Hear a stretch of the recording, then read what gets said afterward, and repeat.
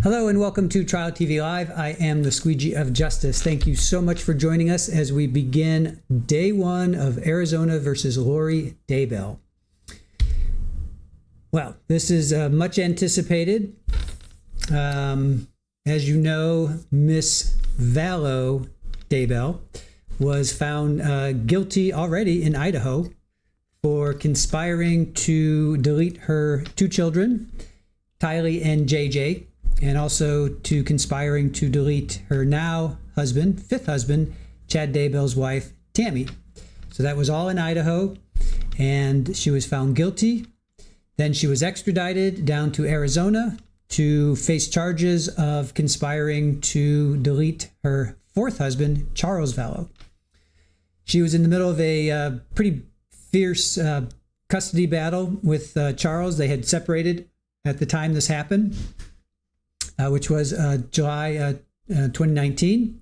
Her brother Alex was coming to visit her, and as the story goes, Charles got in a fight with Tylee, came at her with a baseball bat. Sorry, got nose hair up my and cat hair up my nose. Tylee and Charles got in a fight. Charles came at Tylee with a baseball bat. Lori says Tylee went outside, and then Alex went back into his room that he was staying, got his gun, came back out. Charles came at him, apparently hit him in the back of the head.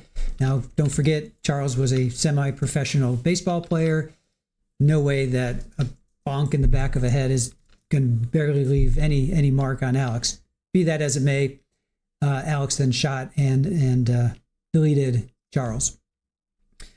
Lori took the kids, meaning JJ and Tylee, took them to school, dropped off JJ at school, went to get food, Burger King, came back. Alex calls 911, and then he eventually was found. He wasn't even arrested. Alex wasn't even arrested because he was claiming self-defense. So now prosecutors in Arizona want to hold Lori accountable for that. So that's where we find ourselves. So let me get myself tucked in here. Lori is going to be pro se, or pro per, as she likes to call it, meaning she's going to be representing herself. She has standby counsel. She has her paralegal. So the judge is Justin Bereski. The state is Trina Kay. I also have Kathy Staub, which I'm not familiar with Kathy Staub. Let me get Trina Kay is the one that I'm familiar with. Let me just make sure I've got her name right. Just hold on a second. Defense is Pamela Hicks, Robert Abernathy, and Megan Swart.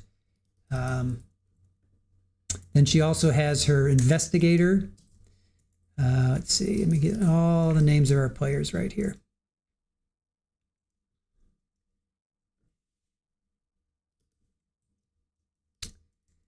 Let's see.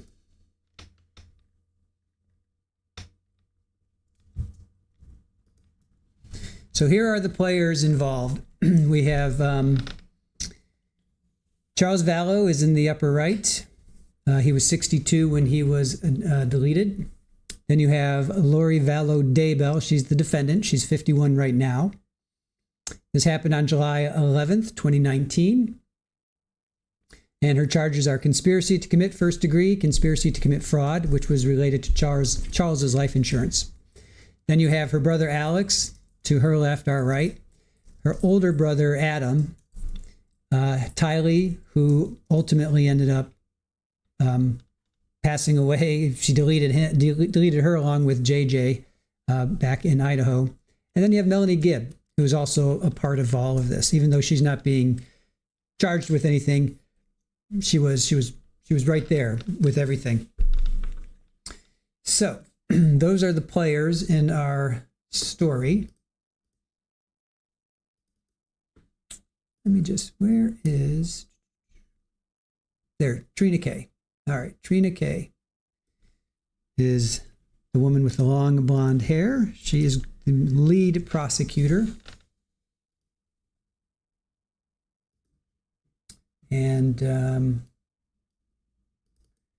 Lori also has her paralegals and her investigators.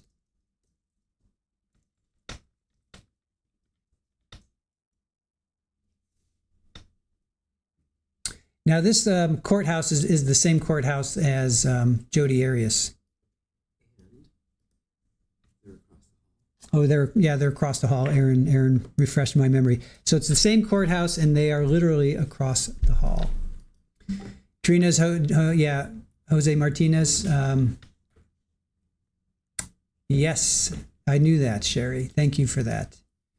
Now he was like my most favorite prosecutor until he was found guilty of messing with some a coworker. Hey, Terry H, thank you for joining us. Appreciate it. Mel Stiller.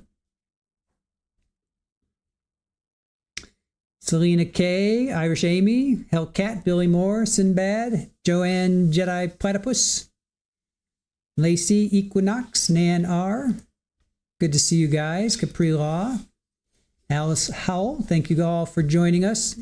Annie Oakley hanging out in the background. Sent the link to Mama O as well. Can't wait for this clown show to begin. Yeah, it's gonna be a fun one. It's gonna be a fun one. We're not giving up on Monica, guys. Just so you know, we will cover Monica. What we missed today, well, we caught the morning session. We'll catch up tomorrow with Monica. So we will be live when it goes into Verdict Watch. We will be live. So don't worry about that. Sherry, I was able to go to Jodi Arias. Wow, for 2 days. Nice. Yeah, that must have been crazy. Hey, Colleen, hanging in the background as you work. Awesome. Terry H, are you going to cover the whole trial? We are indeed. And we're going to be doing recaps with Joe Schmo, who's at the courthouse right now. He's in the courtroom. JS Media is his handle on Twitter. Joe Schmo 88 is his handle on channel. That's his channel on YouTube. He will be giving us, we're going to do recaps with him every night. After every day of trial, we're going to do a recap with him. Hey, Jim. Can't believe we're finally here. Yes, indeed. So we will cover this entire trial, and then we will do recaps with Joe, who is our courtroom insider. Yes, Pammy, recaps with Joe will be cool. Yep, I'm looking forward to it because we'll have we have our notes, and then we're going to compare his notes. Kind of like, with Hey Mona or with Jules. Remember Sarah Boone? Jules and I would do recaps. That's what we're going to be doing with Joe. Yeah, Selena K. Jodi was crazy. Capri Law, I bet it's packed in there. Well, we will ask Joe. We can ask Joe that tonight. Tina, I was in tomorrow's chat. If you're watching this live stream, hello, Joe Schmo. I think he's allowed to tweet out. I don't know if he's able to watch. Let me see. Oh, and Gigi from Pretty Lies and Alibis is there as well. So we got lots of familiar faces. Gigi said it's a packed house. Oh, okay. Aaron says Gigi says it's a packed house. Now Joe is tweeting, but don't forget we're 30 minutes behind. So if you want spoiler alerts, don't go to Joe Schmo because he's live tweeting. Just so you guys know.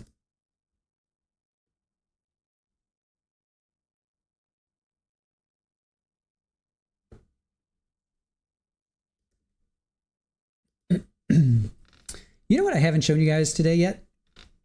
My little paralegal. She's right here. Paralegal. Getting ready for the day. Getting herself cleaned up. Super Ball. Yo, you gonna say hello?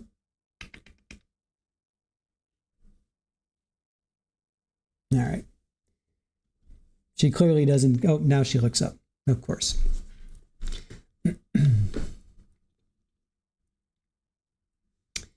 Yes, Irish Amy, love Joe and Gigi. And Nate is there, Nate Eaton. Yeah, I wish I was there. That'd be so much fun. Fala. Kitty. Capri Law. I know, I wish I was there. There's a lot of cool people there. Super Ball, best paralegal on the block. Nice. Paralegal. Gotta look her best for court, Irish Amy says. Dreama with the Super Ball emojis. Terry H. Aw. Therapist, you're paralegal. She is my paralegal. All right, I'm going to get us over here because, oops, sorry. Didn't want that. Oh my goodness. Yep. Was in the wrong place. All right, hold on. Let me get myself here. They should be starting any minute unless there was, let's see.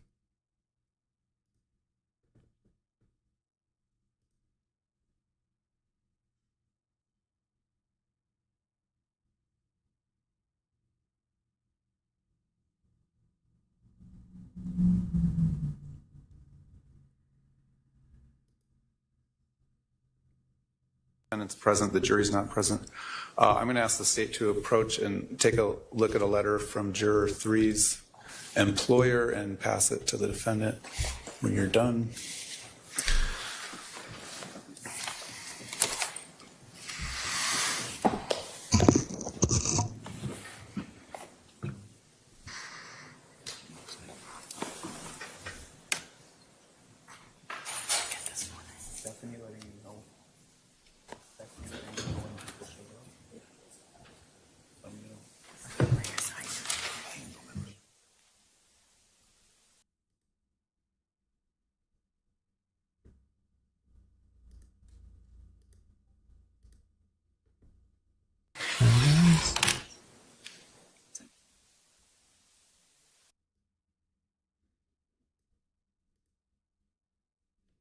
You guys reviewed the letter?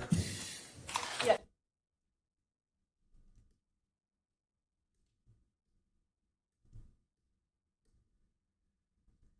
Called my staff last week after the jury was selected, and the impression I got is Juror 3 doesn't have a problem with jury service. It's Juror 3's employer has a problem with jury service. So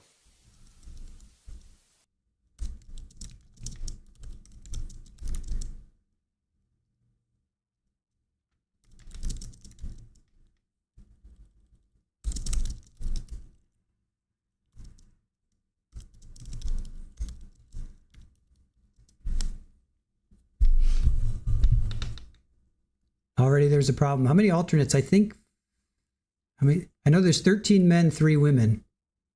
That's 12. Maybe 4 alternates. Maybe they had 4 alternates. So there's already a problem. Already a problem. We're not even like 10 seconds in and there's already a problem.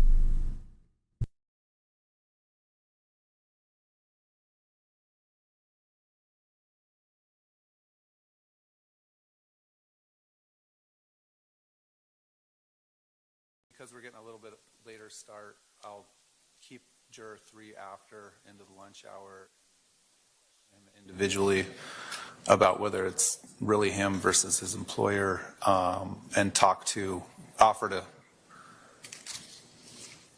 write a letter if he needs one to his employer about the requirements of jury service and just sort of feel out that situation a little further, but we'll keep him on for right now. Please silence all phones. As I said, we are still missing 1 juror. As soon as those jurors all get here, we will proceed into the opening statements.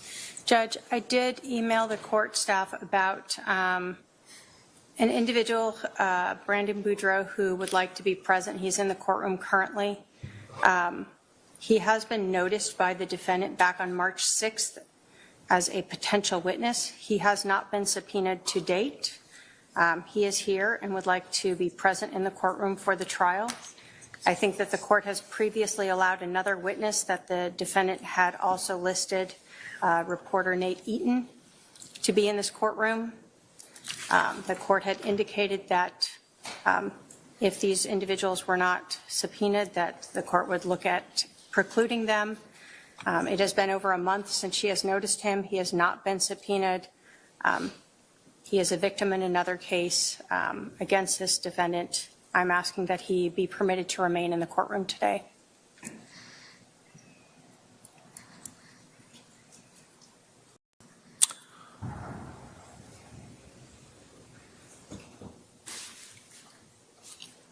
All right, let me hear from the defendant. Your Honor, our subpoenas were with OPDS, so I do not have any. We're looking for some confirmation for when those went out. Well, is this a witness that is, first of all, have relevant information and likely to be called as a witness? Yes. What's the relevant information? There's several things, but he will be called to talk about things that he was involved with my husband during that time. Well, has the state interviewed this witness? Or potential witness? Not with regards to this case. I don't know what he will be called to talk about things means, so I would like a little more information as to what the relevance is of this witness. He has to have relevant information, which, as I've said, is testimony that makes a fact more likely or less likely that's an issue in the case. So what fact would he testify about that make it more likely or less likely? Can you give me some sort of specific information that you would expect him to testify to? Yes, Your Honor. His communications with my husband up to the date of his of this incident. What would those communications be? And how are they not hearsay? They're his communications with my husband. That's how they're not hearsay. Okay, and what type of communications? Phone calls, text messages. I meant what substance. Can you give me some idea of the relevant information that he would provide to the jury that would help them make a decision?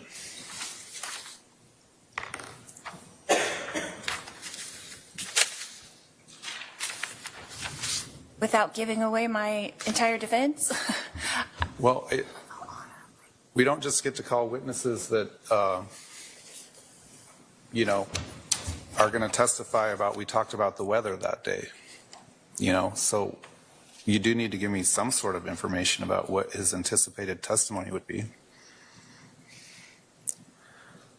Well, his relevance in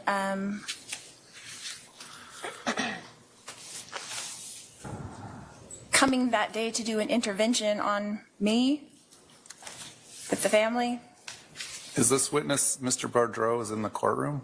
Yes, he is, Your Honor. All right.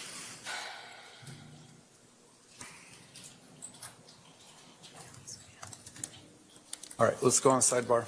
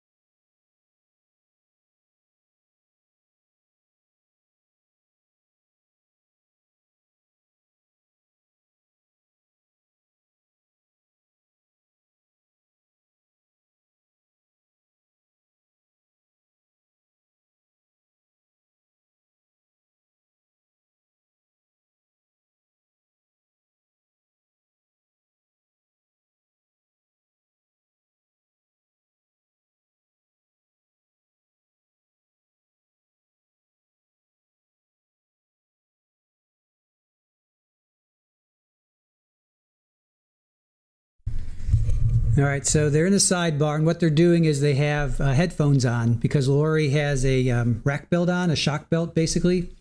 So she's limited to going up to the podium, and that's it. So she can't go up to actually talk to the judge. So right now, Juror 3's employer had a problem with this trial. not juror number 3. They are missing a juror so far. The state, they did email court staff. Brandon Boudreau is in the courthouse and was on defense's list, but hasn't been subpoenaed, so he would like to be present. Same with Nate Eaton. Lori says the subpoenas went out, but I don't know where they are now. And Brandon will talk about things with this case. Judge asks, has state interviewed these potential witnesses? And Ms. K says, not with this case. And then she's like, what does talk about things mean? If I knew what talk about things mean, I could better answer this. Lori says, his communications with my husband up to this date. And yes, she's talking about Charles Vallow, that's number 4. And he's passed away, obviously. He was deleted. Chad is her 5th husband, 5th and final so far. Judge is like, how are these not hearsay? And Lori says, those were his communications. Phone calls, text messages. Judge is like, well, what are the communications? Lori's like, without giving away my entire defense, ha ha ha. Judge is like, we can't just call witnesses and talk about the weather. I love it. Lori says, he's coming to do an intervention on me. Judge says, is he in the courtroom? State says, yes, he is. And then they go to sidebar. Sidebar number 1. I have a feeling there's going to be a lot of sidebars. So, hey, Krista Limited Edition, thank you for joining us. Appreciate it, Dwayne. Good to see you. Dave, thank you for coming on over from Monica. Irish Amy, cool. Sinbad, thank you for joining us as well. Meg, Billy Moore, Ken Rosenberg, awesome. Drunky the Bear, Capri Law, Kathy Smith, Fala. Hey, Mona, the clerk needs a break for a shower now. Wait, are you talking about here or Mona? I'm sorry, Monica. Meg, I thought so great to be back with you. Aw, awesome. Thank you for joining us again. Love it. Hellcat, Queen Olive Ruth Ann. So glad you guys are with us. Thank you for finding your way over here. Shirley Roth, she needs more than an intervention. Don't. Really, guys? You're going to throw that up there? Yep. Support East Idaho News. They are a good channel to support. Ken, sounds like the usual suspects are here. Yes. My paralegal, she's all clean. Pammy, Baka. I'm not crazy. I'm just a little unwell. Kestrel 42, glad to be here. Thank you for joining us. Oh, Krista, is it Kale's birthday today? Happy birthday to him. Did you post that? Did I miss that? Oh, there you are. 20 years old. Wow. Good for him. Good for you. Tell him happy birthday from all of us. Ken says, typically you can exclude witnesses from a courtroom. Y'all know that, but they have to be put on notice that they are witnesses, subpoenaed or otherwise, before being booted.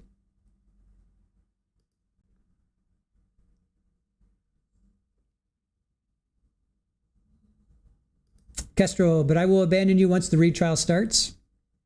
No worries. We had a choice. It was either Karen or Lori, and we went with Lori because we have Joe Schmo in the courtroom. We don't have anybody in the courtroom, so we don't have that insider information.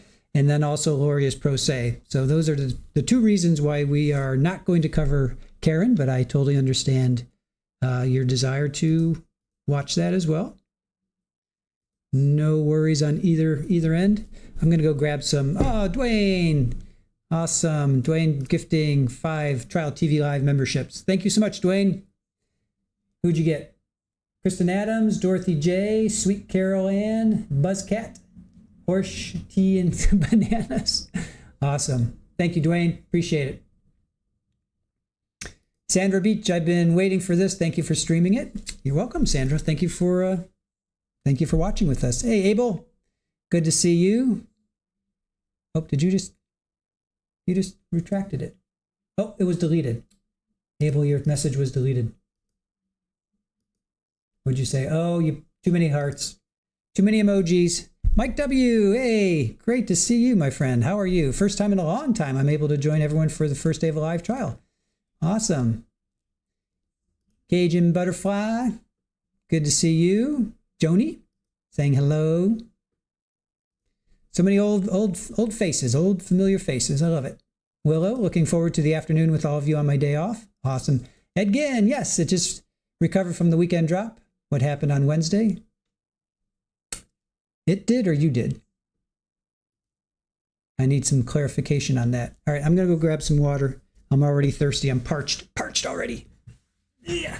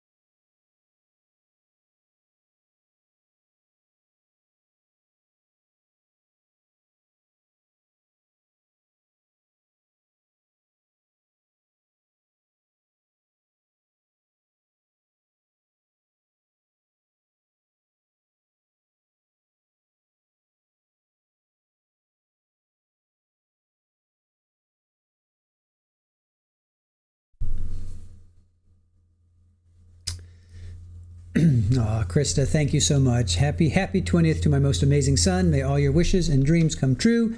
Thank you for choosing me to be your mom on this crazy adventure.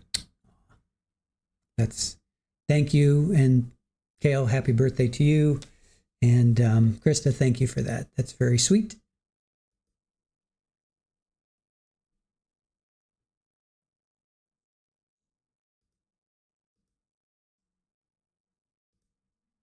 Very sweet and very generous.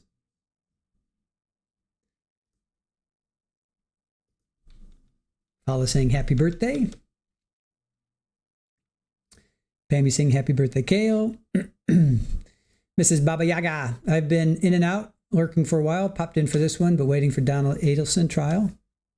We are going to cover Donna as well. Mrs. Baba Yaga. Billy Moore, I hear the name Willow. I think about the old 70s movie Last House on the Left. Sandra Beach saying happy birthday as well. Waka saying happy birthday, Krista's son. Sinbad says, what time was Carl born? My Michael was born at 2:19, 41 years ago. Bugs Mama, just getting home from work. Let's do this. Yes. Shirley Roth also saying happy birthday to Kale. Super Ball is Madam Court Reporter. She's my paralegal, Madam Court Reporter. Therapist you know saying happy birthday. Whoop, hold on. Happy birthday. Aw. Thank you, everyone. He is beaming. Awesome. Ken is also saying happy birthday to Kale. Avershami, happy birthday. We will not cover Karen Reed, Cajun. We had to make a choice between Karen and Lori. The only reason, well, two reasons. We have Inside Court Reporter, Joe Schmo, is at Lori Daybell, so we'll be doing recaps with him every night afterwards. So he's going to be telling us everything that you want to know, what the jury's feeling, looking, you know, how are they reacting. And Lori is pro se.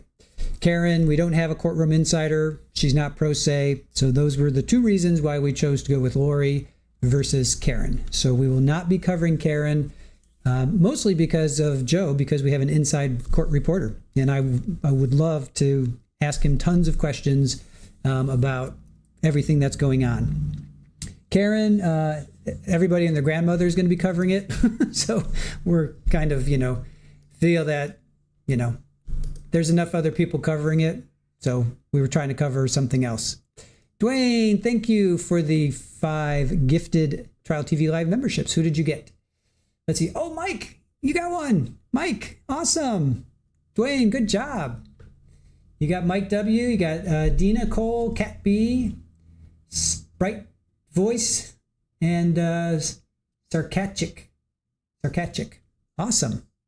Mike, you got, yeah, wow, I love it. Follow usually is the one that gets people when they're actually in the chat, which I love. Totally understand. Thanks. Yeah, no problem. Thank you for being here for now. I get it. Gen 405, you're ready for this trial. So are we. Terry H, also, it seems like everyone is covering Karen. It's hard to compete when you've got like everybody covering it. So we're trying to give you some little bit alternative, something else. So Judy V, I didn't know this trial was starting. I'd be happy to be here with you, whether live or late. Cool. And we'll be doing recaps, don't forget, with Joe Schmo. He's our courtroom insider. Courtroom insider Joe Schmo. Go check him out. He is, well, if you go to his Twitter, his ex, he's tweeting, he's a half hour ahead of us. Don't forget, this is a half hour delayed. So you'll get spoilers there. Just don't come back in here and tell us. But if you want to go check out his YouTube channel, it's Joe Schmo 88. Judge just left. Judge just took off. So until he comes back in, we're not doing anything. Lacey, it seems like all the big trials come at once. Yeah. Then we got Corey Richins next month, right? So we got Monica we're finishing up with now. We've got Lori now. We've got Corey Richins next month. We got Donna Adelson in June, right? She's June. Yeah, it's just going to be one right after another. It's going to be crazy. Chandra Gardner, I'm gonna try to get to that one. I actually want to go to that one. Maybe I'll be the courtroom insider. But yeah, it's hard to beat when you have somebody actually there and you can talk to them afterwards, you know, and ask them questions like what we did with Hey Mona and her husband Marty for the Monica Cementili. You know, she was calling in and we were asking her tons of questions. So bravo chick, looking forward to Corey Richins. Yeah, we are too. Definitely want to do that. Terry H. Oh, Krista. Justice served. That was wild. What happened to Michael? Actually wanted to pull up. Yes, Terry H. This will be, that's one of the huge reasons why we, really because of Joe, because the courtroom insider. I love it when somebody is in the courtroom, but then the pro se Lily Wayne, yeah. That's, that always makes it that much more exciting. Brad, who needs a judge? Lori can do that part too, right? Totally. Yes, Mike. Judge Daddy, he's still there. Mizeric, I think his name is. Oh, Therapist You Know, thank you for gifting the 5 Trial TV Live memberships. Who'd you get? Kristen, Texas Sunshine, Icy Cold, Julie Bro, and Jay. Oh, Jay! Jay was gifted. Jay, you were gifted a membership. There you go. Good job. Good job, Therapist You Know. Yeah. You got Jay. All right, Jay, now you have to come on. You got to come on and say hello. Jay got one. Yep. Hellcat. Hey, KQMO1, thank you for joining us. You're a new face in the crowd. Kristen gifted Kristen. That is funny. Yeah, I saw that, but it's a different. Kristen, you gifted Kristen. Only fan caught that one.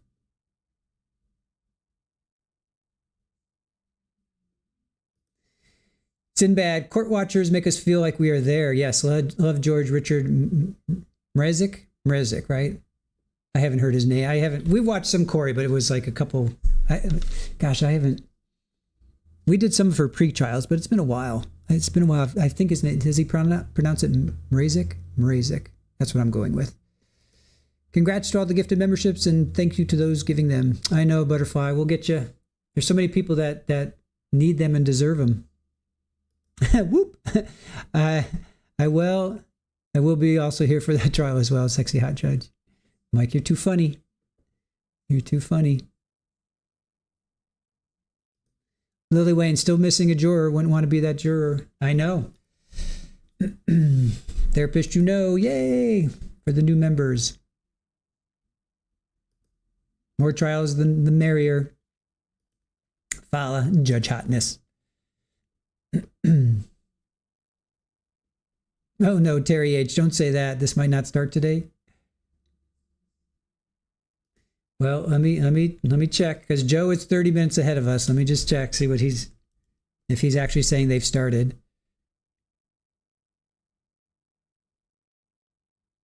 All right, so 47 minutes ago, Joe posted, Brandon Boudreau is here with his wife. Lori says he's a witness. Judge asking what Brandon's anticipated testimony would be. Lori says relevance in coming to do an intervention on her that day. Sidebar. Oh, I'm sorry. That's Gigi. That's Pretty Lies and Alibis. Sorry. Let's see what Joe is saying. Is Joe saying anything?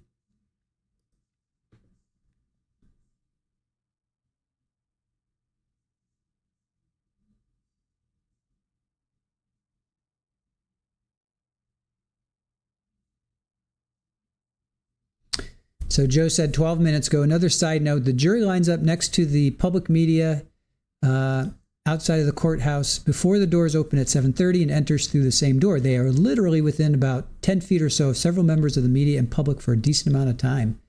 Wow.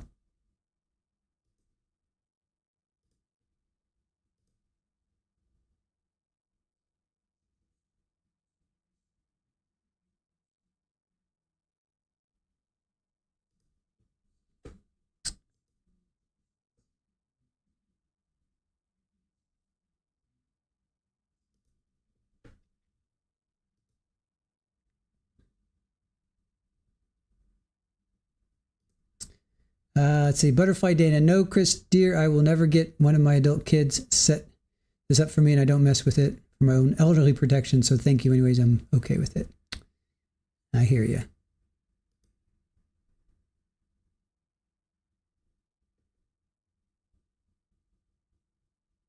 Oh, did I mean? Oh, Fala gifted 5 Child TV Live memberships. Awesome. Who did you get? Ellen. Ellen. Oh, Michelle Phillips. We know her. Hipster Doofus. Mumsybot. Sherry Hart.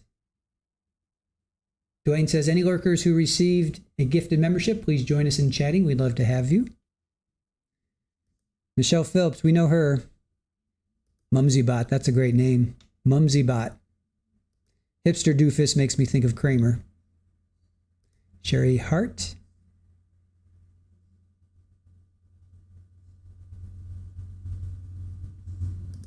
Dwayne, thank you. Thank you for that. So kind. Thank you, buddy. Appreciate it. You guys are being so sweet right now.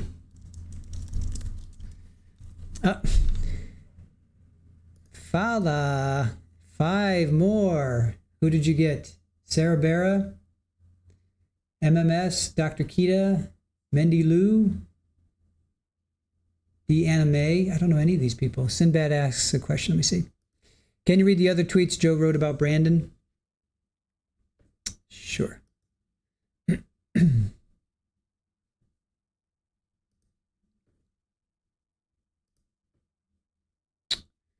Let's see. Let's see. I don't want to read that one because I want to get to that. Brandon Boudreau is in the courtroom and wants to watch the trial. Lori objects. Judge is grilling her for relevance without the jury. He wrote one other thing, but I don't want to read that because that would be a spoiler. So I'm not going to read that. That was 14 minutes ago. So it seems like they come back in about 14 minutes. We're already behind time, right? We're already behind schedule.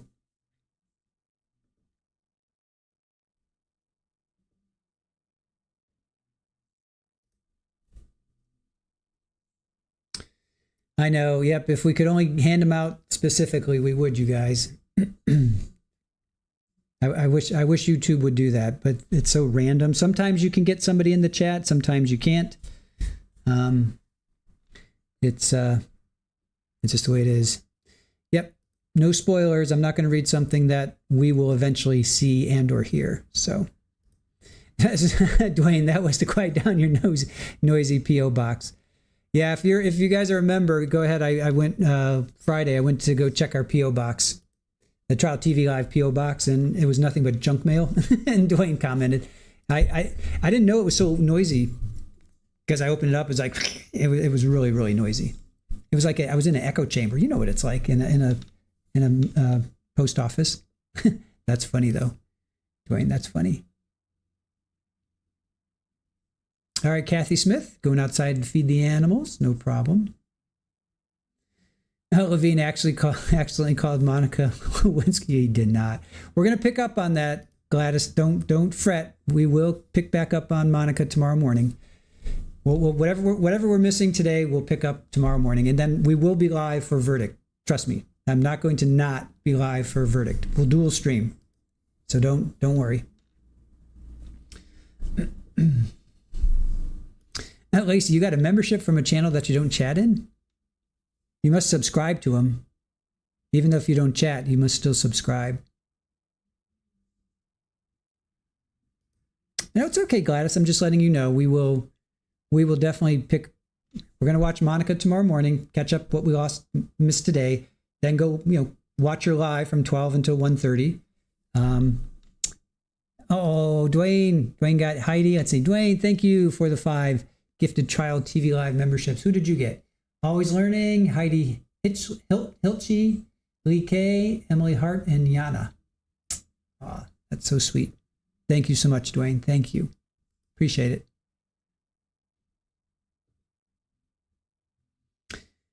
Lacey, no. Subscribe, but you always thought you had to chat as well. Don't know.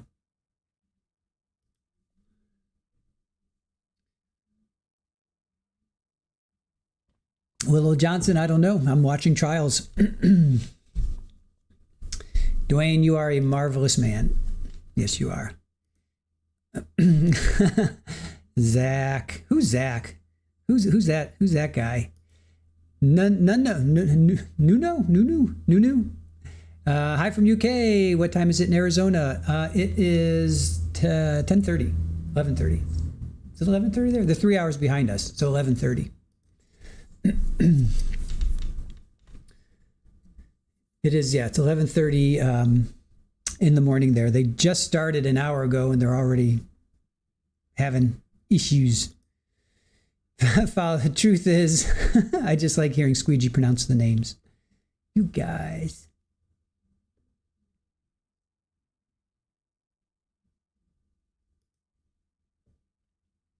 There you go. Capri Law, 11:32.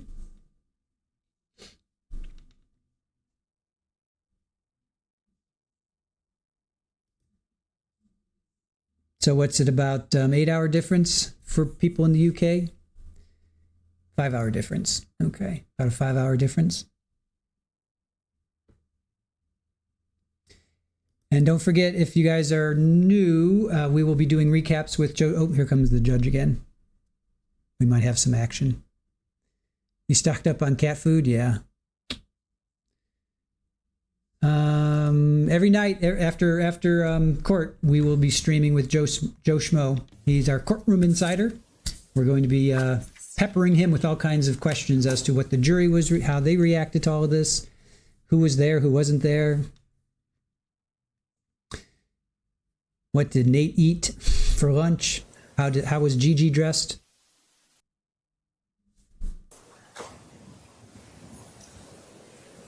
Yep, 5 hours to East Coast and then another 3 hours. So there's your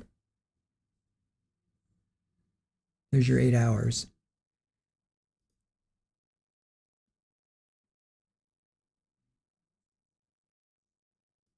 That is true. Butterfly Dana, they do not recognize daylight savings time. All right, I'm going to be quiet.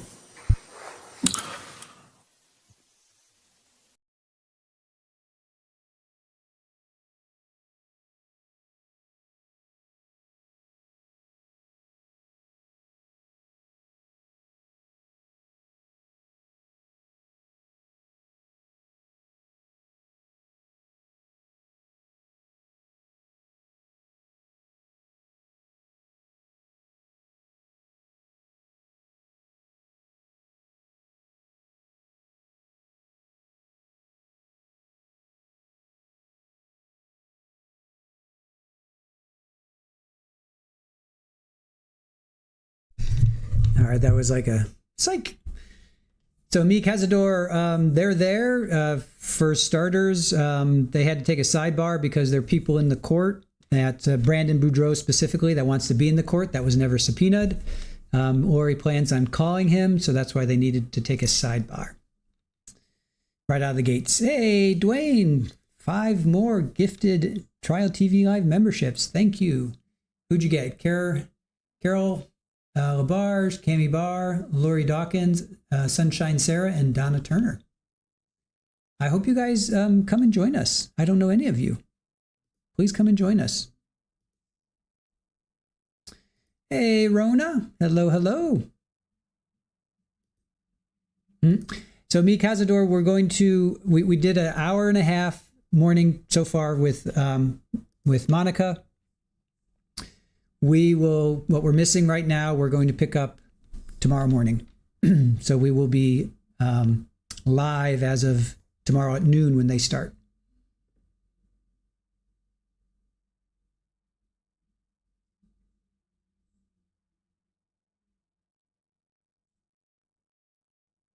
Yeah, Baca, they're just teasing us moving the cameras. Therapist, so Beth Silverman finished 15 minutes after we left. All right, we'll catch it tomorrow. Oh, there we go. Sarsichik. Thank you to whoever gifted. It was either Fala or Dwayne.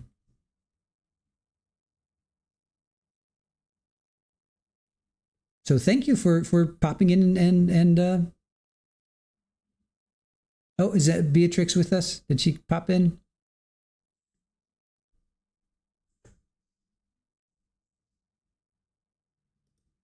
All right. Got to go do the adult things.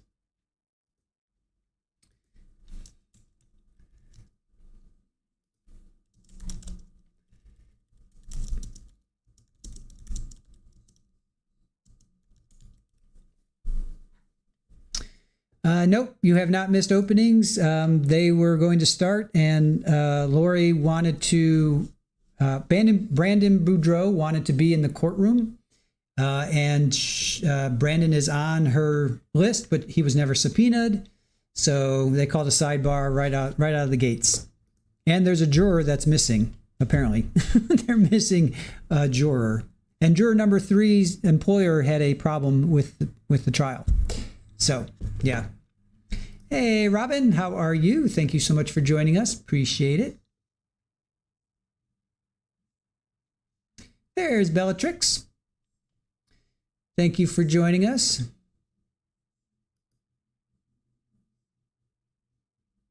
All right, Sherry, got all your cleaning yesterday? Awesome. Can be with us today. Awesome, awesome.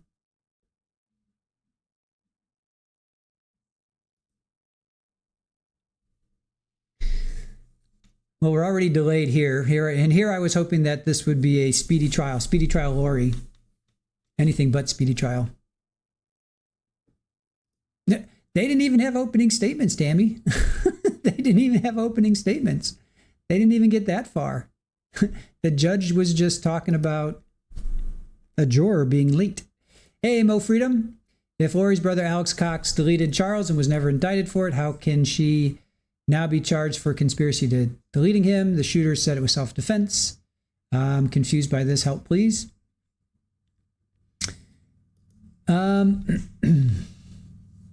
Well, we're going to have to find out, to be quite honest. Let's see what the state has to say. Clearly, the state isn't convinced that it was self-defense.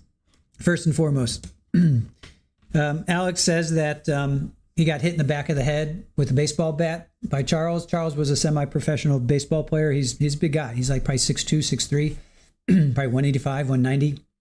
So, I don't think the state is believing it was self-defense. B, on top of everything else that happened in Idaho, she's just left a path of destruction, in her wake. So, I don't think they think it was self-defense. Roan, I snuck in earlier and saw Beth, what's her name? Beth still doing her closing. Apparently she finished, but we'll pick up. Well, don't worry, we'll pick back up on that tomorrow morning. Oh, Carol, thank you, Maddie's mom, for the gift of memberships this morning. I've been watching while working since day one of Sim and Tylee. Found you through Recovery Addict. Awesome. Thank you, Carol. Appreciate you popping in and saying hello. Widespread panic. So sorry I really slept in. Long story why, but here you are. Fantastic. Thank you for joining. Appreciate it. Haven't missed anything yet. So. Curveel says, well, he is deceased now, and since the investigations for the kids, they learned a lot more about what happened back then. Brat, they definitely don't believe the self-defense. They believe it was a setup orchestrated by her. Yeah, there's the life insurance. You know, she called his life insurance. She tried to change his life insurance, the password. And there's all kinds of conspiracy. There's all kinds of conspiracy. Yeah, Sherry, in that pool party the night of, police. I know, right? Lacey, how come it's only just now come to trial? Well, they had to deal with the kids, right? They had to deal with Tylee and JJ and Tammy. So that took time. I think because they had to deal with the kids, the kids took precedence. Charles happened first, July, and then the kids were in September, but then they didn't find the kids for, I think, another month or two.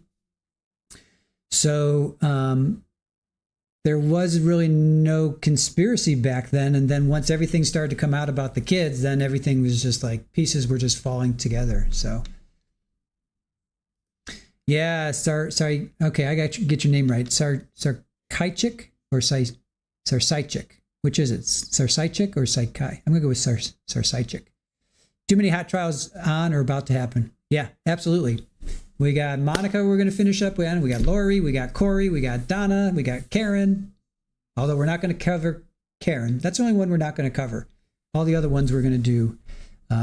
Corey Richens, Lori Daybell, Donna Adelson, Shanna Gardner when she comes up. Follow. But I would also say that getting hit in the head by anyone with a bat might leave a bigger mark. Yeah. Anybody. Curvy, I forgot. How did Alex pass away? Wasn't that a touch suspicious? He had a heart attack. 51. Heart attack 51. Joe Schmo has his autopsy, I believe. So yeah, suspicious, of course. Willow Johnson. So can her brother be charged for his actions? He had a heart attack. He's no longer with us. Alex is no longer with us. Ken Rosenberg, implicit in the state's presentation will be an argument that it wasn't actually self-defense. Legally, that's fine because there wasn't a criminal adjudication either way as to that event. Yep, he's passed. If the defense can produce text messages or some information to provide to the court that shows he does in fact have relevant information, he might be called as a witness. But so far, the court can't find that Mr. Boudreau has any relevant information to this case. Therefore, Mr. Boudreau struck again without prejudice from the witness list. He can remain in the courtroom. We're going to bring the jury in. The other matters that were raised by the defense we'll talk about at another time when the jury's not waiting. I'll be back.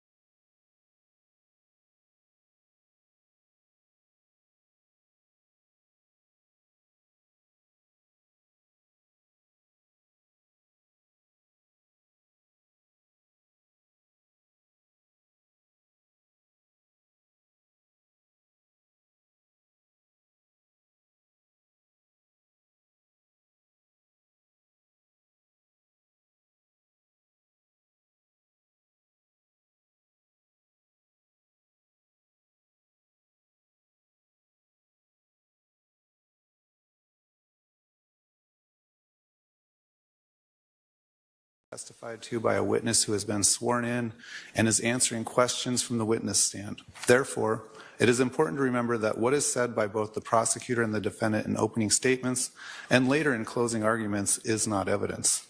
The purpose of an opening statement is to help you prepare for anticipated evidence. The state can proceed. Thank you, Your Honor. Are you going to use, yeah, put a mic over there.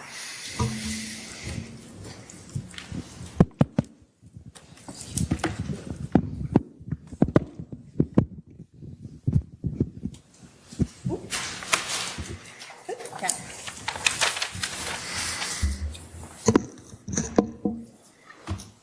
So I'm going to need you to stay close to me the next couple days. Mel, too. She can't go to Utah. They're planking some kind of intervention, but want Mel out of the way, so I'm left alone. I need to come get the stuff at your house tomorrow and secure it. Lots to do. Thanks for standing by me. It's all coming to a head this week. I will be like Nephi, I am told, and so will you.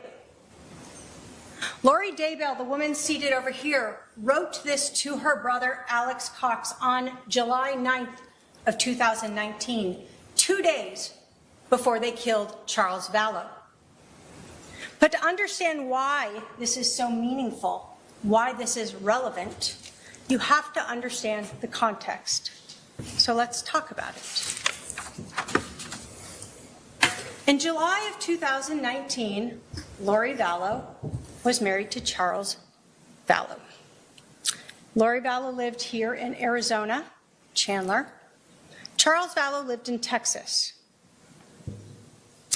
In July of 2019, Lori Daybell was Lori Vallow, married to Charles Vallow.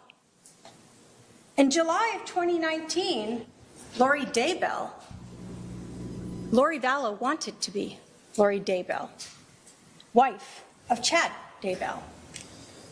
And in July of 2019, Lori Vallow wanted to keep the same lifestyle that she had with Charles. And she could get all of this if Charles was dead. She could marry Chad Daybell and become Lori Daybell. She would get a $1 million life insurance policy from Charles Vallow. She would get Social Security for herself and their son, JJ, as a child of a dead spouse. And all of this would be true if Charles Vallow was dead. So what about Nephi?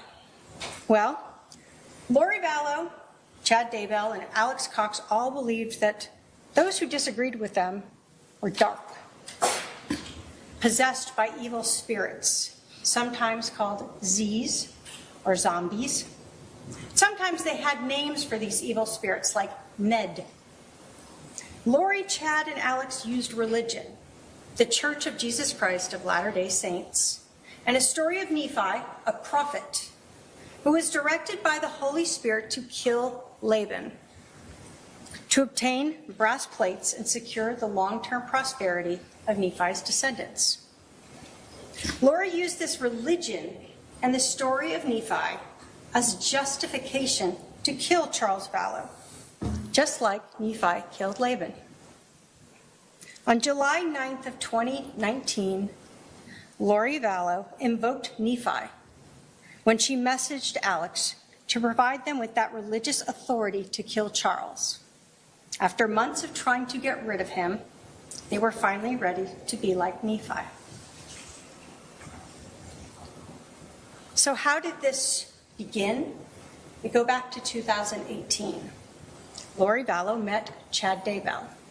You will learn that in November of 2018, that Chad Daybell came to Arizona for a Preparing the People conference. And he and others stayed at Lori and Chad's house. Charles was actually out of town with JJ. Lori and Chad acted as if there was nothing between them, but nothing could be further from the truth.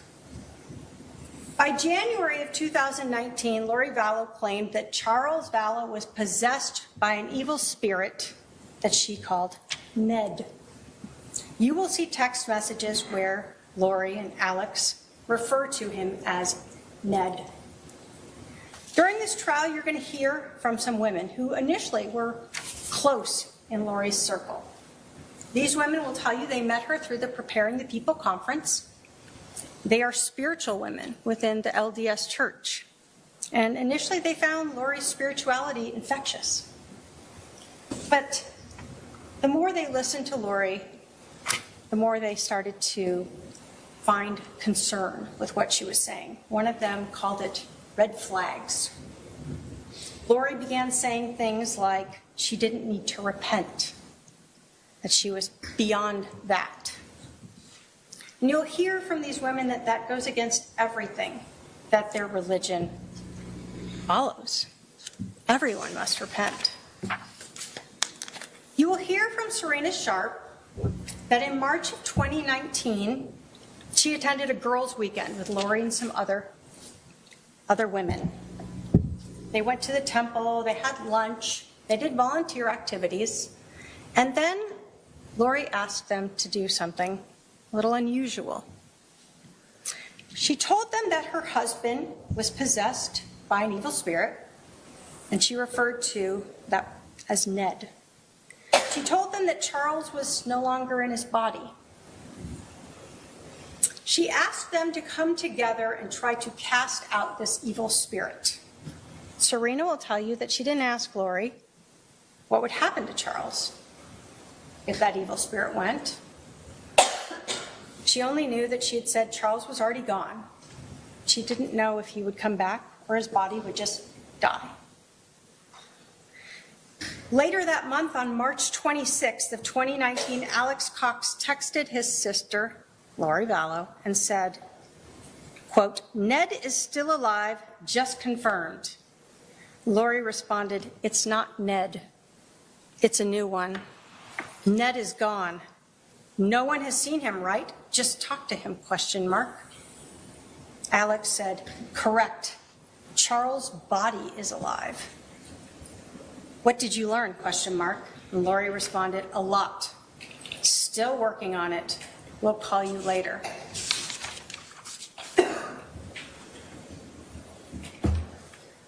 As the year went by, Lori and Alex became more determined to get rid of Charles Vallow's body, whatever they wanted to call him. You will hear from Christina Atwood that she attended a gathering on June 9th of 2019.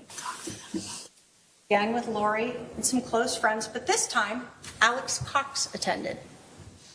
This was the first time she had met him. Christina will tell you that she heard Alex say that he just wanted to kill Charles. In fact, she heard him say this a couple times. And she heard Lori say, in response, that she had been drugging Charles, crushing up JJ's pills and putting them in Charles's protein drinks. Christina will tell you she was so disturbed by this that she actually went and confronted Lori the next day and told her that if Charles ended up dead, she would have to go to the police. That's how disturbed she was. Now, Lori, of course, said it was all a joke. What else could she say? But one, Alex and Lori created that situation to be like Nephi and killed Charles. What about Charles? You're going to learn that Charles and Lori had been together for a long time. They had adopted one of Charles's family members' children, JJ. JJ was everything to Charles. JJ was the reason Charles and Lori were still together. You'll learn that Charles knew about Lori's beliefs, that he was called Nick or Ned or some name. You'll learn that Charles told a lot of people about this. And on February 26th of 2019, Charles made a big decision. He had $1 million life insurance policy, and his wife, Lori Vallow, had been the beneficiary. He changed it. He changed it to his sister, Kay Woodcock. You will learn he did not have to notify Lori about it, and she had no idea. You'll learn that Charles desperately wanted to bring Lori back to the Church of Jesus Christ of Latter-day Saints. You will learn that he was close with Lori's brother, Adam, and he was reaching out to him during this time period. You will hear from Adam. Adam will tell you that he himself had heard the defendant say things that were outside the LDS religion, that she was translated. Charles was possessed. He knew she was no longer following the LDS faith. Then, June 28th, Charles found out that Lori and Chad were having an affair. You will hear that he reached out to Lori about it, Chad's wife, and out to Adam Cox about it. Now, you're going to hear about a lot of these things because the police executed numerous search warrants. You're going to hear that they executed search warrants on cell phone records, cell tower records, and iCloud accounts. You're going to learn that an iCloud account is basically a service through Apple where you can store everything. Photos, emails, documents, whatever you want. This can be intentional, or sometimes it can be unintentional. Your phone or your computer may be saving items there without you even realizing it. You'll learn that for years, Lori Vallow had an iCloud account that was loriforstyle@icloud.com. But after Charles learned about Chad Daybell on that June 28th, she created a new iCloud account, lollytime@icloud account. Many of these text messages between Lori and others that you're going to hear about at trial were recovered from those two iCloud accounts. You're also going to learn about Charles's cell phone. The police eventually recovered it, and they were able to extract the data, look at the messages and things that had been in there. And you're going to learn about those text messages with Adam Cox from July 9th through the 11th. You're going to hear from Adam that they were talking about an intervention, about maybe recording Lori, saying these things and taking those recordings to the stake president, or just confronting the stake president about it. They didn't have an exact plan, but on July 9th, Adam agreed to fly to Phoenix to help try to talk to his sister, talk to the stake president, get her back into this faith. Ultimately, Adam flew to Phoenix on the 10th, as did Charles. Adam will tell you that he actually, when he got his reservation on the 9th from Charles, reached out to his brother, Alex. He asked to stay with him. And Alex said, sure. You'll see phone records. They had a conversation about it. But when Adam flew into Phoenix on the 10th, remember, that's after that message by Lori that he needed to stay close to her. Adam tried texting his brother. Adam tried calling his brother. And Alex didn't respond. Adam didn't know that his brother Alex had been summoned to help his sister Lori be like Nephi, that it was time to kill Charles. The text messages from Lori to Alex about that intervention that she knew about and being like Nephi show that by the evening of July 9th of 2019, Lori knew that Charles was trying to have an intervention. An intervention. In that text message, remember, she said they are trying to have an intervention. She knew it was Charles and others. She also told her brother he had to stay close for the next couple days because she knew that she was going to be seeing Charles on the 11th when he came over to pick up their son, JJ, to take him to school. She told him, it's all coming to a head this week. I will be like Nephi, I am told, and so will you. A few minutes after Lori had texted Alex that message on July 9th that they were going to be like Nephi, Alex called his sister Lori, and they talked for over 56 minutes, planning how they were going to get rid of Charles. Alex would stay close with his gun, and he and Lori would be like Nephi. July 10th of 2019 is a day before Charles was killed. We know from text messages that by 7:18 p.m., Alex was already at Lori's house. He brought a garbage bag with some clothes and an orange duffel bag with his .45 caliber handgun and 2 extra magazines of ammunition. He was prepared. We also know that the evening of July 10th, Charles sent a message to Lori letting her know that he would be over at 7:30 a.m. the next day to pick up JJ, to take him to school. Lori and Alex knew exactly when this murder would happen and where it would happen. They just had to make sure that Charles stayed in the house. You'll hear that on the evening of July 10th, Charles spent his last night alive on a date. He had been on several dating apps and appeared to be moving on. You will hear from his date, Nancy Jo, that she and Charles had met on an LDS dating site a few days before. You will hear that she had talked to him and texted him for hours. Sometimes they would talk for 3 hours on the phone. Nancy Jo will tell you that Charles told her about everything of his relationship, his wife's beliefs, everything that was going on. And he had told her about this change to the beneficiary of his life insurance. She will tell you it sounded like a lot of drama, but she still was interested and wanted to meet this person, and so they met that evening for dinner. She'll tell you that she understood on the 11th that Charles would be picking up his son, that he was actually going to meet a realtor about finding a place to rent here so he could be closer to JJ, and that he was going to try to get in touch with Adam to meet up. And then they were supposed to meet later in the day.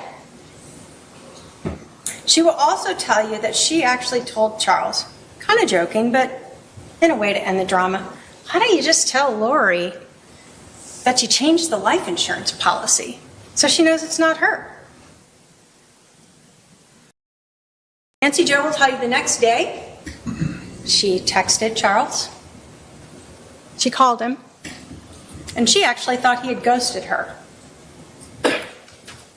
She didn't know he was dead until a few months later when she saw something on the news, photo of him, and actually learned that he had been killed on July 11th. So let's talk about July 11th. That morning, Lori Vallow was up early and she was texting with Chad Daybell. You'll learn that we do not have those text messages. They were not saved in the iCloud, but we have them from the phone records. Alex was already at Lori's house with his gun, and everyone knew that Charles was a punctual person and would be there around 7:30 to pick up JJ so he could get to school. You're going to learn that, like many people, Charles had left his GPS data locating service on his phone. So that means when his phone is moving around, it was constantly documenting with GPS the location of the phone. During this trial, you're actually going to see this data mapped out. You'll be able to see Charles come to the house, and then you're going to see his phone leave with the defendant and what she does all day with it. What we know is that Charles arrived at Lori's house at about 7:35. He texted Adam Cox and told him that Alex, or Al, is here. You'll see from photos that Alex's truck was parked in the driveway. Adam responded, "Really, I wonder why he never called me back."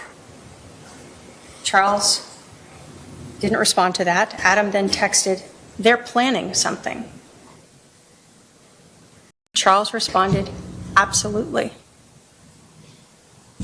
Adam told Charles, "I was supposed to spend the night at his house last night. She probably blocked that." Charles told Adam, "What you do is up to you." Adam then told Charles he was going to reach out to Alex and ask him to come get him and see what Alex would do. And in fact, he did text his brother. You'll learn that Charles read that text message from Adam, but he didn't respond. Adam sent one more text message to Charles at 7:49 a.m. on July 11th.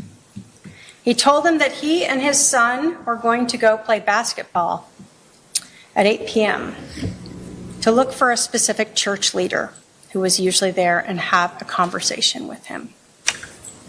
Charles Vallow never read that message, but you will learn that Lori and Alex did. Charles went to the front door of 5531 South Four Peaks Place, a house that he had rented for his wife, Lori Vallow, a house that he paid for. Charles would have had to knock on the door, alerting Lori and Alex that he was there. He got JJ, put him out in the car, and then Lori Vallow created the reason to keep Charles from just leaving with JJ. Lori Vallow wanted to stop this intervention. Lori Vallow wanted to stop Charles and Adam from trying to take her temple recommend away. Lori Vallow, who wanted to be Lori Daybell, and Lori Vallow, who wanted Charles's money. So Lori took Charles's cell phone, and she refused to give it back. Lori Vallow, or Lori Daybell, whatever name you want to call her by, is why Charles didn't just leave with JJ that morning. Lori Vallow is why Alex was able to shoot Charles. Lori Vallow is why Charles is dead.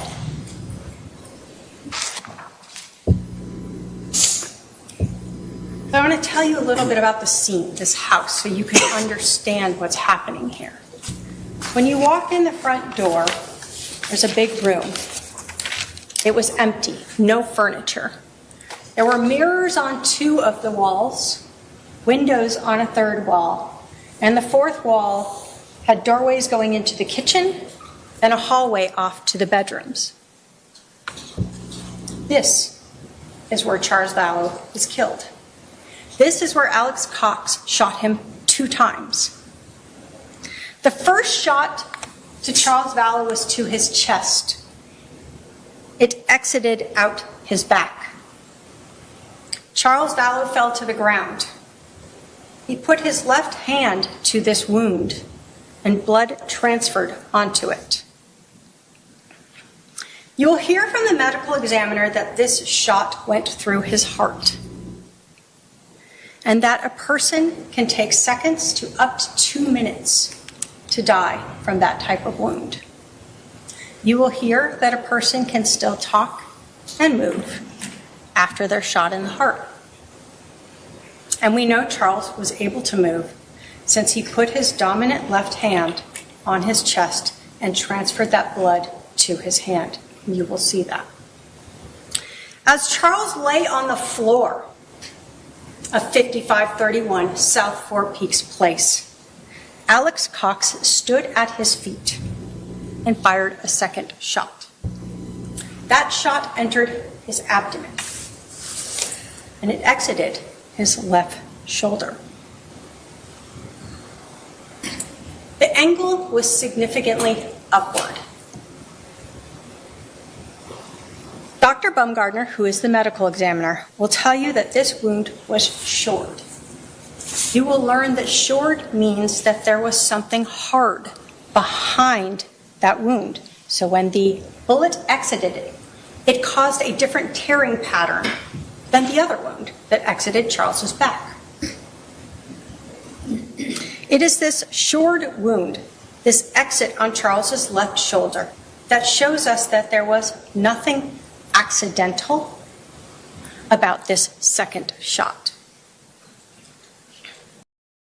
You will learn from the cell phone that at 7:49, Lori left Charles's house, or left her house with Charles's cell phone, his wallet, his rental car, and JJ and Tylee.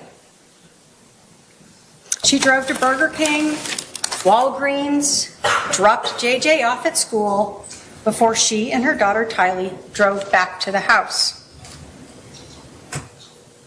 During this time, while Lori is driving around in Charles's car with his phone, she spoke with her brother Alex twice. The first call was at 7:52 a.m., 3 minutes after she left. The second call was at 8:06 a.m., 17 minutes after she left. You will hear that when Alex and Lori are talking, neither of them had called 911 yet.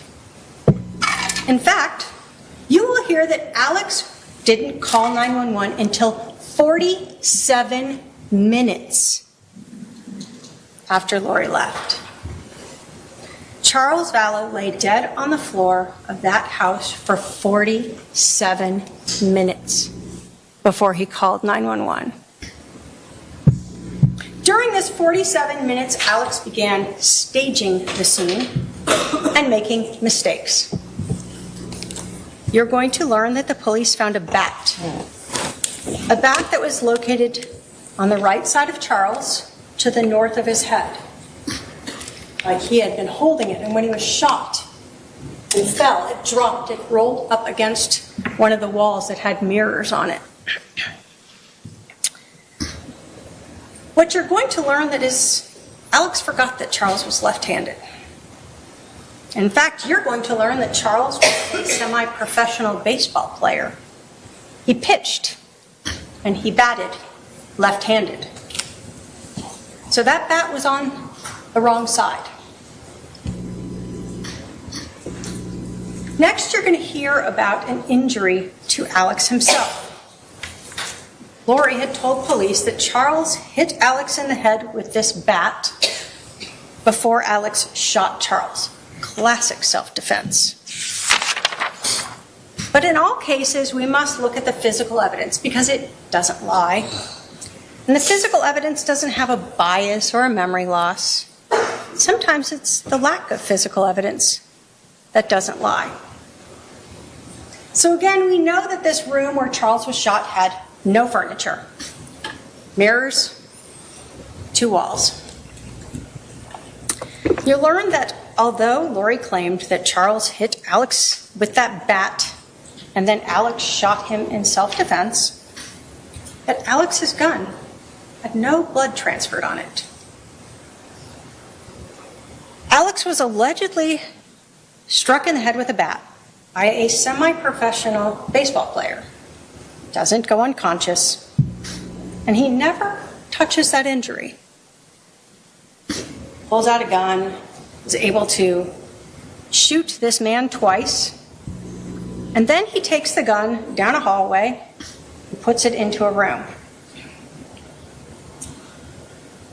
Never apparently touching his head or this wound. And again, Lori says that Alex was hit with the bat in this room by Charles. But again, what we don't see is any blood on the floor. Charles strikes Alex in the head with a bat. They're grappling on the ground. There's not a single drop of blood on the ground in that room.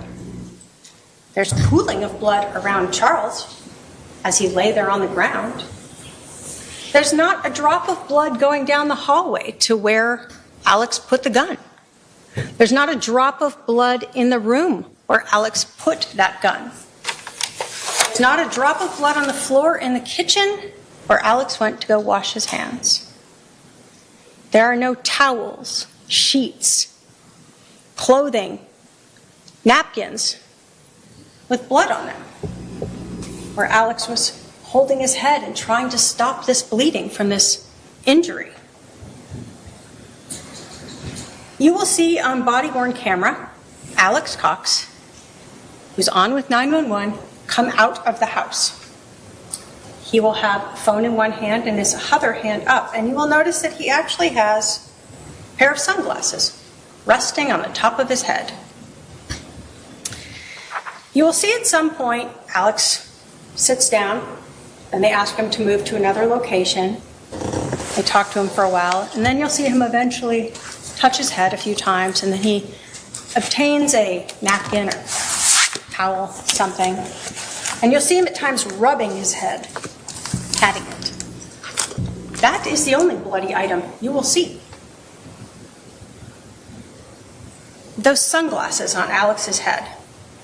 He is struck in the head by a baseball player while grappling on the ground. He then pulls out a gun and shoots his brother, puts away this gun, deals with his injury, and yet those sunglasses are still right there on the top of his head. No blood on the floors, no blood on the gun, no damage to the mirrors, that on the wrong side. The lack of physical evidence to help support this self-defense claim. Next, trajectory. The medical examiner will talk to you about the trajectory through Charles's body. The detectives are going to talk to you about the trajectory through the room. Dr. Baumgartner will tell you that the trajectory of that first shot to Charles, the one that went through his chest, through his heart, and out his back, was front to back and slightly downward. It will be less than an inch downward. The detectives will tell you that the bullet from that shot, actually, as it exited Charles's back, ended up across the room in the baseboard.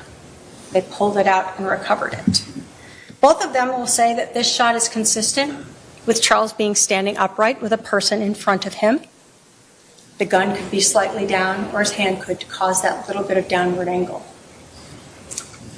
Dr. Baumgartner will tell you that that second shot that entered Charles's abdomen and exited his left shoulder, that the trajectory of that shot was front to back and significantly upward, 13 inches upward. Dr. Baumgartner is also the one who will tell you about that shored wound. What you will hear from the detectives, though, is that when they found Charles on the ground, off to the side of his left shoulder was the other bullet on the ground, not embedded. They'll also tell you that when they finally moved Charles, they took his body away, they cleaned up the blood on the ground, and they noticed a defect in the flooring, in the wood, consistent with a bullet striking the ground. That defect was located where Charles's left shoulder had been. You will hear that both Dr. Baumgartner and the detectives found the trajectory. The wounds were consistent with Charles laying on the ground, Alex being at his feet when that second shot was fired. The physical evidence does not lie. Charles was on the ground when Alex Cox fired that second shot. The injuries to Charles, the location of the bullet strikes, the trajectory of the injuries both in Charles and in the house, all show this was not self-defense. This was a staged murder scene. I told you that Lori Vallow left the house at 7:49 a.m., and we know this because of Charles Vallow's cell phone. The 911 call was placed at 8:36 a.m., 47 minutes later. The police arrived at 5531 South Four Peaks Place at about 8:41 a.m. Lori Vallow and her daughter Tylee returned to the house at 8:48 a.m. When the police first contacted Lori Vallow, they thought she had no idea that her husband was dead, that he'd been shot and killed. Initially, you will see body cam footage of an officer going up and just getting her information. Lori doesn't ask, why are all these police here?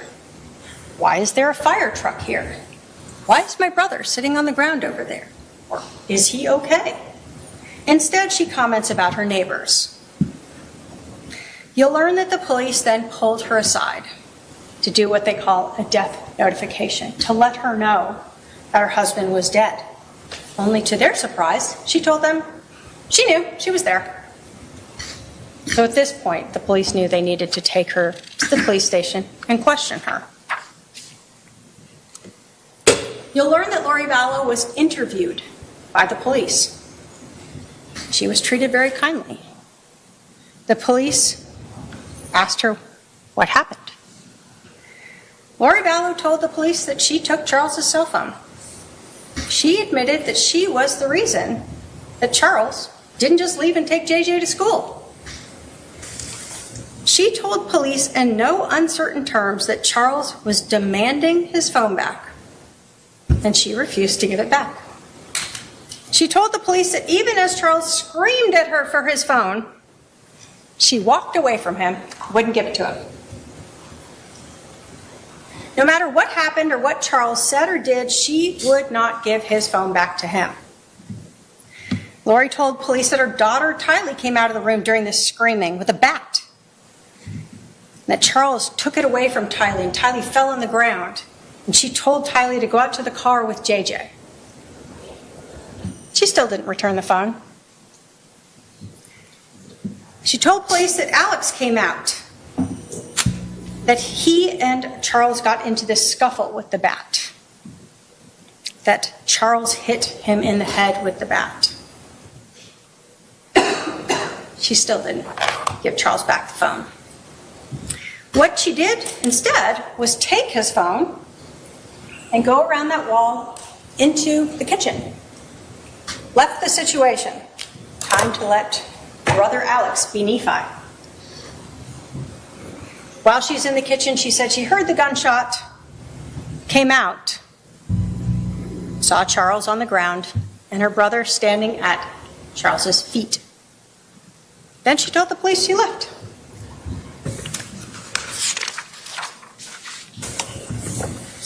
You'll learn that the police actually had no idea that Lori still had Charles's phone. Even when they're interviewing her, she still had it. Police are processing the house, looking for it. Where is it? I can't find it. Later in the afternoon, you'll hear that the police actually called Lori and Alex and asked them to come back to the scene. And when Lori arrived, they told her they couldn't find Charles's phone. And she told the detective that she found the phone in the car. Found it in the car. She gave Charles's phone to Detective Enclan and then provided her with Charles's PIN number to get into the phone. You'll learn that after those interviews in the morning, Lori and Alex went back to Alex's house in Santan. And there they went through Charles's phone. You'll learn that Alex actually took photos of some of the messages between Charles and Adam, including Adam's flight reservations. And he later sent those to his sister, Lori. July 11th. Lori didn't tell any of Charles's family he was dead. She didn't tell Adam that Charles was dead. She certainly knows they'd been talking. The next day, Lori texted Charles's sons from his prior marriage and told them, "Your dad is dead." Charles's sons reached out to their Aunt Kay about this, and you'll learn that Kay and her husband had to Google this, see if it was true. They found out that Charles had been shot.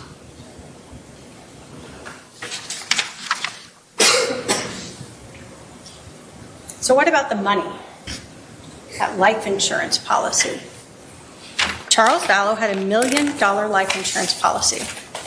When he got it, his wife, Lori Vallow, was the beneficiary. We know that Charles died on a Thursday, July 11th. That next Monday, July 15th, Lori Vallow called Banner Life Insurance. The call was recorded, and you will hear it. She told the agent that Charles had been accidentally shot. It was an accident. And that she was the beneficiary. Both of those statements are not correct. There was nothing accidental about that shooting, and she was not the beneficiary. 3 days later, on July 18th, Lori Vallow learned that she was not the beneficiary. Banner Life Insurance could not and would not tell her who Charles had changed it to.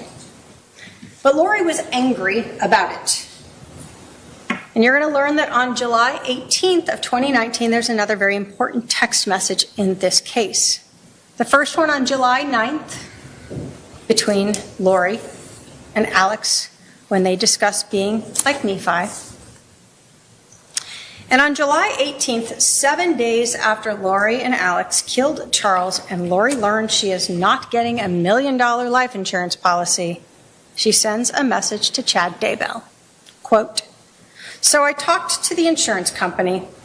He changed it in March. So it was probably Ned before we got rid of him. You can't tell me who, of course, but it's done. I'll still get $4,000 a month from SS." In this text message, Lori tells Chad that it was probably Ned, that evil spirit inhabiting Charles's body, that changed the life insurance policy before they got rid of him, before they killed him. After Lori found out that she was not the beneficiary, she was so angry that she actually went through Charles's laptop, found the beneficiary change form, sent photos of that to Chad, and she also confronted Kay about it. The $1 million she had expected to get was gone, but as Lori told Chad on the 18th, she was still going to get money from the death of Charles. Lori knew already that a month before going to see Social Security, how much money she would get for JJ and for herself as a caregiver as a result of Charles being killed. $4,000 a month. Ladies and gentlemen, the evidence in this case is going to show you that Lori Vallow Daybell conspired with her brother Alex Cox to kill her husband, Charles Vallow. When Charles let Lori know he was coming into town, she quickly got the pieces into place. Alex came to her house with a gun. Lori created the way to keep Charles inside the house so that Alex and she could be like Nephi. To kill Charles Vallow to better at least her life so she could be with Chad and she could live off that life insurance policy. As we go through this trial, you will see photos of Charles's injury, photos of the crime scene, and hear testimony that will prove that this was not self-defense. As we go through this trial, you'll be provided with phone calls, emails, text messages, and hear testimony that lays out the motive for this murder, money, and Chad Daybell. You will see text messages and hear from people who Lori trusted and who were later pushed away, people who really don't want to be part of this trial, but were pulled into it by this defendant and her desire to get rid of Charles to be with Chad. People who heard Lori for months saying Charles was gone, possessed. People who will establish that this murder was premeditated. You will hear text messages from July 9th by Lori to her brother Alex Cox that he had to stay near her, that it was all coming to a head, and she would be like Nephi, and so would he. A justified killing, just like the prophet. And later, the text message to Chad where she told him that Charles changed the life insurance policy before they got rid of Ned. A confession by Lori of how religion and money were twisted to justify Charles's murder. At the end of this trial, the state will come to you and ask you to hold the defendant responsible for the death of Charles Vallow and find her guilty of conspiracy to commit first-degree murder. Thank you.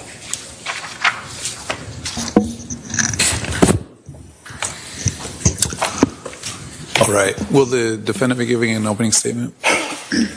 Okay. Because of the lunch hour, your opening statement will start after lunch. I'm going to excuse the jury for lunch. I'm going to ask juror 3 to stay back. I need to talk to you about something. Please remember the admonition, jurors. We'll see you let's start, everyone be back in the jury room about 1:20 p.m. and we'll resume at 1:30. Thank you. All rise for the jury.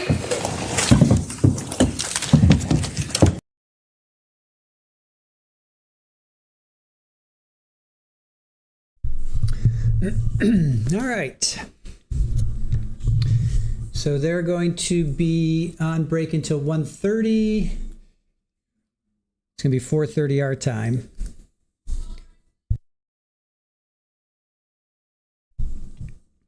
So that was only 45 minutes long, right? Thought that was kind of interesting. Let's recap what happened. Juror number 3, Brat, the juror 3's employer had a problem. Not sure if there was a letter. I don't know if there was a letter, but juror number 3's employer had a problem. Not juror number 3, but oh, and Gina Farley, thank you so much for the $20 through Venmo. Appreciate that. Thank you for your support. All right. I heard a few things that I didn't realize. We covered, we did a lot. I guess last week we did the 911 calls, body cam, Charles talking to the police before in January. We heard a lot, right? I heard a lot of what Miss Kay said, Trina Kay, what Miss Kay said. There's only a few things that I've heard that were new, so we'll get to that. So out of 170 votes, will Lori get herself removed from the courtroom a la D. Brooks? 47% of you say no. 42% say yes. So generally you think she will not get herself removed. All right. Here I can remove this. They're at lunch right now. Court is at lunch. Let's see, until 4:30. Right, he said 1:30. 4:30 Eastern.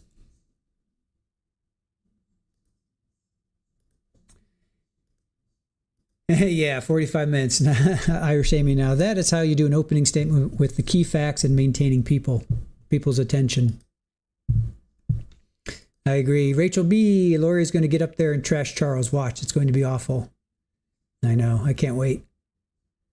Widespread panic. Yep, 45 minutes does seem short, watching Silverman ramble on for so many days. Lily Wayne, 45 minutes long is good and interesting. We paid attention. Thank you, Krista. That was Aaron and I came up with that. Aaron wanted to have a really cool graphic of all the players, so we put that together for you guys. Appreciate you liking that. All right, so they start off with text from Lori. Lori wrote this to Alex on July 9th, 2019, 2 days before Charles was deleted. And you have to look at, she goes, Ms. Kay says you have to look at the context, right? So July 2019, Lori was married to Charles. Lori lived in Chandler, Arizona. Charles lived in Texas. So clearly they were separated. What she didn't say is they were going through a bitter custody battle. Now, if you were a good defense lawyer, you would probably say that, but Lori's probably not going to say that. Lori wanted to be the wife to Chad. She brings in Chad Daybell. If Charles was no longer there, if he was deleted, she would get $1 million in life insurance and then Social Security for JJ, who is the son. Now, JJ is adopted, right? That's not their biological son. They adopted him, both of them. So Lori, Chad, and Alex thought everyone was dark or zombies or Z's. Zombies or Z's. And they had names. Ned was one of the names. Then she talks about brass plates and the LDS and the story of Nephi. And this all has to do with justifying what they're going to do to Charles. Lori invoked Nephi to give Alex religious authority to delete. 2018, Lori met Chad. In November, Chad came to Arizona for a conference, which was the Preparing the People conference, and he stayed with Lori. Charles was out of town with JJ. January 2019, Lori claimed Charles was possessed by an evil spirit named Ned. Now, there were several women who attended this, and they were enamored with Lori, but then red flags started to pop up. Serena Sharp is one person we'll hear from. She attended an event, and Lori asked them and several other women to do something that she felt was odd. She said Charles was possessed by evil spirits, and Lori asked them to cast these evil spirits out. She thought that was a red flag. March 2019, Alex texted, Ned is still alive, just confirmed. Lori texts, Ned is gone, it's a new one. Alex says, Charles's body is alive. Lori wanted to get rid of Charles's body.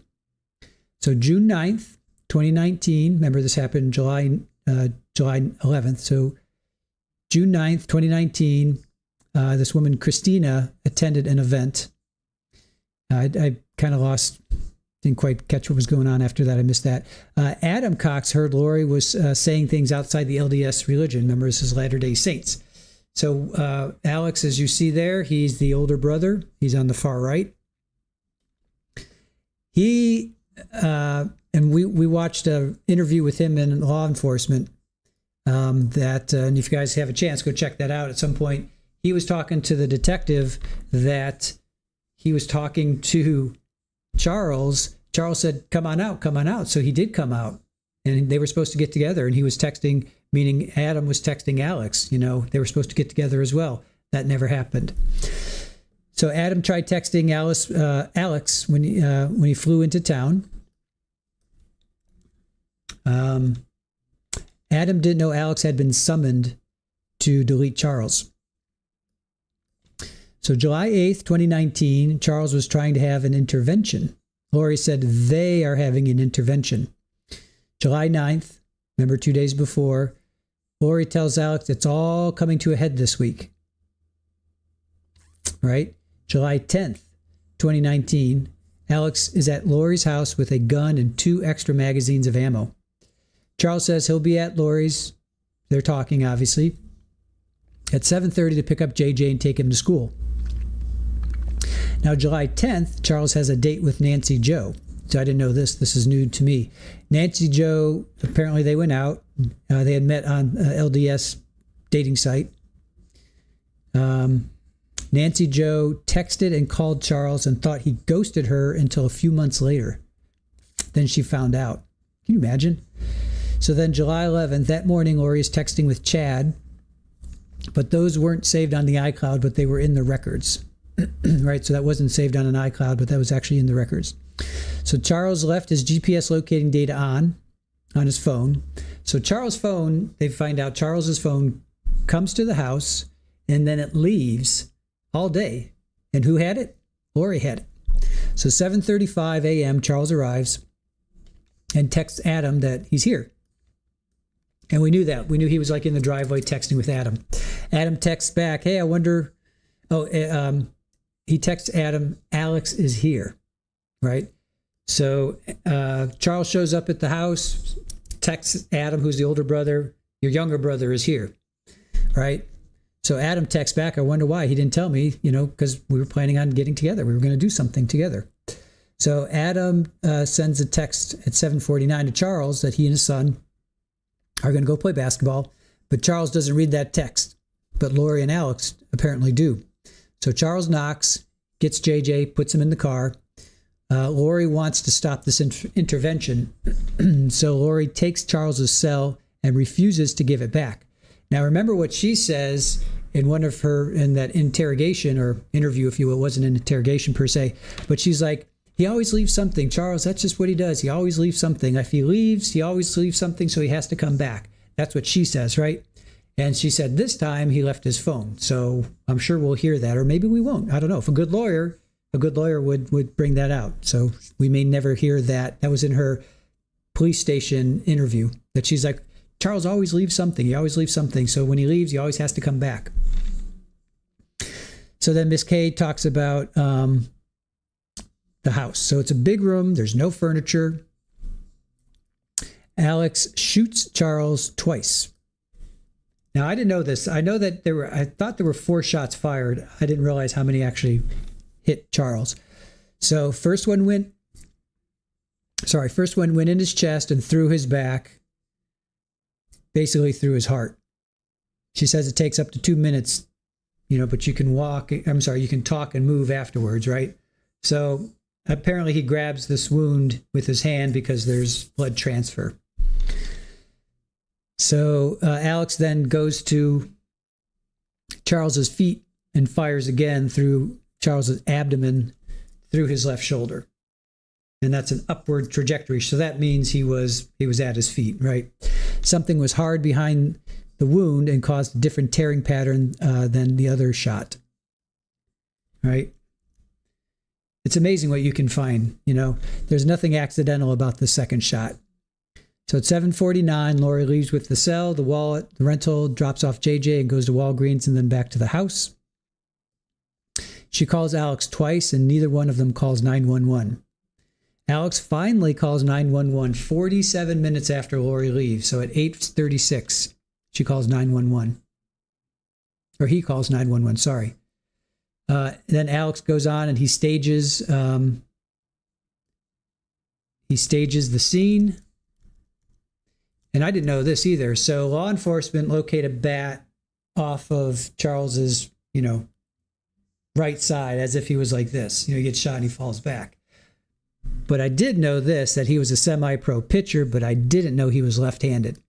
So the bat was on the wrong side. Bat was on the wrong side, right? Minor detail, but that's a big detail. Then Ms. K talks about Alex's injury. Lori told law enforcement Charles hit Alex before he was shot. But Alex's gun, there's no blood transfer on it. If Alex had been struck on the head, back of the head, he never goes unconscious. He's not complaining of a concussion. There's no blood. So to hear the story, Charles strikes Alex on the head. They're grappling on the ground, but there's no blood other than Charles. There's no blood in the hallway. There's no blood in the room. There's no towels, sheets, clothing, napkins. No blood with Alex holding his head. And next she talks about the body cam, and we watched this, right? We watched a couple different body cams of them going into the house, of them talking to Alex, and then them also talking to Lori and Tylee. So body cam of Alex, he comes out. He has sunglasses resting on the top of his head. Alex sits down. He touches his head a few times. I remember that. He's kind of rubbing his head. Then next she's like, let's talk about the trajectory. So the medical examiner will talk about the trajectory through Charles's body. Law enforcement will talk to you about it through the room. So the Emmy will say it's front to back, right? Front to back, slightly downward, right? So that's basically him holding it like this. So it's slightly downward, right? So it's only an inch trajectory. However, okay, and the bullet lands in the baseboard, so it goes clean through Charles, right? This bullet goes clean through Charles, right? And that's consistent with someone, shooting you from the front. That's pretty self-explanatory. Now, the second shot is front to back and significantly upward, 13 inches. 13 inches, that's pretty significant, right? The other bullet was found next to Charles, and it was not embedded. So this is where there was a defect in the wood flooring. It's consistent with the bullet striking the ground. And remember, they were talking about, we were watching something the other day, one of the pre-trials, or, you know what? It was Adam talking to the detective, that when Adam showed up at it was the landlord. Yeah, it was the landlord. They talked to the landlord because apparently Lori had a pool party afterwards. So the landlord was talking to law enforcement, and he said when he went to the house, he's like, why was the flooring was like different or something. So law enforcement had to pull up that flooring. So that now I get why they had to pull the flooring up. I thought it was because of the blood. No, they had to pull it up for the bullet. Maybe we'll see that. Maybe that will be entered into evidence. I don't know. So that's consistent with Charles laying on the ground and Alex being at his feet where the second shot was fired. Ms. K says this is not self-defense. It was staged. So 8:40, law enforcement arrive. 8:48, Lori and Tylee arrive. Law enforcement thinks Lori doesn't know what happened at first. And we saw that. We saw that body cam. I'm pretty sure they'll show it again. Lori doesn't ask why, what's with all ambulance and fire department, police, what's going on? Why is my brother sitting on the sidewalk? What's happening? Instead, she talks about the neighbors. She's like, oh yeah, we've only been here for 3 months. The neighbors, what are they going to think about us? You guys remember that, right? Law enforcement tell her that Charles has passed away, and she says, I know. And it's at that point that law enforcement's like, if you know, we need to talk to you. So law enforcement take her to the police station at that point. And again, we saw this interview. If you want to go check that out, that's in our playlist. She was questioned by the police, and she says she took the cell phone. So here she is admitting that she took the cell phone. She is the reason Charles didn't take JJ to school. She's the reason Charles didn't take JJ to school. Charles screamed for his phone, and she walked away from him and wouldn't give him back the phone. Now that we don't know about that. Oh, other than her. Yeah, I guess she said that he was screaming. So I guess that's Lori saying that. We also hear, and this is all from, because Alex is no longer around, but he did say this in the body cam, and then we hear this from Lori. Tylee came out with a bat, right? Because Lori says that Charles and Lori were fighting. Miss K didn't say that, but that's what we hear from Lori's interrogation or interview. So Tylee comes out with a bat, leave my mom alone, basically something like that. Charles takes it away.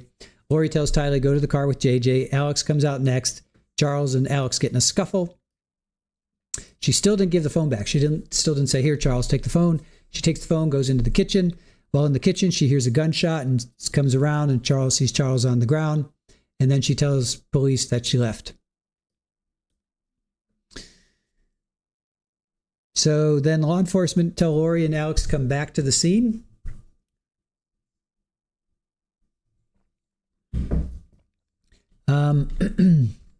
They couldn't find the phone, so she tells law enforcement she found it in the car. So she gave the phone to the police and provided the PIN.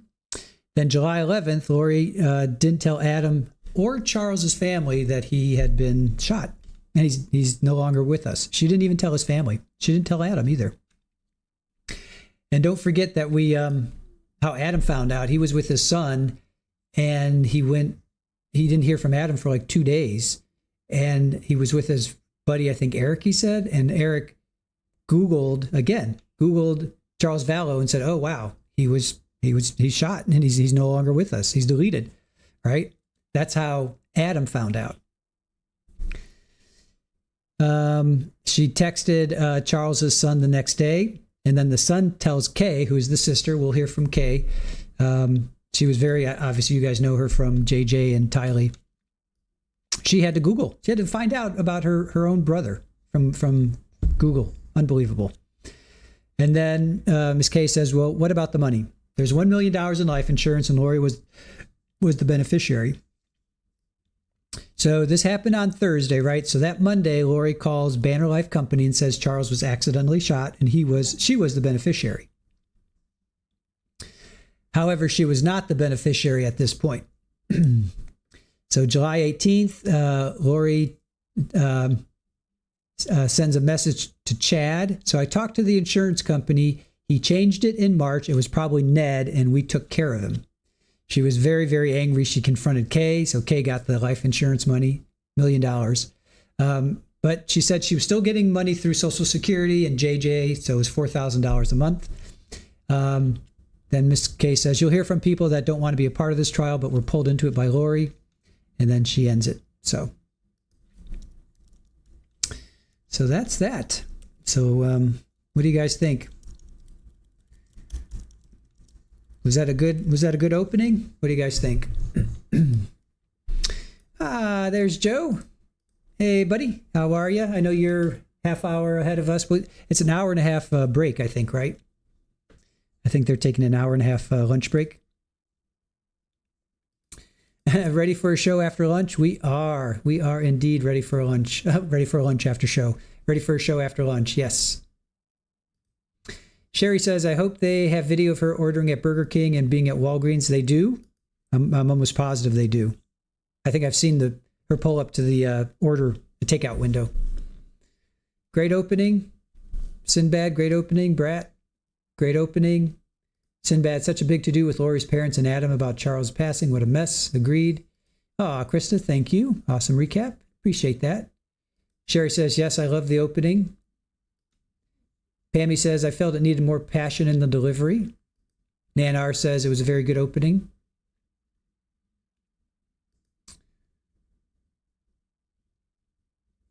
Lily Wayne, Kay is such a strong woman and has been through so much. I'm glad she was the beneficiary. Yep. Yeah, Mel is, yep. Esquire edition is simply, yep. Oh, you told me how to say your name. Sarky Chick? Sarky Chick. Yeah, that's just a joke. Job was done. Tammy and KS. Job was done. Why stick around? Of course she left. Green-eyed cat. Was Alex much shorter? Isn't the first shot being slightly downward odd as well? Could have been holding it up, you know. He could have been doing one of these things. So if Charles, I don't know how tall Charles is. I think Alex is shorter. I'm going to go with Alex is probably like 5'10", 5'9", 5'10" maybe. Charles, I'm thinking is probably 6'2". So he could have had it up like this. That doesn't bother me per se. Sarky Chick. Nipping back in for a while. When did Lori become a lawyer? What's with the Esquire? Yeah, that's just Aaron being silly. Brenda Meyer, agreed. Good opening. Gina, opening was great. Thank you for the $20 Venmo, Gina. I know I said a couple times, so I just want to make sure that. Thank you for that. Widespread panic. Yeah, her going to Walgreens and Burger King after the shooting is so weird. Sinbad, love Kay Woodcock. Yep. Brad, thanks for joining us. I think it's going to be a painful watching Lori flounder through this trial. That's why we're watching. That is why we are watching. So he said they're going to be back around 120 or something like that.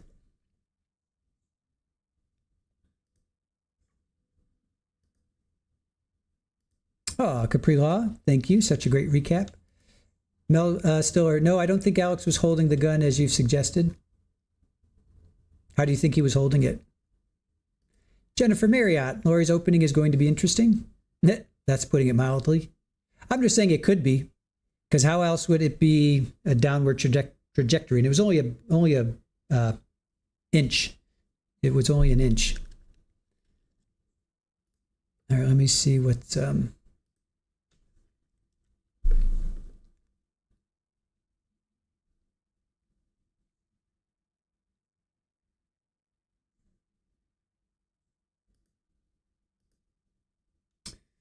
all right.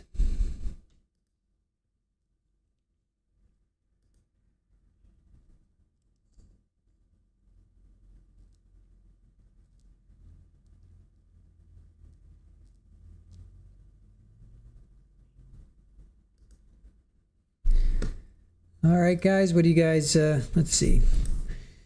CJ Cozy, you are everywhere today. Thanks for streaming. Thank you. Thank you for watching with us. Rachel B, thank you for the 5 gifted Child TV Live memberships. Let's see. Courtney Reagan, Robin S58, Bethany W, Irene, oh, with a little kitty, and numbers. Awesome. Tammy Herman asks, is Melanie a witness? I don't believe so. Let me check.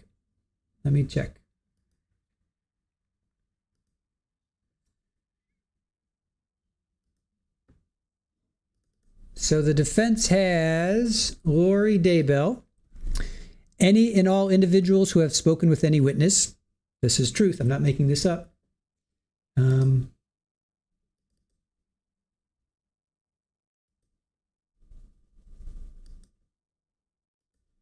Custodian of records for any and all exhibits. Nate Eaton, which we found out isn't going to happen. Visaya Itiahu. Gabriel Bonilla, Joseph Pongrantz, Ashlyn Rind, Barry Cox, Zachary Cox, Adam Cox, Janice Cox, Shiflet, I can't see her first name, and Brandon Boudreau.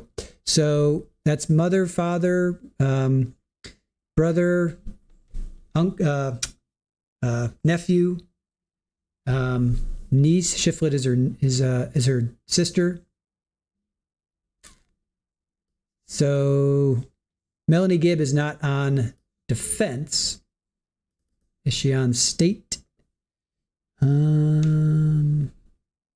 Civilians are Christina Atwood, Adam Cox, Nancy Jo Hancock. Oh, Nancy Jo, that's the woman who had the date. Serena Sharp and Kay Woodcock. So no Melanie. Melanie is not on the witness list. Green Eye Cat, unless Charles was already on his knees or something. Maybe. Green Eye Cat, but he shot Charles in the chest. If they were both standing up, he'd have pointed the gun slightly up, not down, right? I don't necessarily think so. I mean, I could easily see him raising his arm, I mean, that's straight across, but I could see him doing one of these too, Yeah, I mean, I don't necessarily think that it was just straight across. I mean, we'll never know, but it indicates that it was only an inch variation. He could have been on his knees. That might be more of a trajectory, might be more of an incline, though. Yeah, Melanie should be. She's very involved. I agree.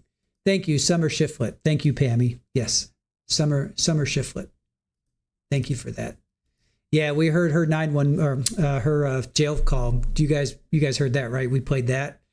That was pretty brutal. We played that with Rachel when Dr. Rachel was with us last week, last Tuesday. We played Summer Shiflett's phone call to Lori when Lori was in jail. You guys want to hear some straight out anger and just angst, and oh my gosh, her sister was just screaming at her. So, Green Eyed Cat, I find the downward trajectory speaks against self-defense.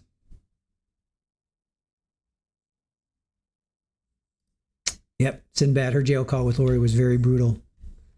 Yep, we listened to that with Dr. Rachel. Thank God we had Dr. Rachel with us.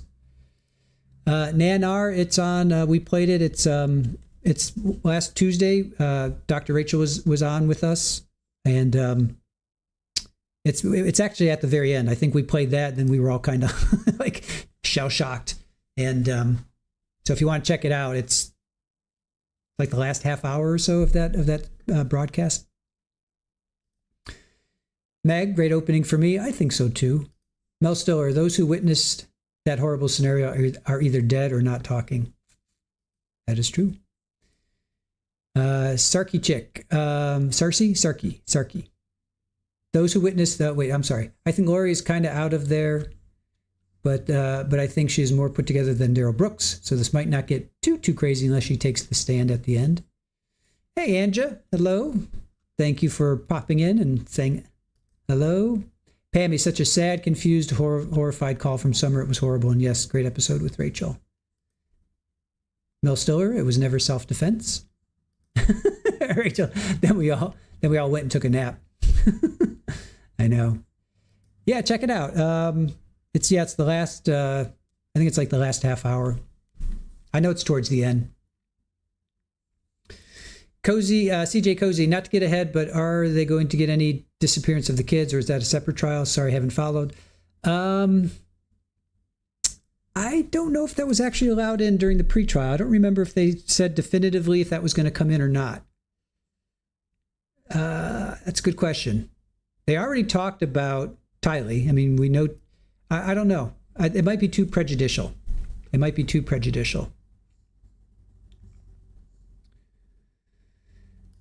Just Shamrock, besides our fabulous professional trial reporters, has anyone else watched the trial in person?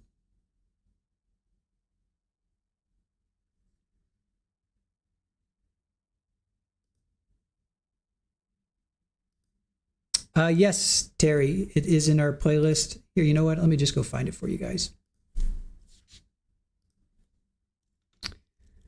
I can find it easily enough.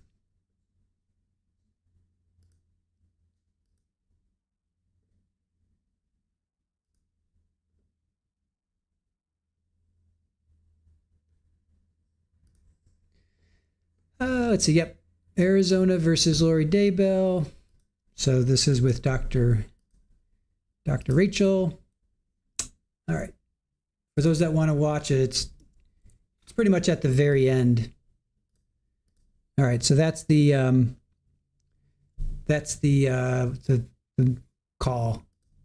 Let me see if I can find it. Okay, so it's towards the end, but not quite towards the end. It's like an hour and 15 minutes in. So if you go an hour and 15 minutes in, Summer Shiflett takes the stand. So that was in the trial in Idaho. So she took the stand, and then I guess they played her jailhouse call. So it's about an hour and 15 minutes in. Drunky the cat, your neighbor's cat just unalived. Drunky the bear, sorry. Your neighbor's cat just unalived a rodent on my back porch. Disgusting. Yes, Rachel B., but you should still watch the whole thing. That is true. That is true. All right, you guys, I'm going to take a break. We're going to be back at 1:30, 2:30, 3:30, 4:30. So we'll be back in about a half an hour, seems like. All right, have a good lunch. I'm going to put us back here. We have some new music we can play.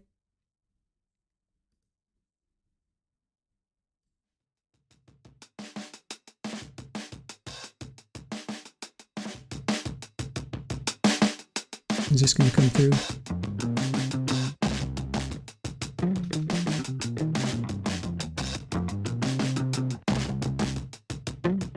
All right, I can't hear it.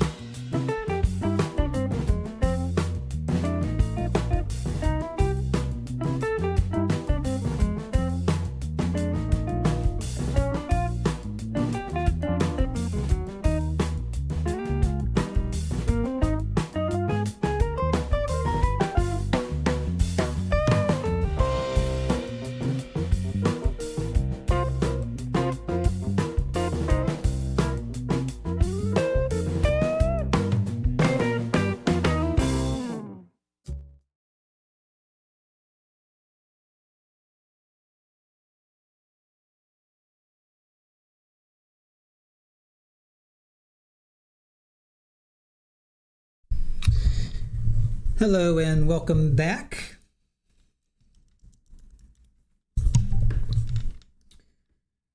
Make myself a little bit bigger here. So court is at lunch still. How was everybody's lunch? Hopefully, or break, whatever it is that you guys did.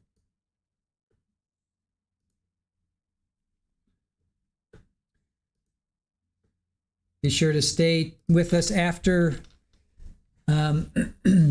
after today's trial, because we will be recapping with Joe Schmo at 9 o'clock Eastern.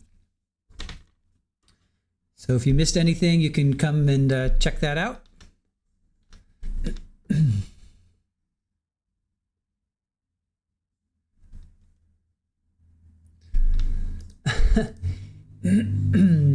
Fala, you're sewing the head back on a chicken for Riley to tear off again. At this point, I'm not even sure I want to hear any more closing from either side.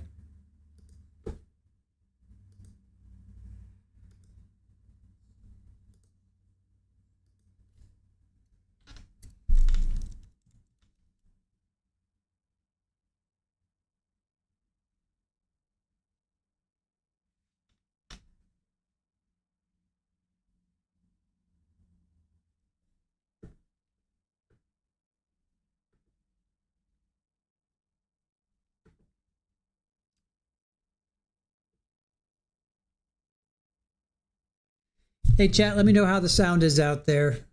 We're doing a sound check here. How is the sound out there? Please let me know how it sounds like to you guys.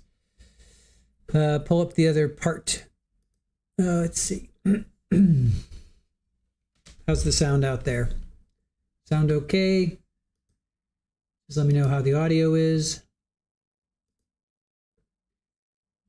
Let's see.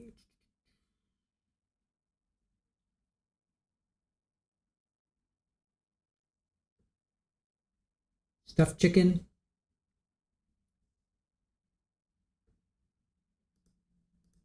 Sound is okay. Thumbs up. Sounds good. Sounds good. Okay. Cool. Thank you. Appreciate it. Sounds to be good. Aaron says it sounds better there. Cola. Sounds good. Baka. Good sound for therapist. Hellcat. Pammy. Stephanie. Brad. Pammy. Lil Wayne. Okay, cool. Thanks, guys. We played around with some settings, so hopefully the sound and the video will look a little bit better. Dwayne, excellent. Sound is excellent. Cool. Thank you. So they are back in court. Capri Law. Perfect. Cool. Cool. Thank you. They have started, but we are on a half-hour delay. So don't forget about that.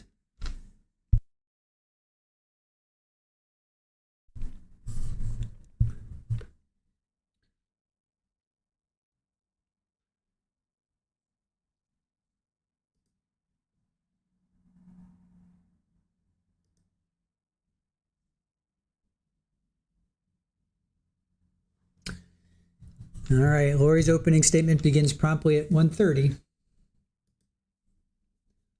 We got about 10 more minutes.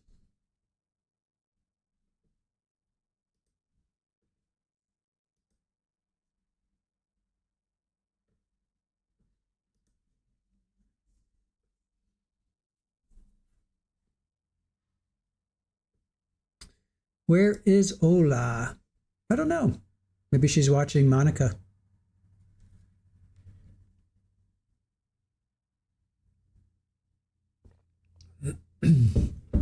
About 9 minutes to go.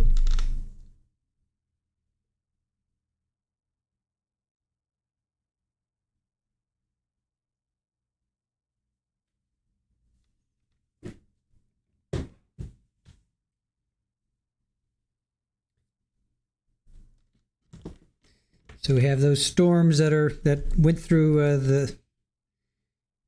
the country yesterday, coming our way now. Let's see.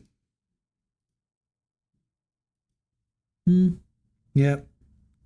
It's going to get dicey here in about an hour or so. Not looking forward to that.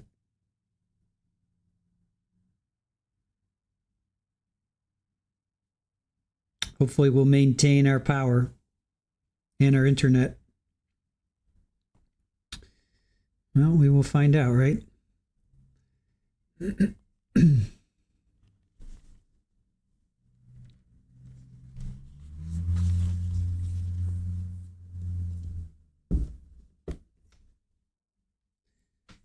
Sorry. I disturbed my paralegal, my court reporter.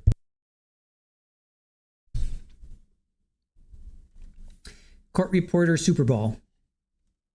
My paralegal. Fala, anyone have the amazing talent of sitting in one spot and losing things?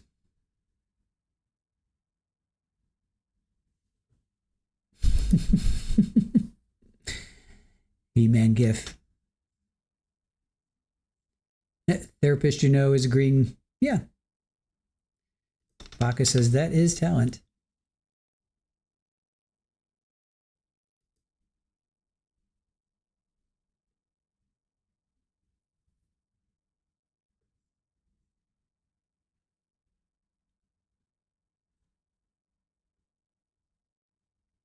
Yeah, Dreama, she is. She's a sweet little girl.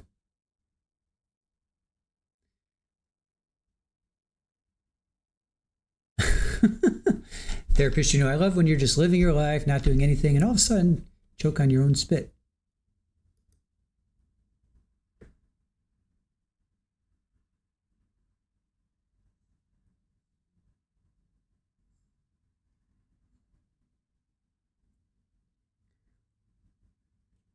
I'm just looking around at the trees swaying. Yoicks. Those are some big gusts. Those are some big gusts, you guys.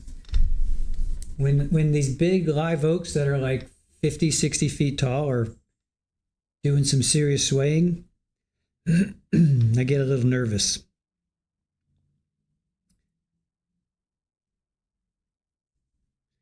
What's the wind here? Ooh, now it's 38 mile wind gust. It was like 20, 25 earlier. Now it's 38. It's almost.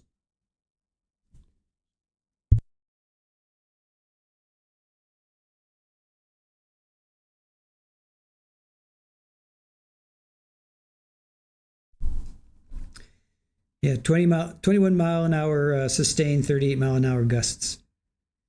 Gulp.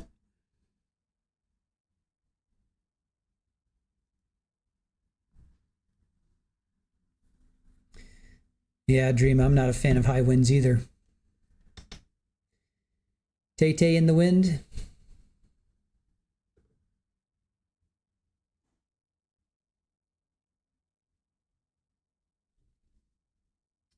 All right, we should be about 5 minutes out.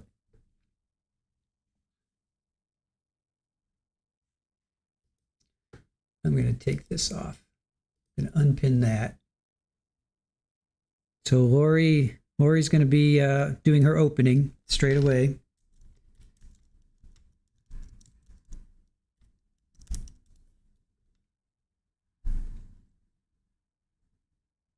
I do have to say I liked defense. I'm sorry, state's opening. Name that movie, Tay-Tay in the Wind. I have no idea. Pammy says, Nell. Dwayne says, us diehard fans will be here with you for as long as you're in. Aw, thank you. Lily Wayne, we have big winds and more snow today. Some people don't have power back yet. Out for 10 days in northern Ontario. Oof. Widespread panic. When we have strong winds, our house is built in such a way that there's this weird whooshing sound. Drives me nuts. Capri Law, I enjoyed State's opening too. So Nell is Jodie Foster. That I knew. I don't think I ever saw that movie. Brenda Meyer, we had so much rain 6 days in a row. Wow. Ohio River. Oh, they're back.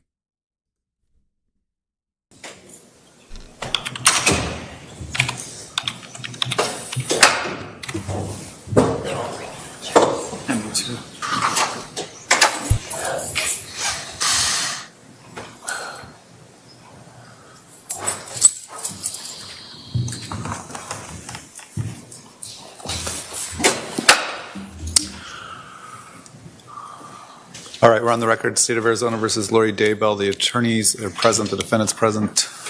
The jury is not present. We ready to bring in the jury? Yes, Your Honor. All right. Let's bring in the jury.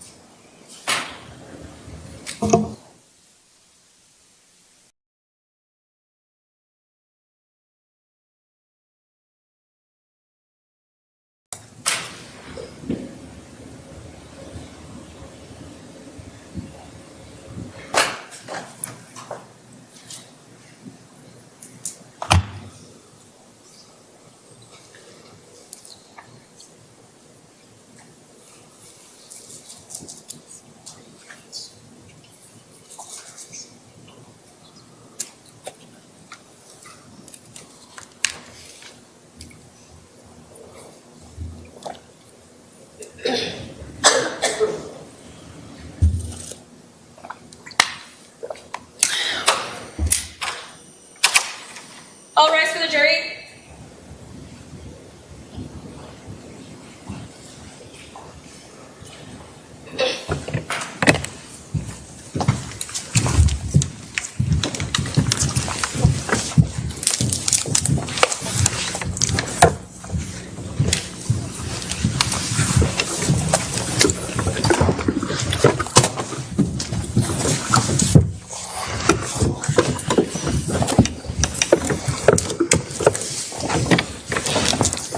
All right, the jury is now present. Please be seated.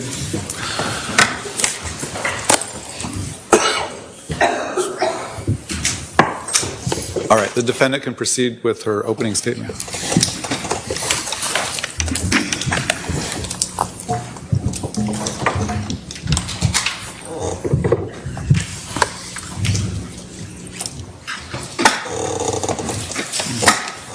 Ladies and gentlemen of the jury, I have been charged with a crime, a serious crime. And the only question here is, did I commit this crime? Conspiracy. Conspiracy is an agreement between two or more people to commit a crime. Okay, so you see, okay. There has to be an agreement. There has to be a plan. The evidence in this case will show that Charles Vallow and I got married in February 2006. It will show that it was my fourth marriage and Charles' third marriage. At that time, we each had 2 children. I had Colby, who was 9, and Tylee, who was 3. Charles had Cole, who was also 9, and Zach, who was 7. The evidence will show that our family moved from Austin, Texas to Chandler, Arizona in 2009. The evidence will show that Charles and I adopted our great-nephew, JJ, who was born in 2012. It will also show that Charles and I were married for over 13 years and were raising 5 children. The evidence will show that I was a licensed cosmetologist and worked as a hairstylist for 20 years while we lived in Austin, Texas. The evidence will show that Charles was a licensed life insurance salesman and worked as an independent contractor, selling life insurance policies and annuities, and owned his own business. The evidence will show that Charles and I purchased life insurance policies early in our marriage, and Charles had them issued to the maximum amount possible to each of us. The evidence will show that Charles was 17 years older than me, and that because of Charles' age and an issue that he had with high blood pressure, the maximum amount of life insurance that could be approved for Charles was $1 million. The maximum amount of life insurance that I could be approved for because of my age and my health was $2 million.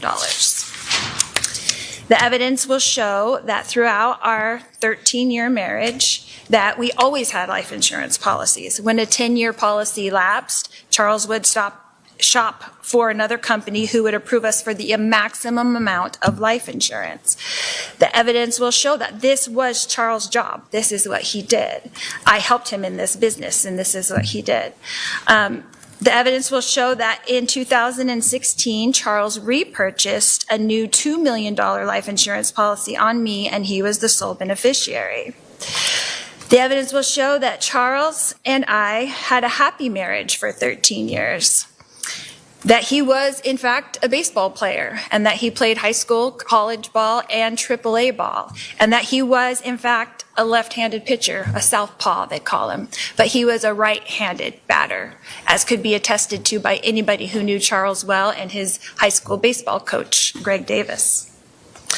The evidence will show that Tylee was, and in 2014, our family moved from Chandler, Arizona to Kauai, Hawaii. We lived there for 3.5 years and returned to Chandler in 2017. The evidence will show that Tylee was 3 years old when Charles and I got married, and that when she became a teenager, the relationship between Tylee and her stepfather, Charles, became so difficult that Tylee and Charles had to seek a therapist, a family therapist, to stop them from fighting. The evidence will show that together, Charles and Tylee met with this therapist after we moved back to the mainland in 2017. The evidence will show that in April of 2018, Tylee's biological father passed away from a heart attack. And at that time, Charles called Social Security and made an appointment at the Social Security I'm going to office. object to hearsay. Sustained. It will show that we did get Social Security for Tylee for her deceased father until she was 18 years old, and she was 15 years old at the time. The evidence will show that Charles and Tylee's fighting increased greatly in January of 2019 when Charles and I temporarily separated. The evidence will show that several people witnessed these terrible arguments between Tylee and Charles that increased to physical in 2019. Charles and Tylee had major increasing arguments, 2 in February of 2019, 1 of March in 2019, which was captured on video, 1 in May of 2019, 1 in June of 2019, and then the worst of all in July 2019.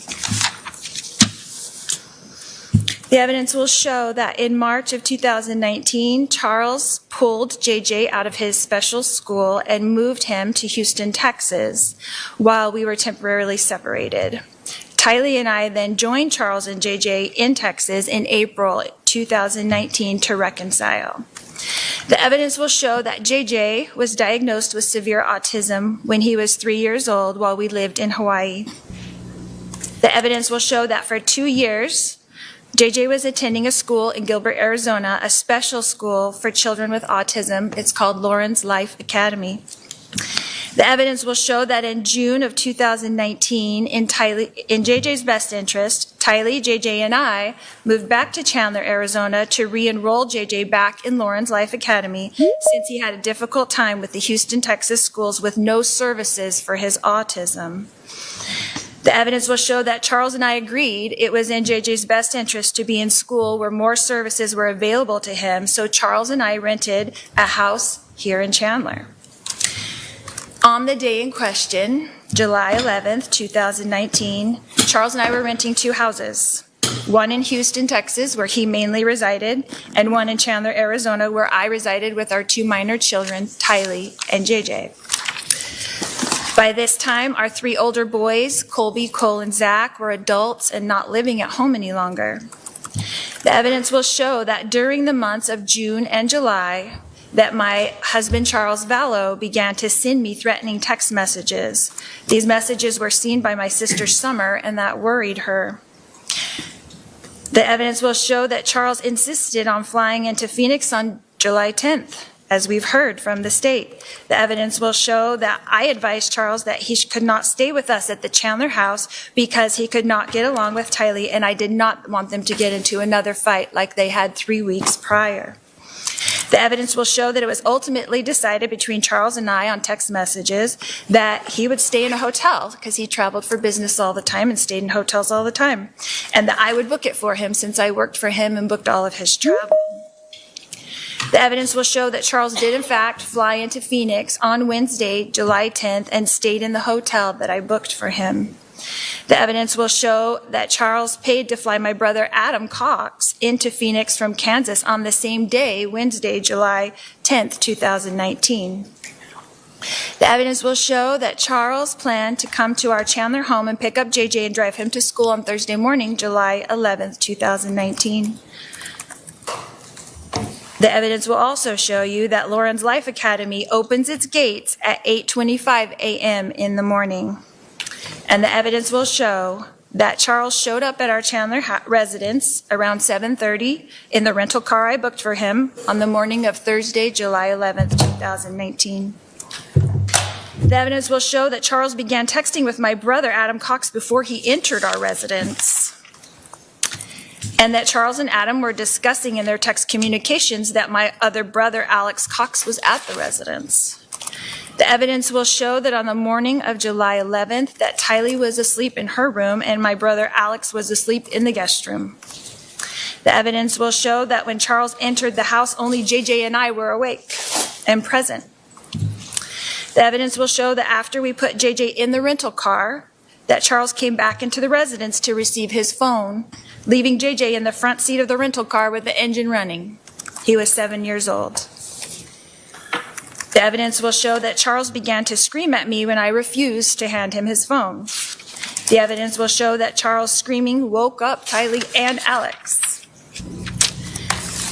The evidence will show that Tylee came out of her room with a bat to protect me, her mother, from her stepfather, Charles Vallow.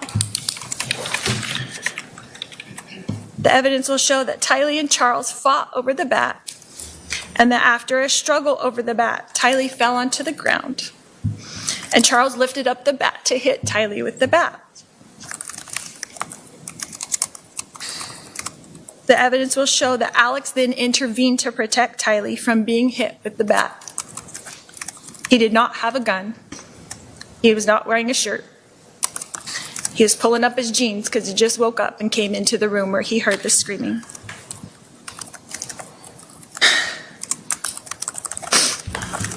The evidence will show that Alex and Charles got into a physical struggle for the bat and fell onto the ground. The evidence will show that Tylee, who was on the ground, was lifted up by me and sent outside to get away from the struggle and to protect JJ, who was still in the running car, in the rental car in the driveway.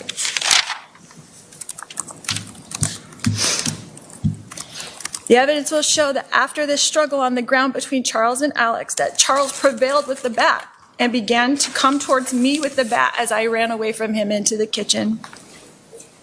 The evidence will show that at some point while I was running away from Charles, who was chasing me with the bat, that Alex apparently retrieved his gun. The evidence will show that I ran outside to the children and that Alex shot Charles in self-defense. The evidence will show that Tylee and I had both run outside without shoes. The evidence will show that JJ was still in the front seat of the rental car with the engine running and struggling to get out of the car, and Tylee was trying to keep him in.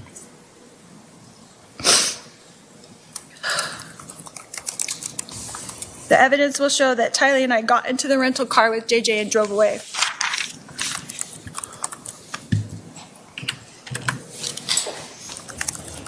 The evidence will show you that I drove the children away from the residence towards JJ's school.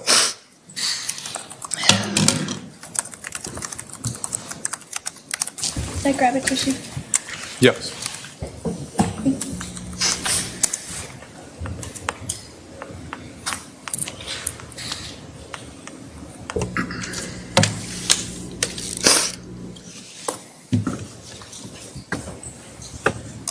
The evidence will show that I drove the children through the Burger King drive-thru that Charles had promised JJ.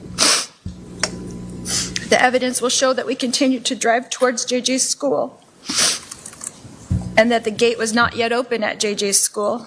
So we drove a block west of the school to a Walgreens where I ran in to purchase flip-flops for Tylee and myself so that we could walk JJ into school on the hot pavement.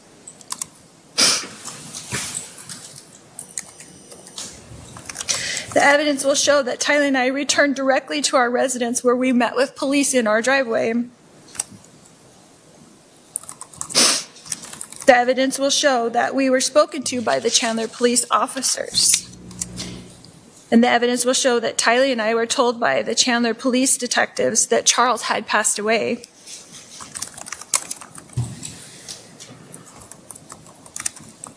The evidence will show that we were put into a police van and driven to the Chandler Police Department. The evidence will show that Alex was taken by police in a police car to the Chandler Police Department, and that we were all three separated into interrogation rooms and we were each interviewed. The evidence will show that next, Tylee and I were brought back together into a room at the Chandler Police Department and were introduced to a victim's advocate who was very kind to us. The evidence will show that after speaking to the victim's advocate, that Tylee, Alex, and myself were put back into the police van and driven back to our residence. We were directed by the Chandler detectives to take the rental car and return later to the residence after we picked up JJ from school. The evidence will show that we did as instructed by the Chandler detectives. The evidence will show that we drove to Alex's residence where we attended to the wound on the back of his head. The evidence will show that Alex was then contacted by the Chandler detectives to return to the residence so that Alex could walk them through the events that occurred with the detectives at the residence. The evidence will show that Alex, Tylee, and I did return to the residence as instructed. And the evidence will show that Alex entered into the residence with Detective Moffitt, but that Tylee and I were met by Detective Inkland in the front yard. The evidence will show that at the time, Detective Inkland asked Tylee and myself if we had Charles' cell phone. Tylee retrieved Charles' cell phone from the rental car and gave it to Detective Inkland at 3:11 p.m. on July 11th, 2019. And at that time, Charles' phone was placed in the custody of Chandler police detectives. The evidence will show that Detective Inkland asked us if we knew the passcode on Charles' phone, which Tylee proceeded to give to Detective Inkland. The evidence will show that Tylee and I left the residence to pick up JJ from school, while Alex remained at the residence with the detectives. The evidence will show that by the time Tylee, JJ, and I returned to the residence, that all police, EMS, CSI, and detectives were gone from the residence and only Alex remained. The evidence will show that the next day, I contacted Chandler Police to inform them that Charles' belongings were still at the hotel. I asked the detective if I should go get them, and I was told that they would take care of it. The evidence will show that I asked the detectives, what should we do next? And they directed us that they would contact us in about 3 weeks after their supervisor passed off their reports and Alex could go to the police station and retrieve his gun. The evidence will show that the last thing I heard from Chandler Police Department until June of 2021, 2 years later, when I received a grand jury indictment from them for this alleged crime. The evidence will show that Chandler Police treated this incident as self-defense. I'm going to object to that. Objection sustained. The jury should disregard that last statement. The evidence will show you that my brother, Alex Cox, passed away on December 12th, 2019, almost exactly 5 months to the day after Charles, my husband, passed away. The evidence will show that Alex passed away from a blood clot in his lung. Objection again. I'll sustain the objection. It's not relevant for this matter. The evidence will show you that I am the only person being charged with this crime. I'm going to object to the relevance of that. Sustained. As the state has mentioned, they're alleging that insurance money was my motive. Social Security was my motive. Spouses having insurance policies is not a crime. Collecting Social Security is not a crime. Self-defense is not a crime. A family tragedy is not a crime. It's a tragedy. Thank you. All right, the state can call its first witness. Thank you. If I may go get him.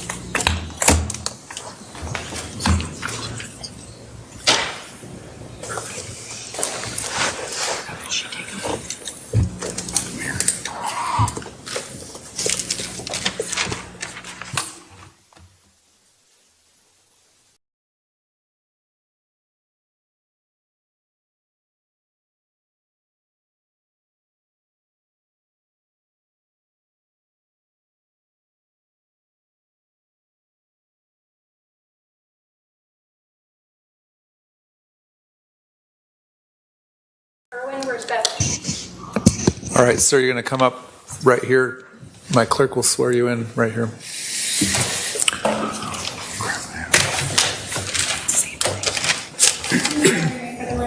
W-I-E-R-Z-B-I-C-K-I. And your first name? I-R-W-I. Thank you. Do you solemnly swear the testimony you're about to give will be the truth, the whole truth, and nothing but the truth, so help you God? Yes, sir. All right, you're going to have a seat up here.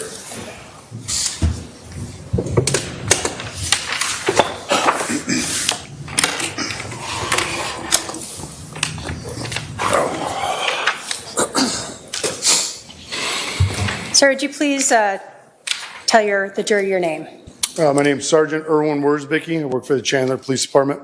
How long have you worked for the Chandler Police Department? June will be 10 years. Did you have any prior law enforcement experience? 10 years in Illinois. Back on July 11th of 2019, what were your duties at that time? I was working as a patrol officer, I believe in Beat 18. And what were your hours? 0600 to 1600. Is that 6 a.m.? 6 a.m. to 4 p.m. Yes. Thank you. Were you dispatched to a residence at 5531 South Four Peaks Place in Chandler, Maricopa County, Arizona? Yes, ma'am. And what were you dispatched for? It was a shooting. Were you the first on the scene when you arrived? I What was, did you ma'am. see? Okay. What were you wearing at the time? I was in full patrol uniform. Does the Chandler Police Department, back then, did they have body-worn camera? They did. And can you describe where that was and how that works? I believe back then I wore it on my left shoulder. Okay. And how does it get activated? You have to press a button and it'll turn it on. Does it normally record audio? Yes. And did you have that on and did you activate it when you arrived to this scene? Yes, ma'am. Were there other officers on scene at some point when you got there? After I arrived, yes. You're saying it was 760, so I pulled a printer to see if I could get. Sorry about that. What other officers arrived on scene? Right after I arrived, Officer Krautheim arrived. Okay. Can you describe to us sort of what happened as you get to the scene? How did you and Officer Krautheim handle the situation? When I was getting out of the car, I believe the gentleman that called in was still on the phone, and we advised dispatch to tell him to come out with nothing in his hands except his phone. As he opened up or came out the front door, I started giving him commands as what I wanted him to do. So you're talking with dispatch. Is that the same as 911? Yeah, it's the same dispatch center. So is the person who's talking to the 911 person then just relaying information to you? Yes. Okay. So you're able to tell that tell dispatch to tell the person to come out? Yes. Did you and Officer Krautheim have someone come out? Yes. Can you describe for us the person's demeanor as they're first exiting? He was very nonchalant, very compliant with us. Okay. You said he still had his phone? Yes. Do you recall if his other hand was up? I do not recall. Okay. Do you recall where he came out of from the house? He came out the front door. Okay. When he exited the house, what did you guys have him do? We gave him commands to come towards us and then have a seat on the curb. Okay. So there's just two of you officers still at this point? Yes. What did you do at this point? I decided to go check for anybody that was injured inside and clear the house, make sure there was nobody else in there. Okay. What did Officer Krautheim do? I believe he started speaking to the gentleman that we had come out the house. So he stayed outside? Yes. And you went into the house? Yes, ma'am. When you talk about clearing the house, can you tell us what that means? What do you do? We just wanted to make sure that if anyone needed aid rendered to them, we could render aid to them, or if there are any more suspects in the residence, that we could try to apprehend them. Does that mean that you walked through the entire house? I believe so, yes. Okay. And all that's when your body cam is on? Yes, ma'am. When you first entered that house, can you describe for us what you saw when you walked in that front door? Yeah, initially when I walked in, it opened up into like a day room or something like that, and just off to the right, I saw somebody laying on the ground, motionless. Did you notice anything about that room? It was empty. So no furniture? No furniture, yeah, it was just an empty room. The person that you saw to the right, male or female? Male. And can you describe how you saw him laying on the ground? Yeah, he was laying on his back, I believe with both of his hands to his side, motionless. And then I went over to him to check his pulse. Is that standard for police to check the welfare of any potential victims? Yes. When you checked the pulse, did you find one? No. Did you notice anything else about this victim? Yeah, I noticed that there were 2 apparent gunshot wounds to his chest area, and there was blood pooling in like his kind of like neck collar area. Did he appear to still be alive to you? No. As part of your job, both with your prior experience in Illinois and your experience here in Arizona, have you seen deceased people before? Yes, ma'am. Did you think this person was dead? Yes, ma'am. If you didn't think he was dead, are police trained to do CPR? Yes, ma'am. We're all certified to. Would you have done that if you believed that would have helped him? Absolutely. So even though a person appears deceased to you, is fire still called out to check on them? Yes. Why is that?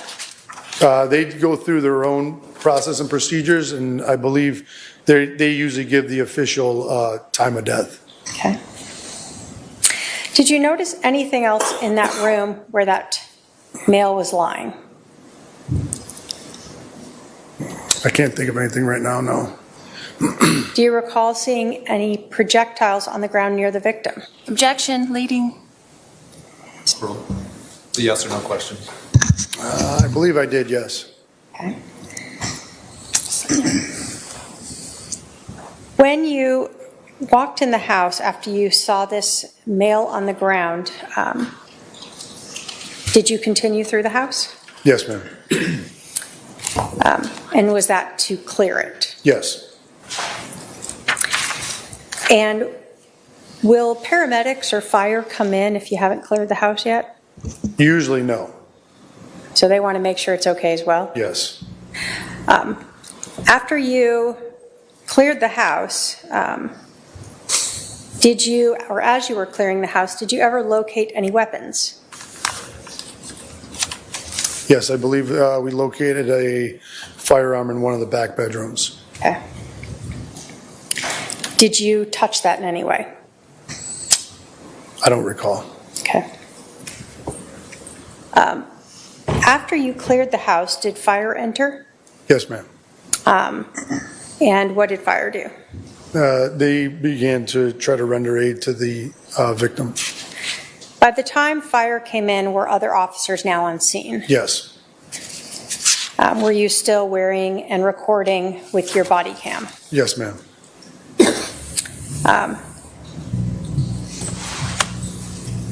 Does the body cam, you told us that it's on your shoulder. Does it always show where you're looking? No. So your eyes or your head can be turned to a different direction than what the camera is actually showing? Yeah, if I was turning and talking to the judge, my camera would be facing the crowd. I want to show you a video.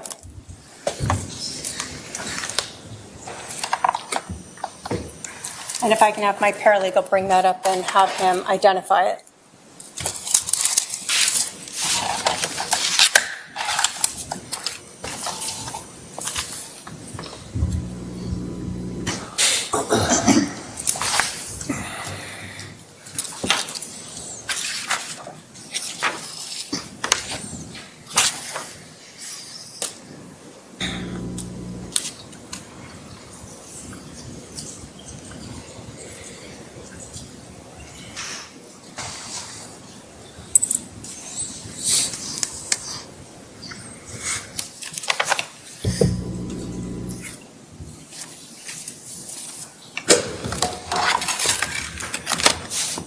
And sir, if you could just look at that and let me know if you recognize that as your body cam minus the audio of it.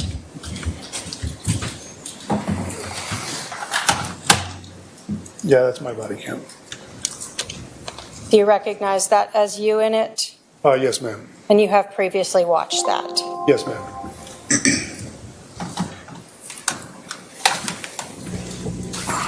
Your Honor, the state will move to admit exhibit number 2, I believe. Exhibit number 2 into evidence. Any objection? No objection. 2 is admitted. And Your Honor, if we may publish it. You may.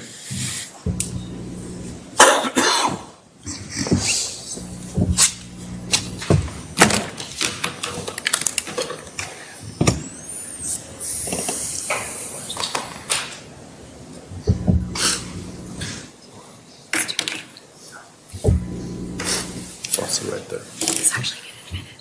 I missed it.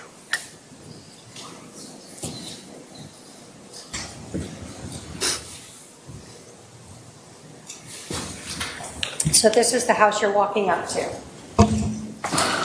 correct? Yes, ma'am. As you're talking to dispatch? Yes.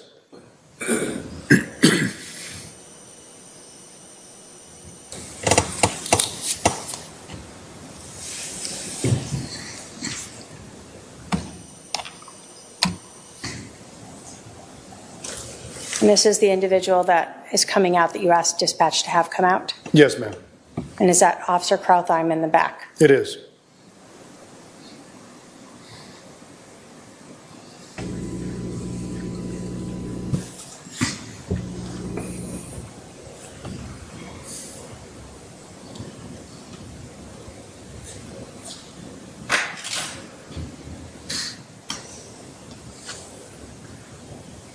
Are you announcing? Yes, ma'am. Is that standard? Yes. That where you checked to see if this male had a pulse? Yes, ma'am.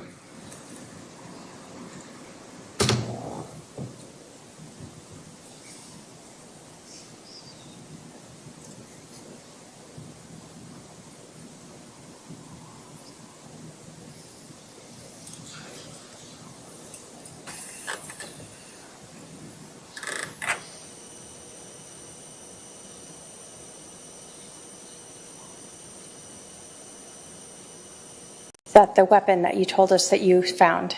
Yes, ma'am.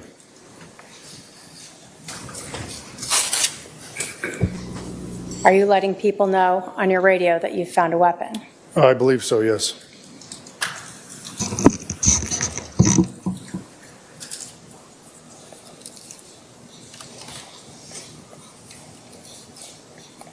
You told us that other officers were arriving. Yes, ma'am.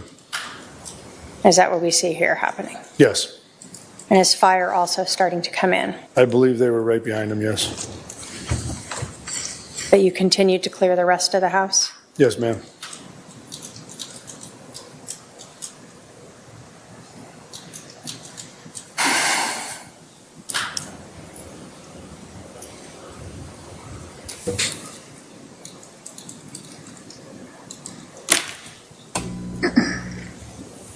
So what do we see there? It appears that the fire is rendering aid to the victim, or attempting to. Were you walking around trying to find identification for the individual on the ground? Yes, ma'am. Were you able to ever find an identification for him? I was not. So no wallet laying around? No. No ID in his pocket? I didn't check his pockets, but no, I don't think fire found one. So you're kind of talking with them to let them know who this is as well? Yes. Because they're documenting it. Yes.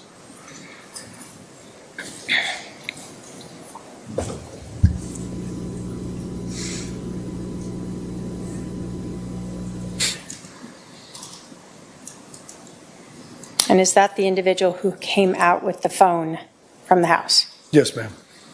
One that dispatch and 911 told to come out? Yes.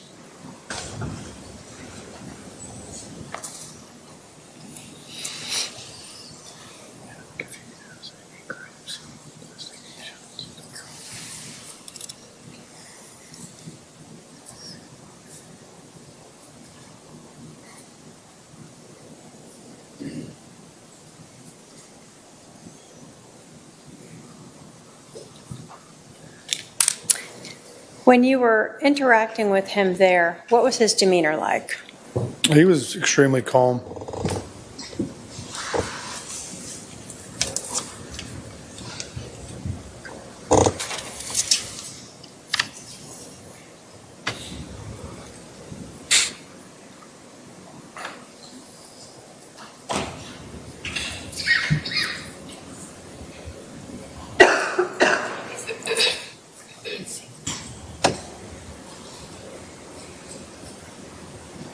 You told us that you were looking for the wallet for this individual. Did it seem unusual to you that you couldn't find one? I wouldn't say it was unusual. I didn't know if he lived there or not, so I just kind of looked around to see if there was anything laying around.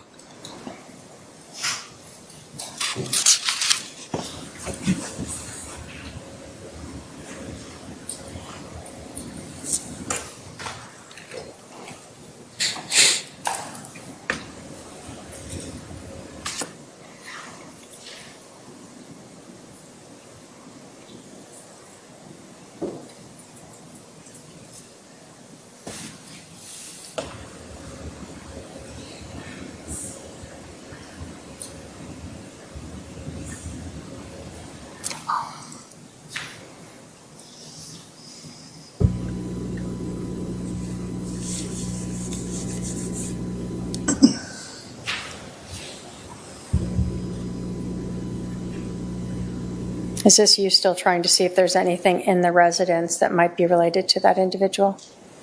I think I was just giving Officer Cohen a recap of what I already went and looked through.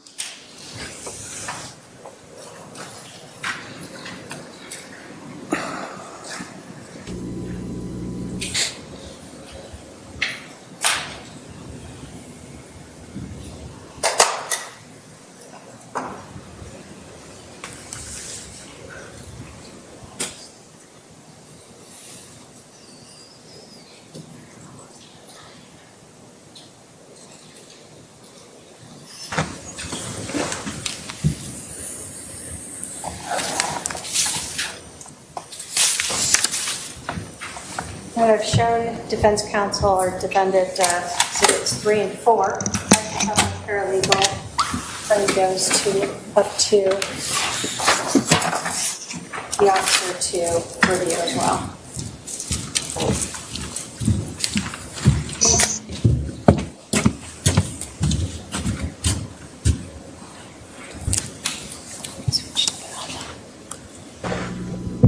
Do you recognize those as sort of screenshots of two different views during your body cam footage? Yes.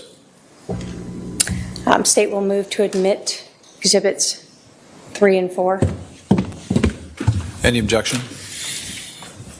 No objection. 3 and 4 admitted. And if I may publish them.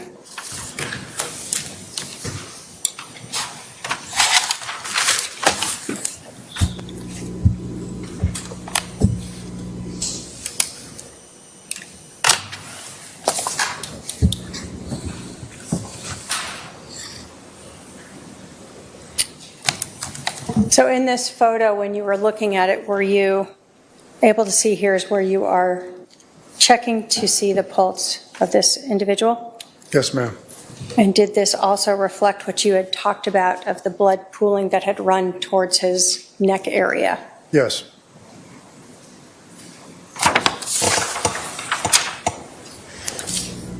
Exhibit 4. Is this sort of when we first see you walk back in and we see fire working on the individual? Yes.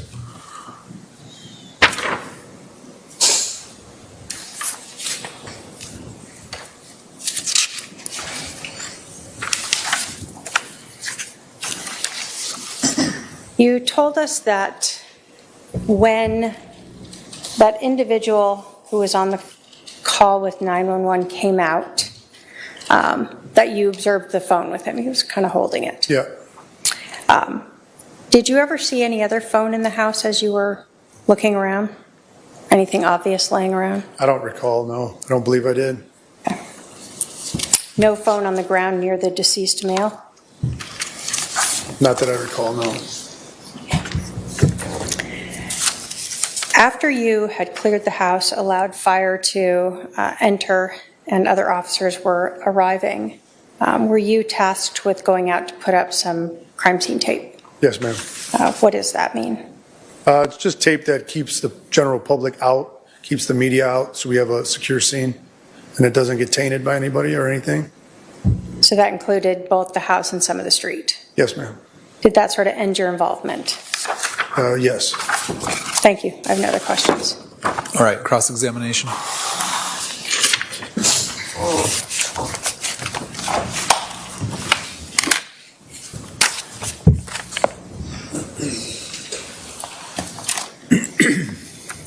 It's Sergeant. Where's Vicky? Is that correct? Yes, ma'am. I'd like to get that right. Okay. You said that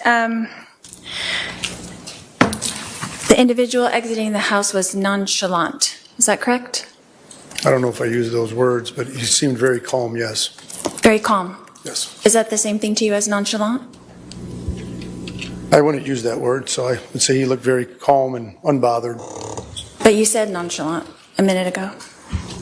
I don't recall saying that. Okay. Does everyone act the same in a stressful situation that you've experienced? No? Are you qualified to give someone a psychological evaluation? No. No. You put your hand on my husband's neck for checking for a pulse, is that correct? Yes, ma'am. That's what you did when you first came in? Yes. Did you perform CPR? No. No. Why not? Because it was apparent to me that he was deceased. And that's not your protocol? To what? To perform CPR until fire comes in? Not if it's going to make it even worse because they had apparent gunshot wounds to the chest. And what do you mean by that? Well, if I start pumping on his chest, it's going to start spewing blood out of his chest even at a more rapid pace.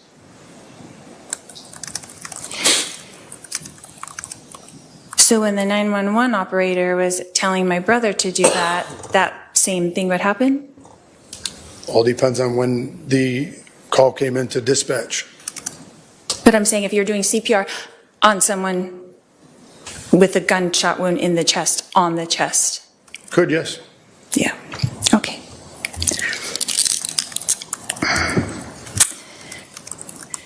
And you said something else. You said fire gives official time of death. Is that correct? Yes. Okay. And what was that time of death? Do you know? I do not recall. And you cleared the house before fire came in, is that correct? Yes, ma'am. Okay. And you were looking for some kind of identification? When Yes. I cleared the house, Yes. I was looking for other potential victims and/or suspects. Okay. But you were told on the phone that no one else was in the house but Alex. Is that correct? I don't recall if I was told that or not. Okay. Do you have any crime scene investigation experience? Just my 20 years of experience as a police officer.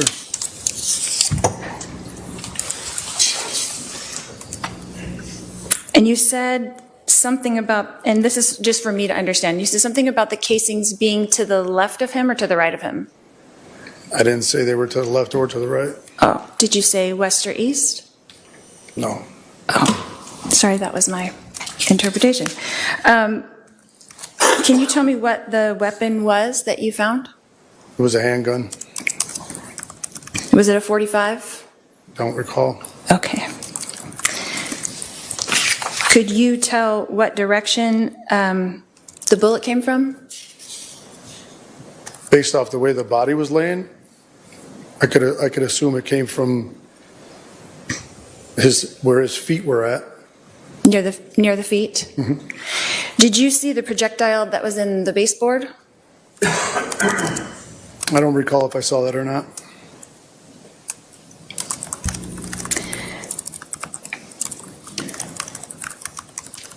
You said he did not appear alive, that you already thought that he was deceased. Is that correct, when you entered into the house? Yes. And what time was that?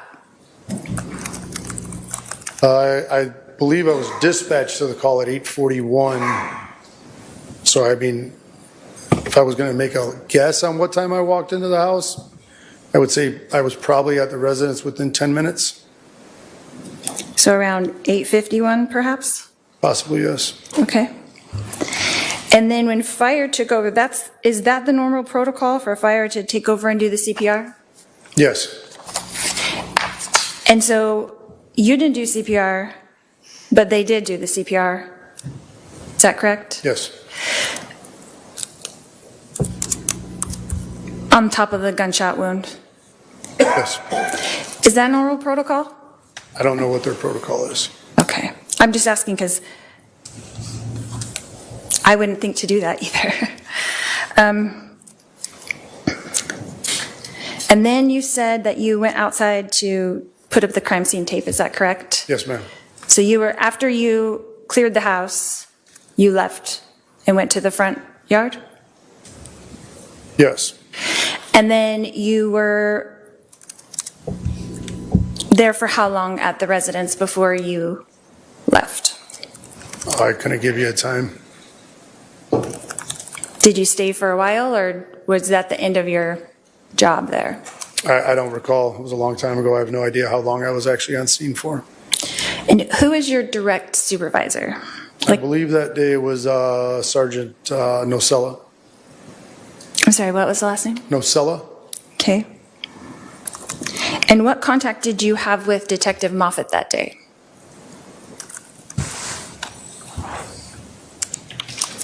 I don't know if I had any with him on scene. Okay. What about Detective England, perhaps? I may have briefly spoke to her while I was on scene. Okay. 1 time, 2 times, 3 times? I couldn't tell you a number. Okay. And then when you have to report to your superior before you left the scene? He was on scene, I would imagine. Nocella? Is Yes. that what you said? Okay. And then you don't know what time you left, but you arrived at approximately 8:51? Give or take, yes. And then did you see me arrive at the scene? I think as I was leaving, yes. So approximately around the time that I arrived, you were leaving? I don't know if I left when you arrived, but I was on my way out of the crime scene as far as I know. Okay. And then you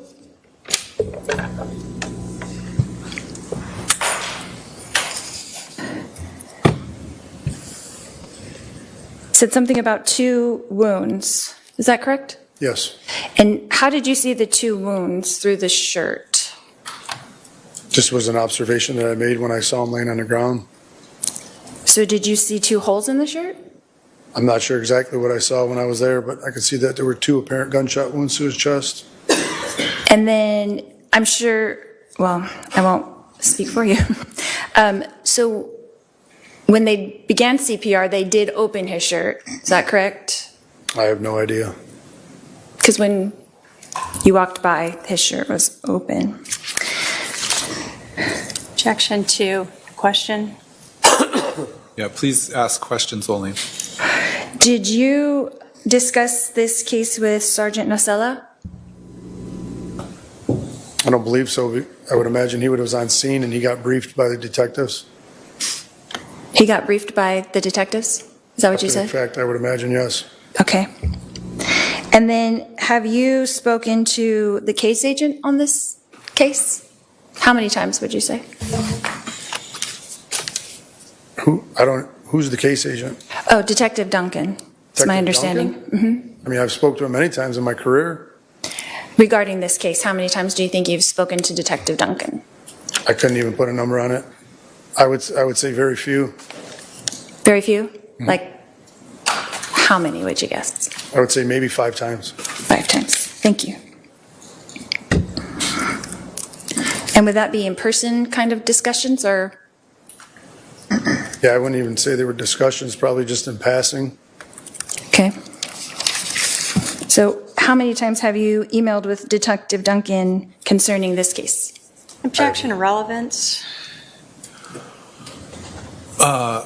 Overruled, you can answer if you know. I have no idea.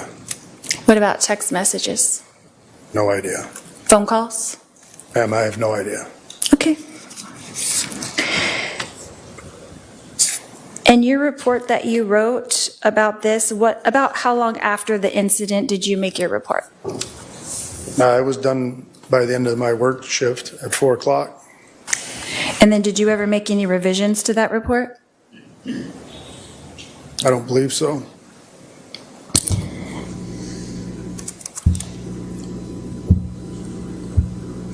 So you left the scene approximately sometime in the morning, and by 4 o'clock that day you had written your report. Is Yes. that correct? And you've never changed anything on your report? Not that I recall, ma'am. And the report is exactly as you left it when did you review it for this testimony today? Yes. And it was exactly the same as when you wrote it at 4 p.m. on July 11th? I don't know if I wrote it at 4 p.m. It was Or done by 4 p.m.? It appears to be, yes. Okay. Thank you, that's all I have. All right, redirect.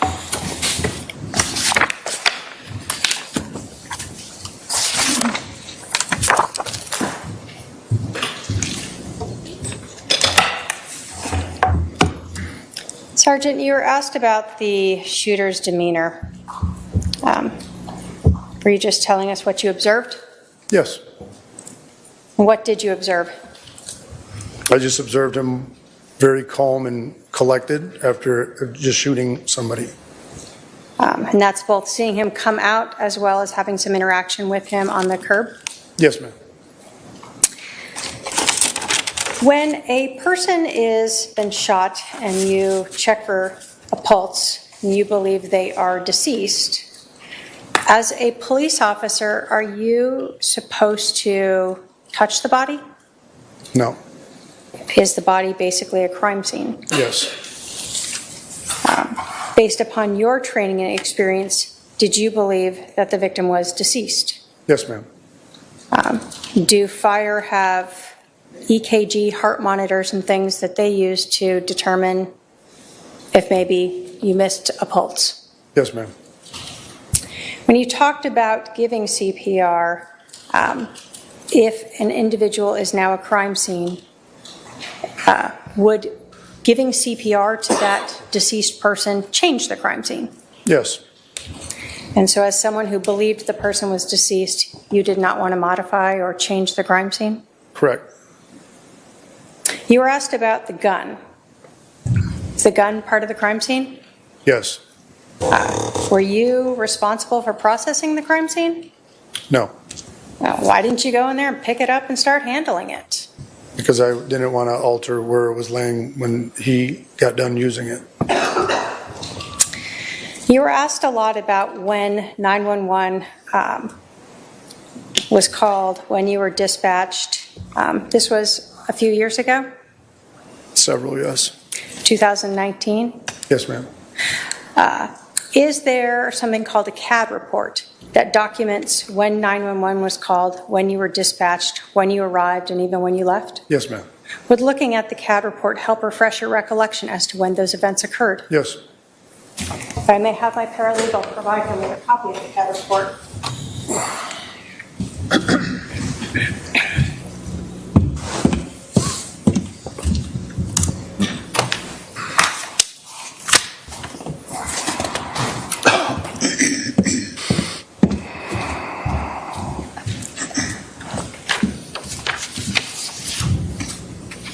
You want me to? Starting, does looking at the CAD report help refresh your recollection as to when the 911 call was received? Yes, ma'am. When was that?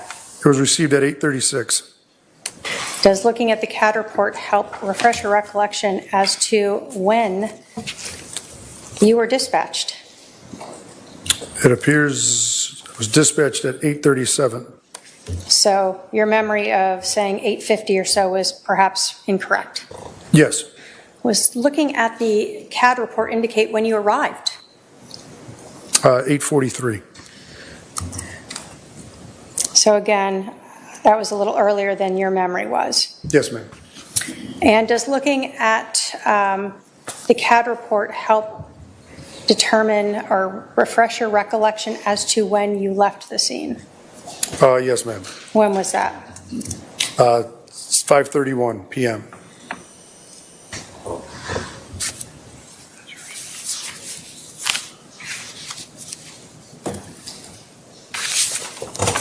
As a police officer who is one of the first on scene, do you provide briefing or information to your sergeant or the detectives on scene as to what you saw, observed, and did? If they ask me directly, yes, somebody will brief them that's on scene. But you have to provide somebody that information to then provide to the detectives? Yes. Why is it done that way?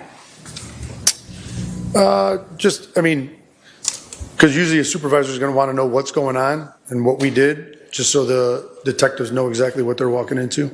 So for instance, if you had to move the gun, they would want to know that, right? Yes. Or if you had moved the body, they would want to know that too, right? Yes, And if you had found any evidence, would they want to know that as well? absolutely. And so is that what you would have to do that day when you are speaking to the sergeant or detectives? Yes. I have no other questions, Your Honor. Does any member of the jury have a question for this witness? If so, please write it on the provided form. I'm not seeing any questions come down. You can step down, sir. All right, the state can call its next witness. Thank you.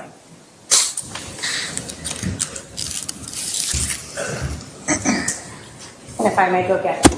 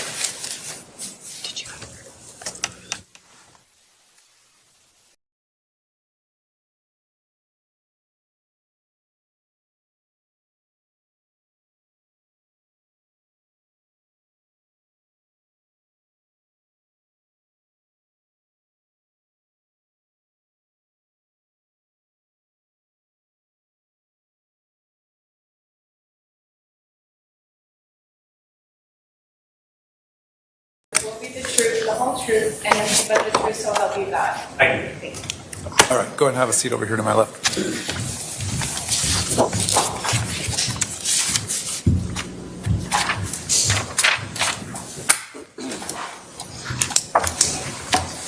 Sir, would you please introduce yourself to the jury?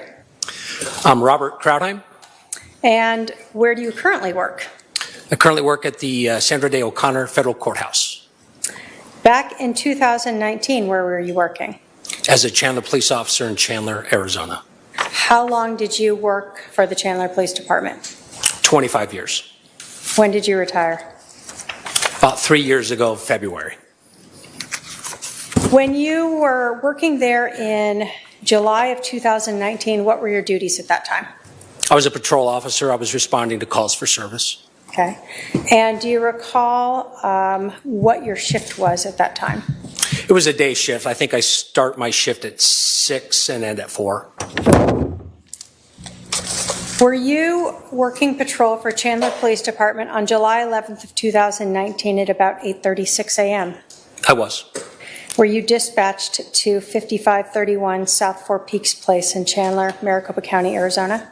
Yes. What were you dispatched for? A shooting that had just occurred. Based upon the information that was, well, let me ask you this. When you are arriving to a scene, do you get information relayed to you about this call? I do. Why is that? The call taker is asking the person on the phone what's going on, where it is, who's there, just basic information, and then dispatch relays that information to me as I'm driving to the call for service. Is that so you have a better idea about what you're walking into? Yes, it's on a computer, but verbally, the stuff that's really pertinent before I arrive is just verbally done over the air. So when you were arriving on the scene, did you think this shooting had just occurred? I did. When you got to this 5531 South Four Peaks, were there any other officers on scene yet? Yeah, Officer Wiz was there. Is that Officer Wiersbe? Yes, I'm sorry, I apologize. What were you wearing? Patrol outfit, basically a patrol uniform, police uniform, body-worn camera. And back then, where was your body-worn camera? At the time, it was a lipstick camera, so part of it was here, but the camera's actually on my right shoulder. Okay. And was that on and recording as you sort of arrived on scene and while you were present there? Yeah, I started recording while I was driving there. Okay. When you arrived, did you know whether or not the 911 caller was still on the phone? Yeah, she was still on the phone. And when you were talking with dispatch, did you arrange to have this person come out, or did Officer Wiersbe do that? Yes, dispatch advised him to come out of the home without anything and hands up in the air. That's kind of standard. And did he comply with that? He did.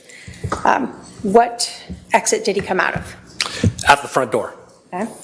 Can you describe sort of his appearance and demeanor as you observed him coming out of the house? His clothes were clean. He was calm, not emotional at all. Different than what I would have anticipated.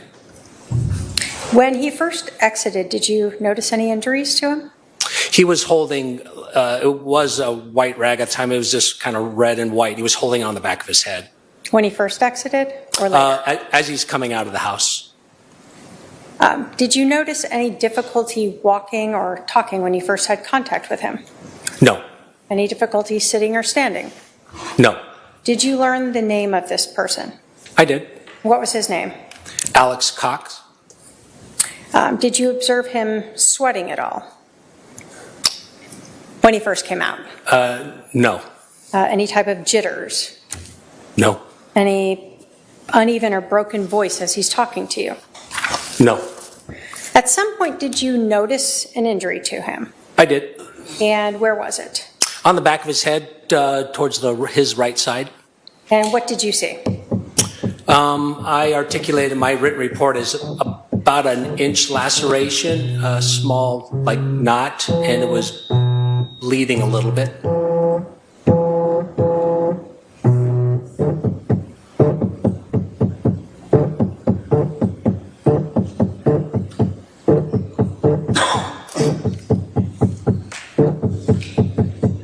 If we can fix that.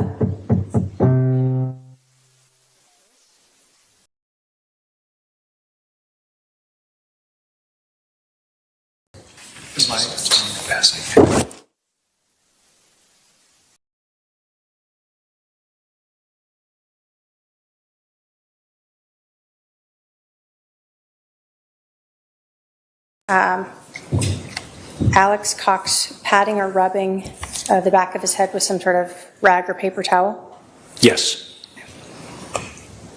Without going into what was said, did you talk with him? I did.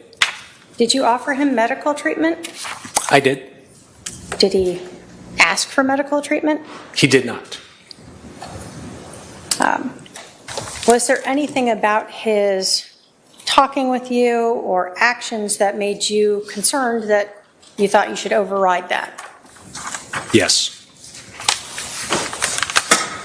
Let me make sure you understood. Was there anything about what you observed with Alex Cox talking or his ability to move that made you think you should override his decision to not get treatment, and you thought, oh, he better get treatment, he's so bad off? Oh, zero, none. At some point while you were talking with Alex Cox, did you see a female and a teenager show up at the scene? I did. And did you eventually go speak with those two? I did. Where did you speak with them? Just on the other side of the street. They had parked right across from the house. Did you speak with the adult female? I did. Did you ask for a driver's license to identify her? I did. And who was that person? Lori Vallow. Do you see Lori Vallow in the courtroom today? I do. Can you point her out and tell us what she is wearing for the record? She's at the defense table wearing a white shirt underneath looks like a black jacket. Your Honor, may the record reflect the witness has identified the defendant. Shall. When you went to speak with Lori Vallow, did you know that the deceased person in the house was her husband? I did. Okay. When you went to speak with Lori Vallow, did you ask her whether or not the individual inside her husband lived there? I did not ask her that. Can you describe for us Lori Vallow's demeanor as you were interacting with her? Calm, nonchalant, just kind of a matter of fact, just talking to me as I'm talking to you now. When you went to speak with Lori Vallow, can you tell us approximately how many police cars were parked around there? Well, I don't know either myself. I know there was at least mine and Officer Wiz's. There's a fire truck there. I think there was an ambulance there, and I think there may have been another police car. I can't remember, but there was a lot of emergency vehicles just near the home itself. And was her brother Alex Cox sitting sort of in view of her? Literally across the street, like the desk of the prosecutor would be her car. This is the street, and I had Alex seated right on the sidewalk. When she first arrived, did she actually walk up to where you were with Alex Cox? Yes, she did. And you asked her to go back to the other side of the street? I did. Did she ever ask you how her brother was doing? No. Did she ever ask you if her brother needed medical attention from being hit by a bat? No. Did she ever ask you why there were so many police cars around the neighborhood? No. Did she ask you why there was a fire truck parked in front of her house? No. So, other than gathering basic information, did you really talk to her about anything else? No. And were you wearing that body-worn camera when you had contact with her? I did. After you talked with Lori Vallow, did you go back and stand near Alex Cox again? Yes.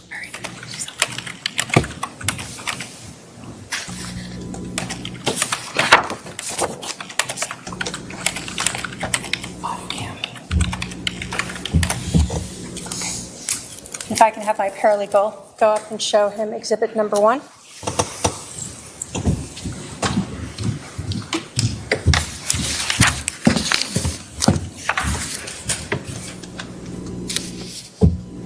Do you recognize exhibit number 1? I do. Is that a copy of your body cam footage from July 11th of 2019? It is.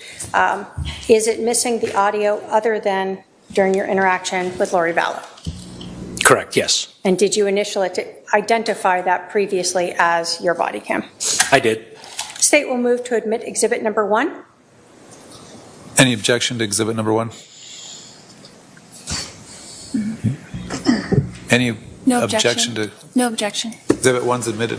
And if we could publish it. Go ahead.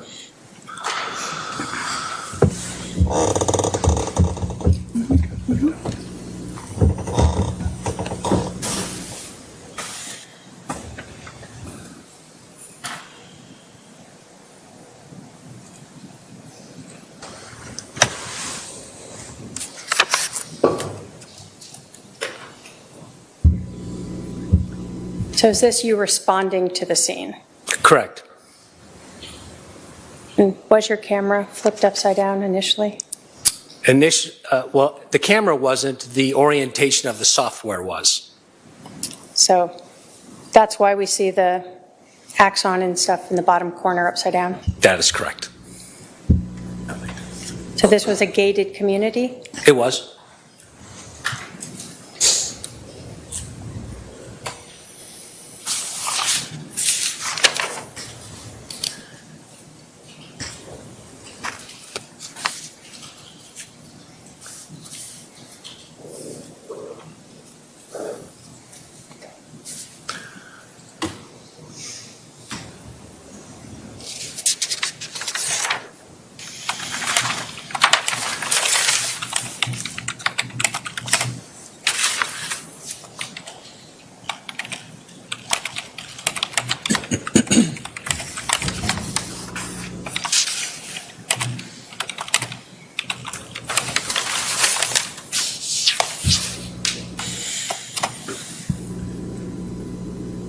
As you're driving, did you go by the fire truck here?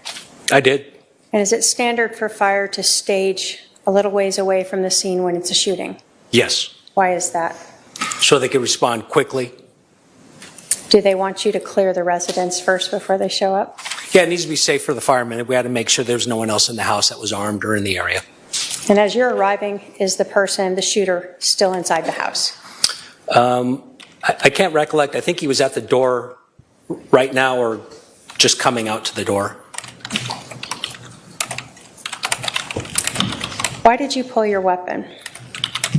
I was just told somebody killed somebody, so yeah, for my safety, I wanted to make sure I rendered him safe before I put my gun away. It was a threat to me. So when he came out, he had both his hands up in the air? Mm-hmm. So at that point, nothing touching his head yet? No? Correct. Now, did you stay out with him while Officer Worsbicky went inside? I did.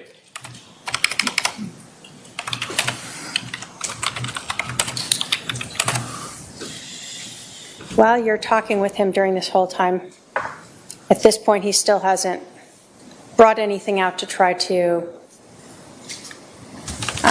place on his injury? Correct.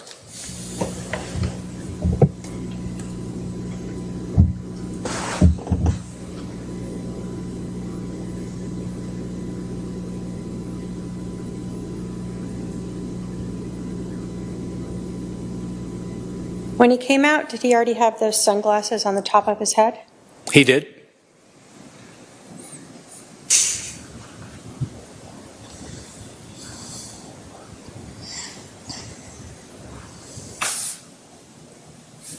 Why did you have him move over here? I actually physically couldn't hear him. Fire trucks are incredibly loud, so I had to move away. The fire had already pulled up to now go inside the residence. Correct. And can you kind of see them in the corner going in? Yes.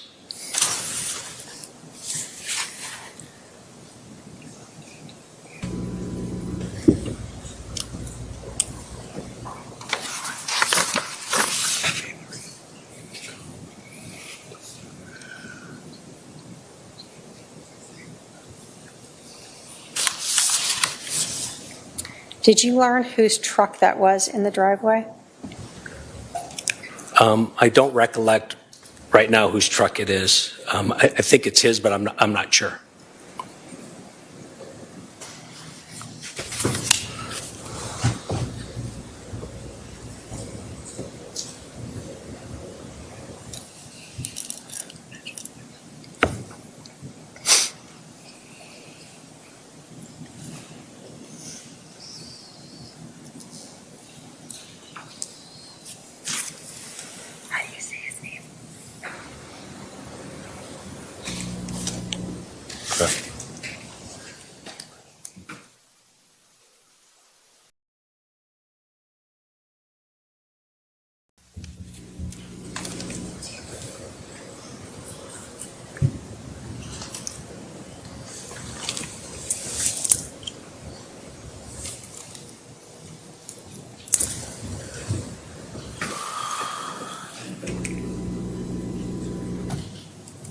And who is that other officer there?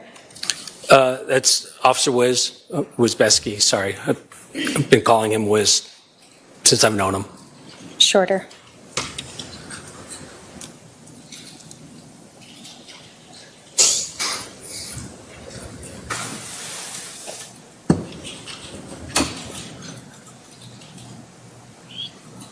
Were you initially trying to control the scene yourself, sort of helping to tell people where to go and what to do? Oh, absolutely. My head's on kind of a swivel. I'm always kind of looking around like people just walk up to you and ask you what's going on. And you got to make sure no one's going to walk up to the house. So you just try to keep it as pristine as you can. So we see him putting his head now, or his hand on the back of his head, correct? Yes.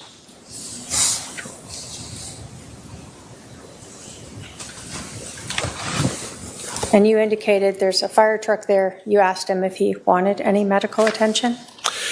I did. And he declined it? He refused.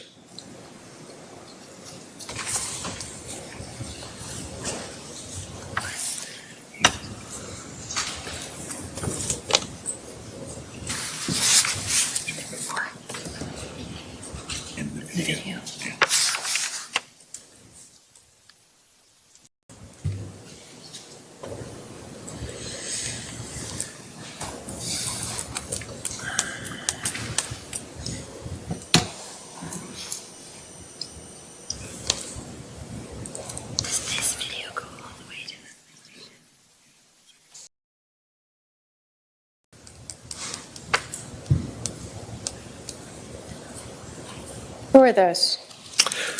That's Lori Vallow and her daughter. So when you said across the street, we just saw a red SUV. Is that what you're talking about? Correct.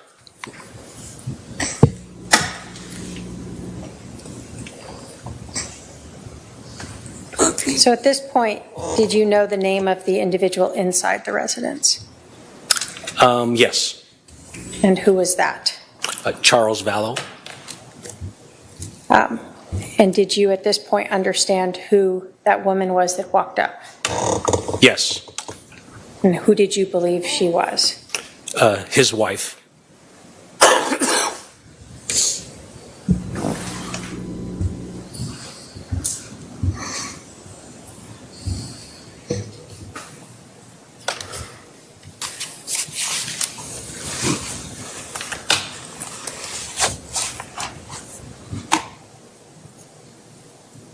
Normally when someone is shot and killed, is there a team of detectives and crime scene specialists who will come out to handle the case? Yes. And are you, as patrol officers, sort of stuck with taking care of it until they arrive? Yeah, we deal with the burning, bleeding, and blowing up stuff. Anything that takes time and a lot more in-depth stuff, that's what the detectives do. And then what do we see here that just came up? It looks like an ambulance.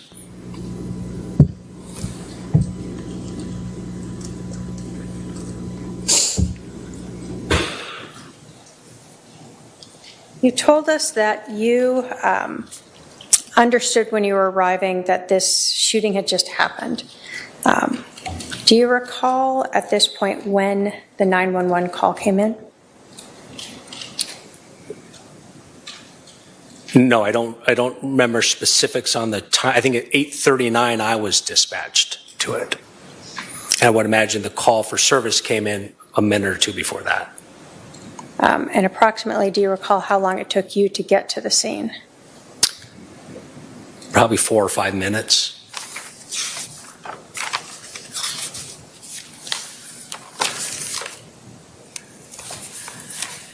We see more people walking up. Are you trying to stop the contamination of the scene by having more people walk in there? Yes, I told the firemen kind of what was maybe in the house, and Officer Wiz was already in the house, and so we were just trying to control how many firemen went into the house. So when you're the first on scene, are you trying to have the least number of people go in there as possible? Yes. Are you trying to not touch anything that's not necessary to be touched? Correct, yes. Obviously, if fire's going to work on a person, they're going to have to contaminate it somewhat. Yes.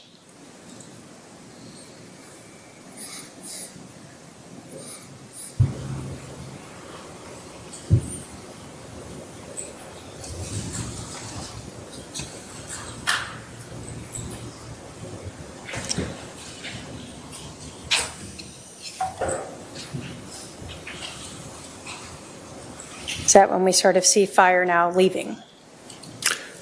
I couldn't, just from recollection, I couldn't answer that.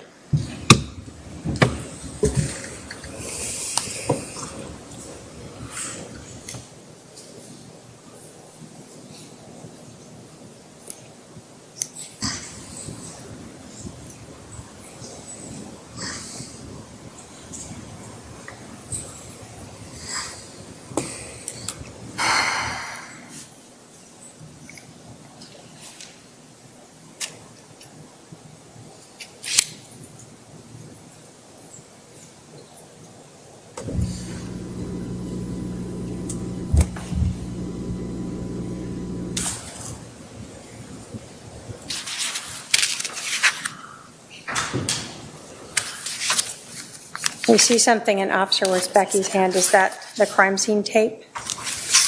Yes.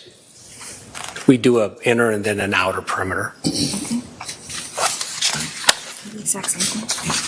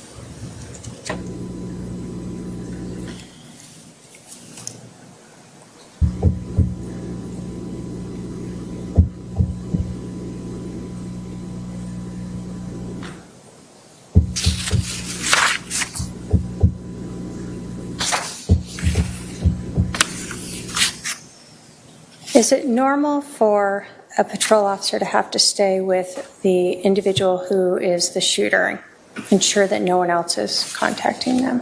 Yes. So you don't want any of the neighbors walking up to them? Correct. At this moment, I'm still basically fact-finding. I'm just trying to figure out what happened, when it happened, who was involved kind of thing. And so yeah, I try to keep them separate.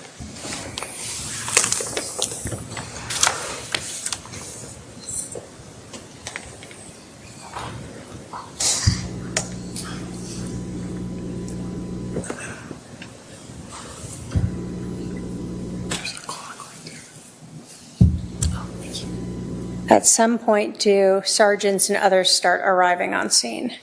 Yes, that's my Sergeant Nacella. When you have a scene like this where detectives are going to be called out,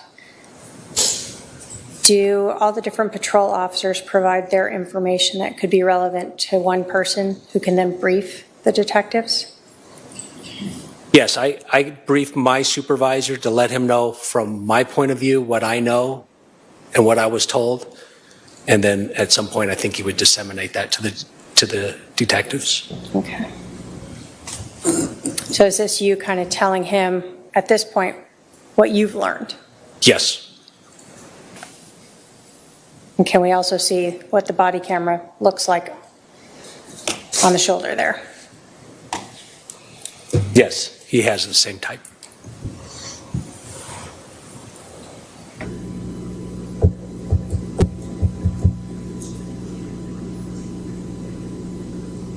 What made you decide that you needed to go over and talk to Lori Vallow? Again, it's fact finding. Really, it's who are you? And when I say who, I always like to identify them by their Arizona driver's license because although my name is Robert, I go by Rob. So I don't want to assume her name is just Lori. It could be something specifically or longer. So I usually ask people for identification. And that's so you can put that into your report appropriately. Correct. So we saw the ambulance leave. That means they didn't transport him. Correct. Did you learn that you actually couldn't cordon off this area the way you had initially thought because there was only one way out? That is correct. We initially, as you can see, cordoned off part of the road so anybody couldn't just drive up to us.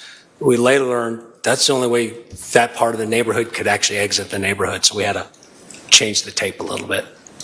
And then we see fire leave here as well. So now it's just police basically at the scene? Police and I think a crime scene technician.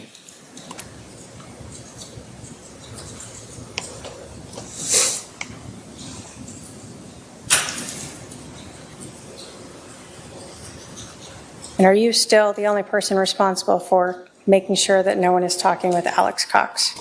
I am. Okay. Is this where you go over to speak with Ms. Vallow? Yes. Does your husband live here or no? Oh, gotcha. Okay. You guys are right. You could turn up the volume. Gotcha. Okay. Let me just get do you have a driver's license with you? I can just grab it.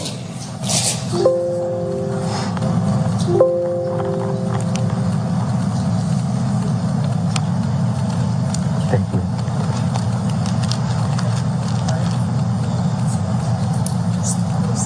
L-O-R-I. What does your middle initial stand for?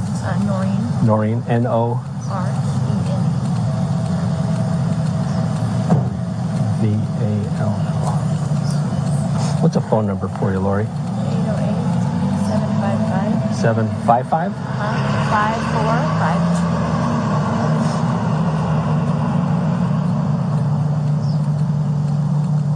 You live here, though, not in Santana. This is your home? Right, Gotcha. right. Okay. We just moved in here. Gotcha. How long have you guys lived here? I'm sorry? How long have you lived here? Like 3 weeks. Oh, geez. Yeah, okay. That's why the neighbors don't know us. Gotcha. Like, hi neighbor, sorry. Are you working at all? No. Okay. And you're still about 5'6", and 20?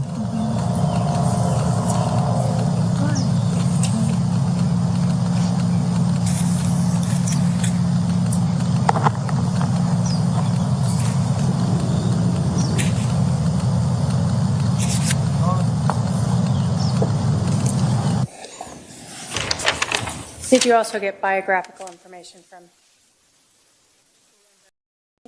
I did. Was that Tylee Ryan? It was.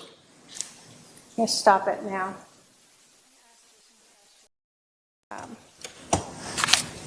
After you had talked with Alex Cox and Lori Vallow, did you go brief some of the detectives about what you had learned? I did. Did you tell the detectives that Lori Vallow did not know that her husband Charles was dead? I told them that I did not advise her of such. Okay. Did you believe that she did not know that her husband was dead? I did.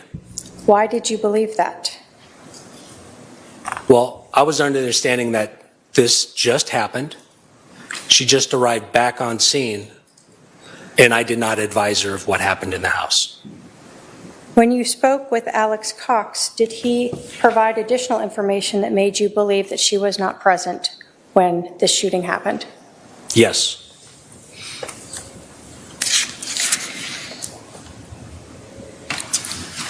After you advised the detectives of this, did you then return and remain with Alex Cox for a significant additional period of time? Yes. Were you eventually asked to transport him to the police station? I was. Can you describe his demeanor during the transport? Calm.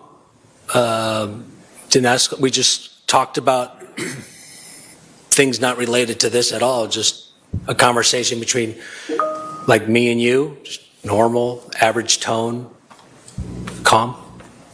And did you stay with him at the police station until a detective arrived? Yes, Did that end your involvement in this case? it did. I have no further questions.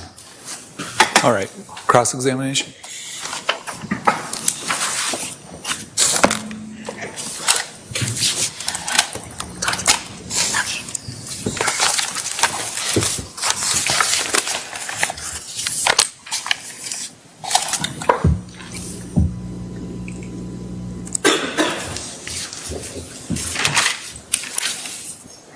Can you pronounce your last name for me? I don't want to get it wrong.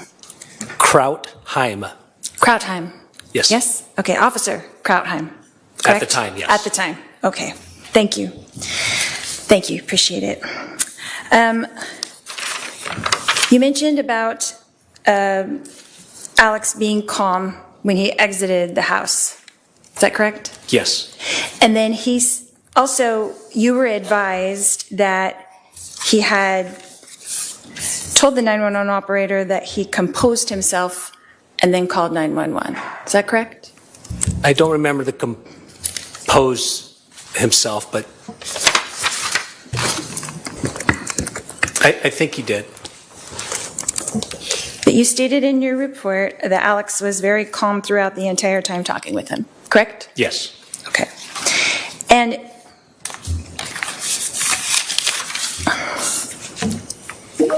the scene itself, was it chaotic? No. Were people running around screaming? No. Were people running in and out of the front door? No.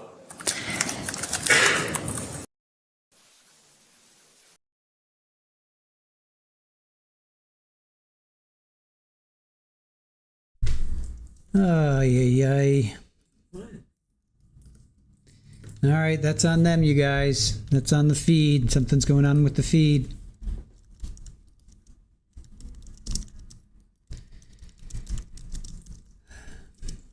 All right, hold on. See if we can find another one. Which I don't.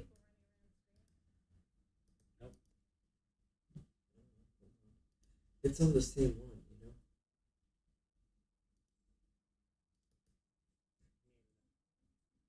Yeah. Seems like. No, it's them. All right, hold on. We'll get you another feed, guys. Hang tight.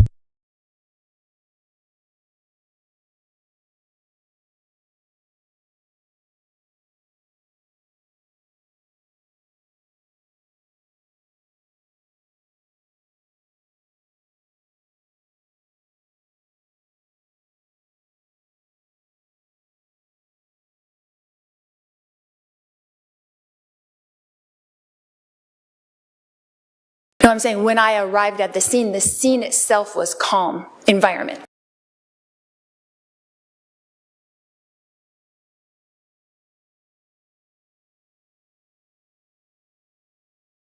About Alex being calm when he exited the house.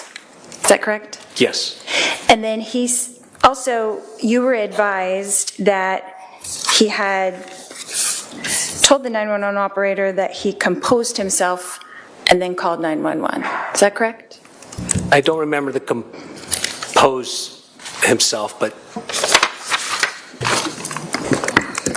I think he did.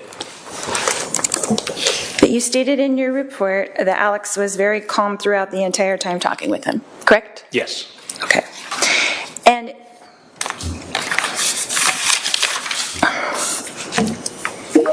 the scene itself, was it chaotic?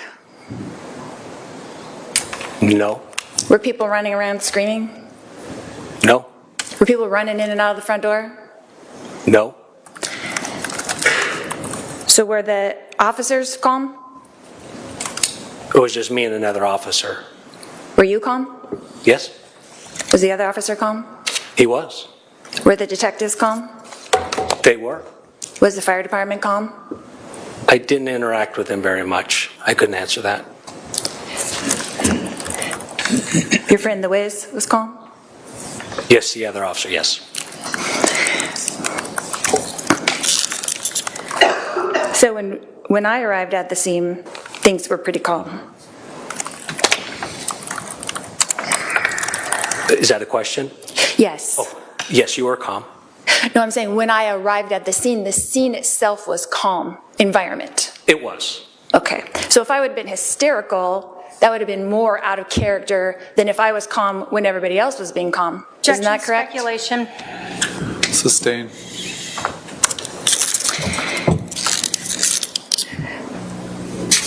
So you said that Alex was calm and was holding a towel in his right hand and holding it up to the back of his head. Is that correct?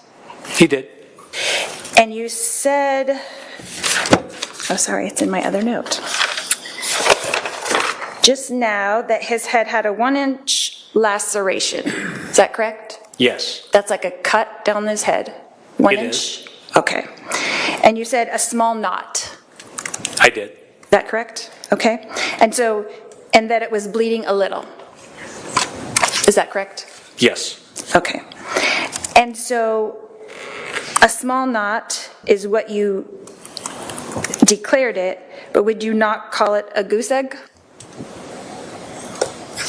tomato, tomato. Okay. Did Alex ask for medical treatment? He did not. How many times did you ask him if he needed medical treatment? I think 3 times. Okay. And there was EMS right there next to you? Yes, So an EMS person could have just come over and checked the back of his head pretty easily, yeah? yes, Yes. But no one asked anybody to do that? Correct? Okay. And he didn't seem disoriented to you at all? no, So you didn't think he needed any kind of medical attention at the time? no. And he didn't ask for any at the time? Correct, he did not. And you didn't supply any at the time? Correct. Okay. But EMT was right there, next to you? Yes, Okay.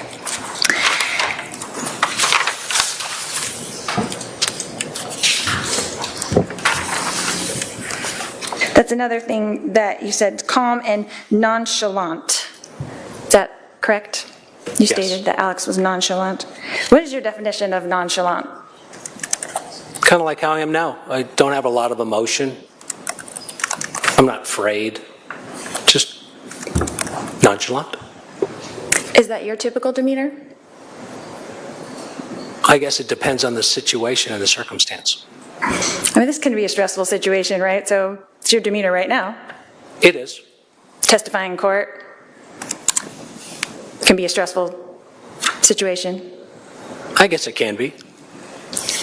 So if that was Alex's normal demeanor, then it wouldn't be out of the ordinary for him to be nonchalant. Objection, speculation. I'll allow it. I'll allow the answer. He doesn't know the demeanor, but you can answer. Can you ask the question again? Yeah, so if Alex's normal demeanor was like your normal demeanor, and even in a stressful situation, if he was nonchalant, it wouldn't be out of the ordinary for him to be nonchalant again, because that's his normal demeanor.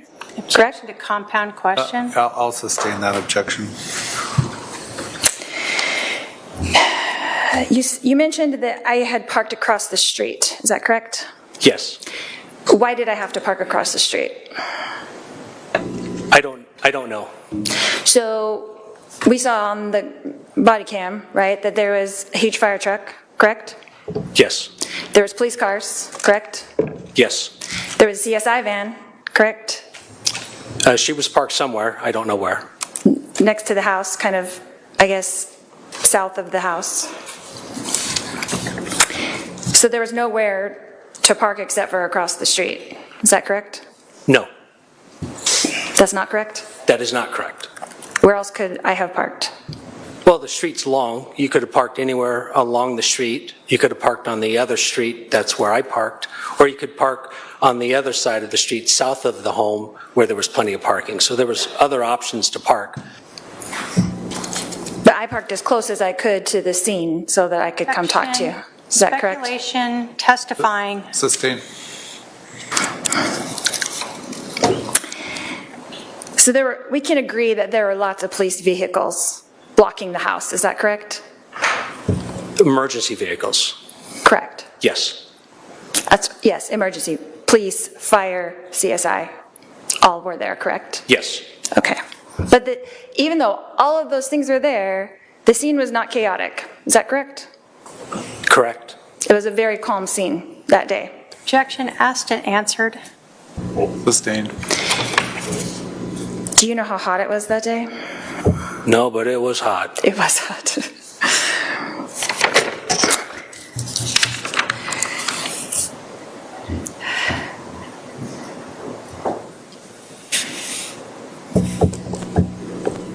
Oh, that's what I was going to ask you. What was the extent of your duties that day? I know that you had arrived on the scene. You said dispatched was about 8:39 a.m. Is that correct? Yes. And then it took you about 4 to 5 minutes to arrive.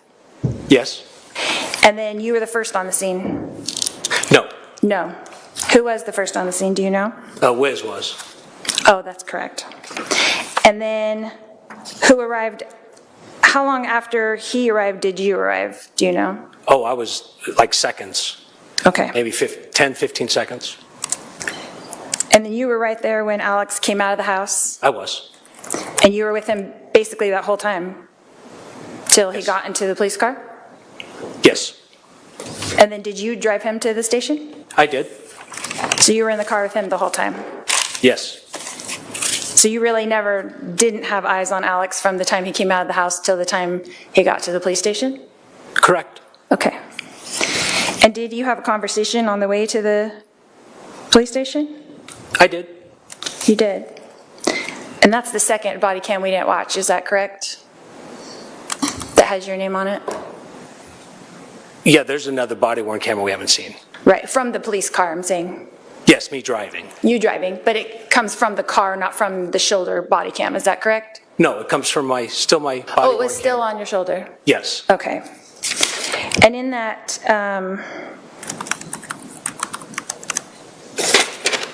did you have a conversation with Alex on the way to the police station? Objection asked and answered. And did he express? Hold on. When Sorry? there's an objection. I'm sorry. Wait for the ruling. I'll sustain the objection, but the answer will stand nonetheless. Go ahead. Next question. Did he express to you that he kind of felt out of it because he hit? Say. Sustain.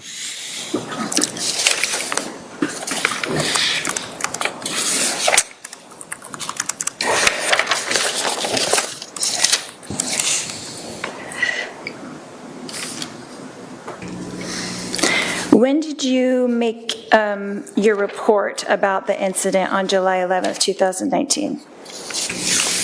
I think it was the end of my workday that day, but I stopped and started it numerous times throughout the day. So did you finish it that day, or it still took a few days? No, I finished at the end of my shift. By the end of your shift, which was what time that day? 4 o'clock. Okay. And did you make any revisions to that later on? No. So this is the only report that you made in regards to the day of July 11th, 2019? It is.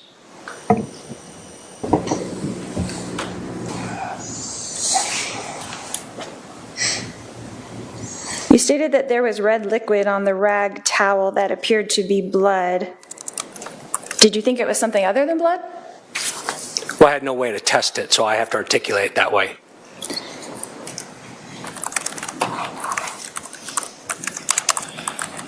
So he was bleeding from the back of the head He was. on the right-hand side. Yes. Is that correct? Okay. And then was it you on the body cam who briefed the detectives, Detective Moffett and Detective Inklin, in the front yard? Yes, I made contact with him, yes. And then you had told them basically what Alex had conveyed to you, what happened? Yes. And then what do they do with that information? Did they just put it into a report? I don't know. You'll have to ask them. Okay. So your report goes to who after you're finished with it? I sent it to my supervisor. And who was that at the time? Do you remember? That was Bill Nacella. Oh, the same one? Sergeant, Okay. yes. Okay. And then, did you speak to the case agent on this case regarding this incident on July 11th? I did at the time. That's when I walked up to them at the front door area. Okay. And was Detective Moffett the case agent at that time? Yes. Okay. And now it's Detective Duncan, as far as you know? As far as I know, I don't know for sure, but that's what I've been told. Okay. And how long do you think that you were at the residence? What was the whole time before you guys left to go to the police station? Do you remember? Do you recall? No, I do not. It would be in my CAD history on when I transported him from the home to the PD, so I'd have to look at that, and I don't know. 40 minutes, half hour, 40 minutes, something like that. Now, someone on the video, and I don't remember who it was, but put a phone into a evidence bag. Was that you? I don't recollect that. Okay. And then got into the car. Did someone ride with you to the police station from the residence? Just you and Alex were in the car? Yes. No other officers? Correct. But before you got into the car, an officer came over and took his phone and put it in an evidence bag? You're asking me for recollection. I don't remember that. It's probable because we usually try to bring their property to the area where we're going to, so it's probable. I just didn't see it in your report, but I saw it on the body cam, so I wondered if you knew. Okay. I'm going to object to the defendant testifying. All right. Please only ask questions. Sure. When you make statements about what you saw or heard, that's testimony. I apologize, Your Honor. Go ahead.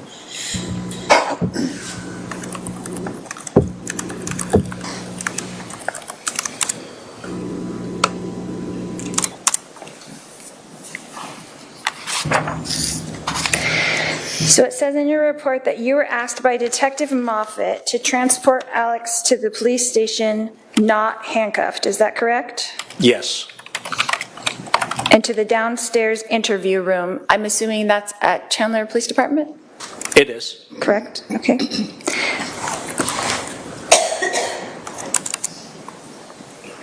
And it was just the two of you in the car on the ride there? Yes. Okay, thank you. Then, when you arrived at the police station, what happened next? Walked him up to the room, had him sit down, or I think brought him some water, I think. And the detective was literally behind me. It wasn't very long before he walked into the room. So then Detective Moffett took over and you were excused? Yes. Okay. And then was that the extent of your duty It was. at that time? And did you leave the police station after that? Yes. Did you stay and observe the interview? No.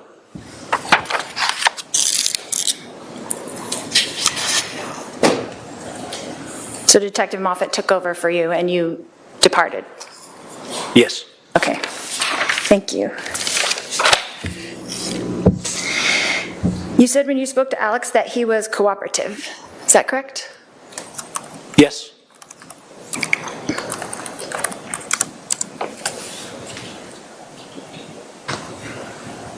Is it possible he could have been in shock? Objection, speculation. Sustained.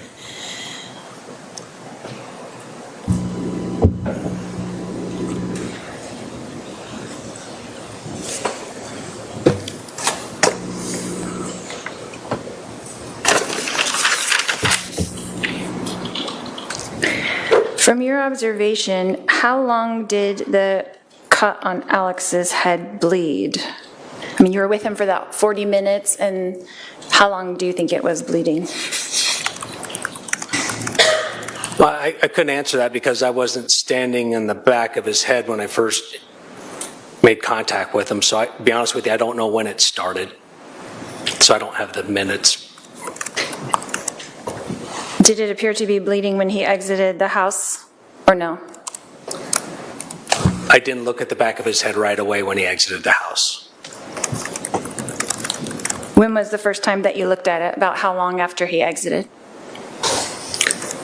I can't answer time-wise, but it was during the time I had him seated at the sidewalk when I was talking to him. Okay. Before he moved over or after? Oh, after he moved over. Okay.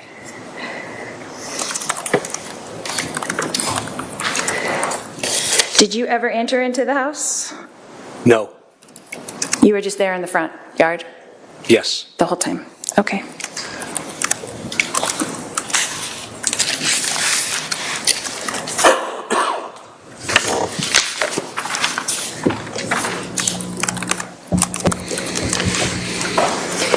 When you talked to the two detectives in the front yard and gave them your synopsis of what had happened, you said they got into a domestic fight consisted... Objection. I'm sorry. I'm going to sustain the objection. What was the legal objection? Hearsay. Hearsay. Oh, I was just reading his report. Okay. Then objection, no question. Please ask your next question.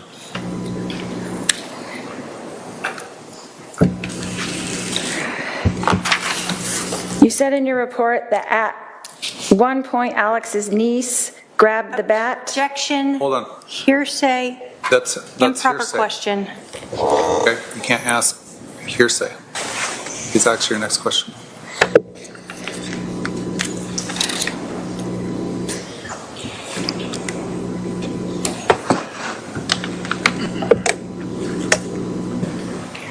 Did Alex tell you that he got hit in the head with the bat? Objection, Your Honor. Hearsay prior ruling. Yeah, it's sustained. You can't ask questions of what Alex said.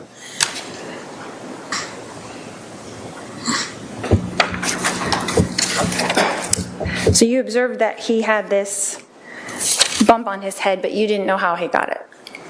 Is that correct? No.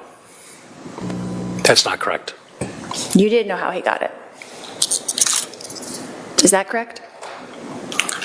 I was told how he got it, which is different than me knowing how he got it, if that makes any sense. Correct. You did not witness it, is what you're saying. Correct. But you knew that he had an injury to the back of his head on the right side. I did. Correct. Okay.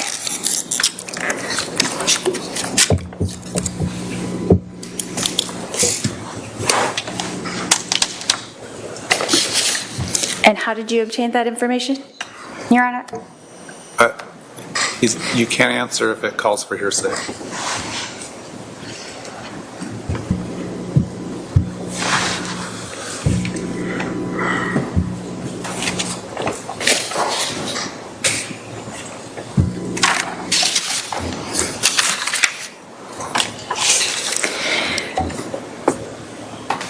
Did you observe the next door neighbor come out in her nightgown to speak to me? I did. And then there was another neighbor on the other side that came out that you told him to go back into his house? Is that I don't know if he was correct? a neighbor, but it was just some guy, yeah. I assumed he was a neighbor. Right. So they had blocked off the street so the neighbors couldn't really exit the neighborhood. They couldn't go to school or work, or it's kind of an issue there. Not really. I mean, when one car told us the layout of the neighborhood, then we realized that was the only person that wanted to exit. They told us they couldn't exit, so we just fixed it so anyone else could leave.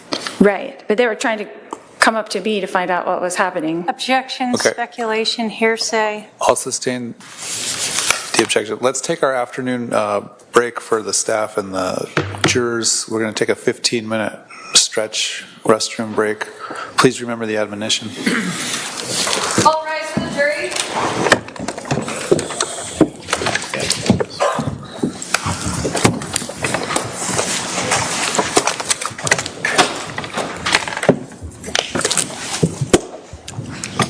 Juror 15. Juror 15. Is that your phone on the...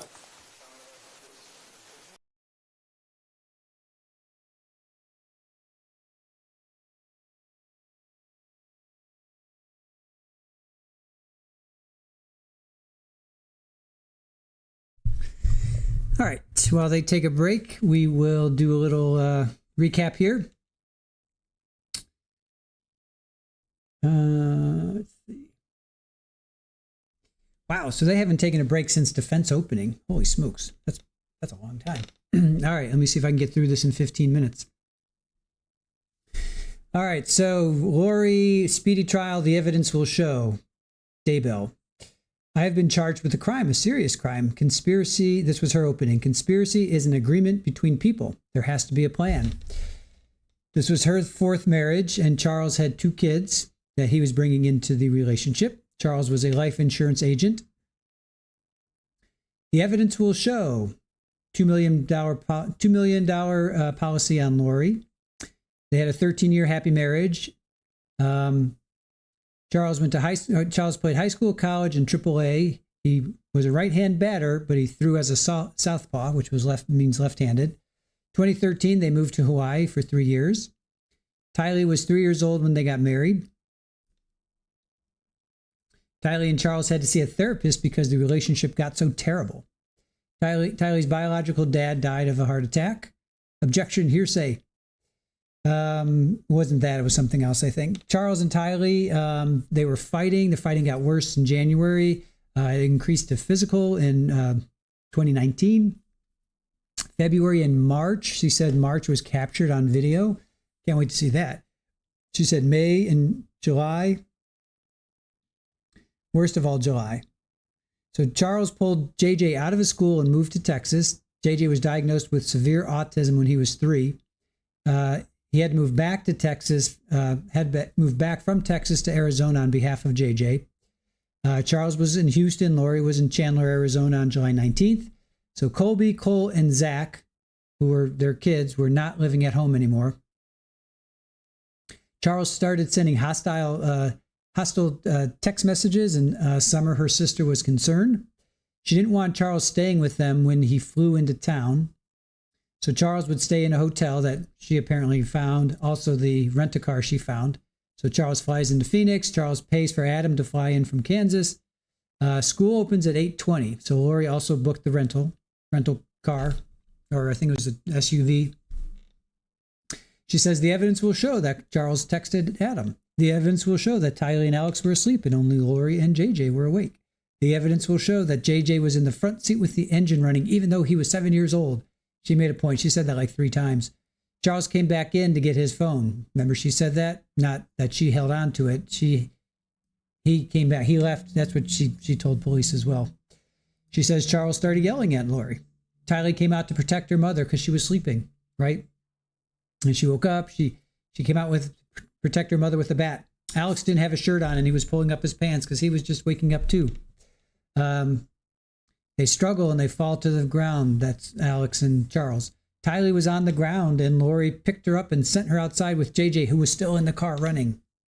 Charles runs at Lori with the bat. She goes into the kitchen. Alex apparently retrieved his gun.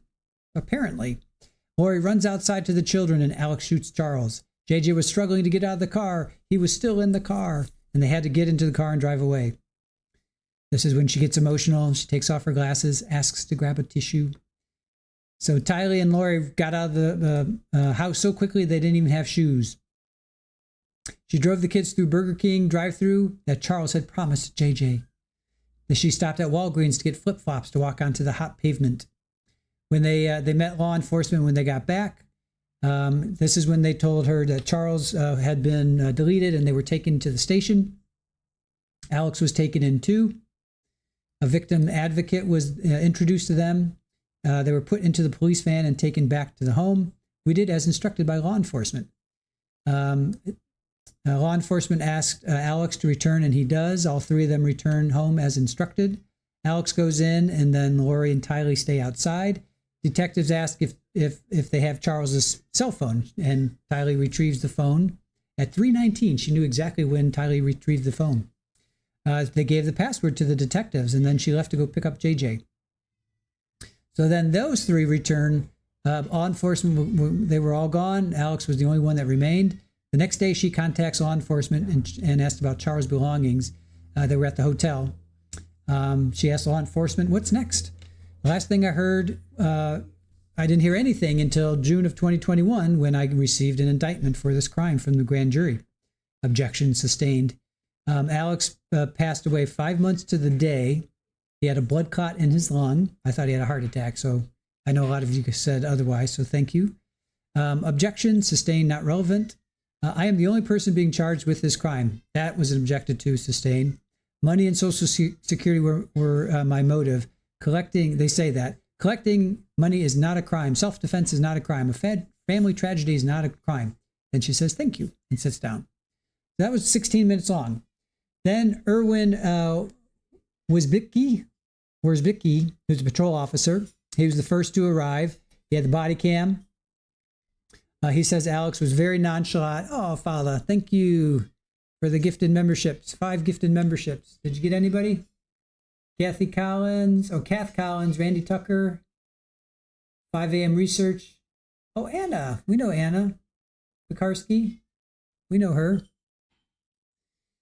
All right, so you hear Rafa meowing.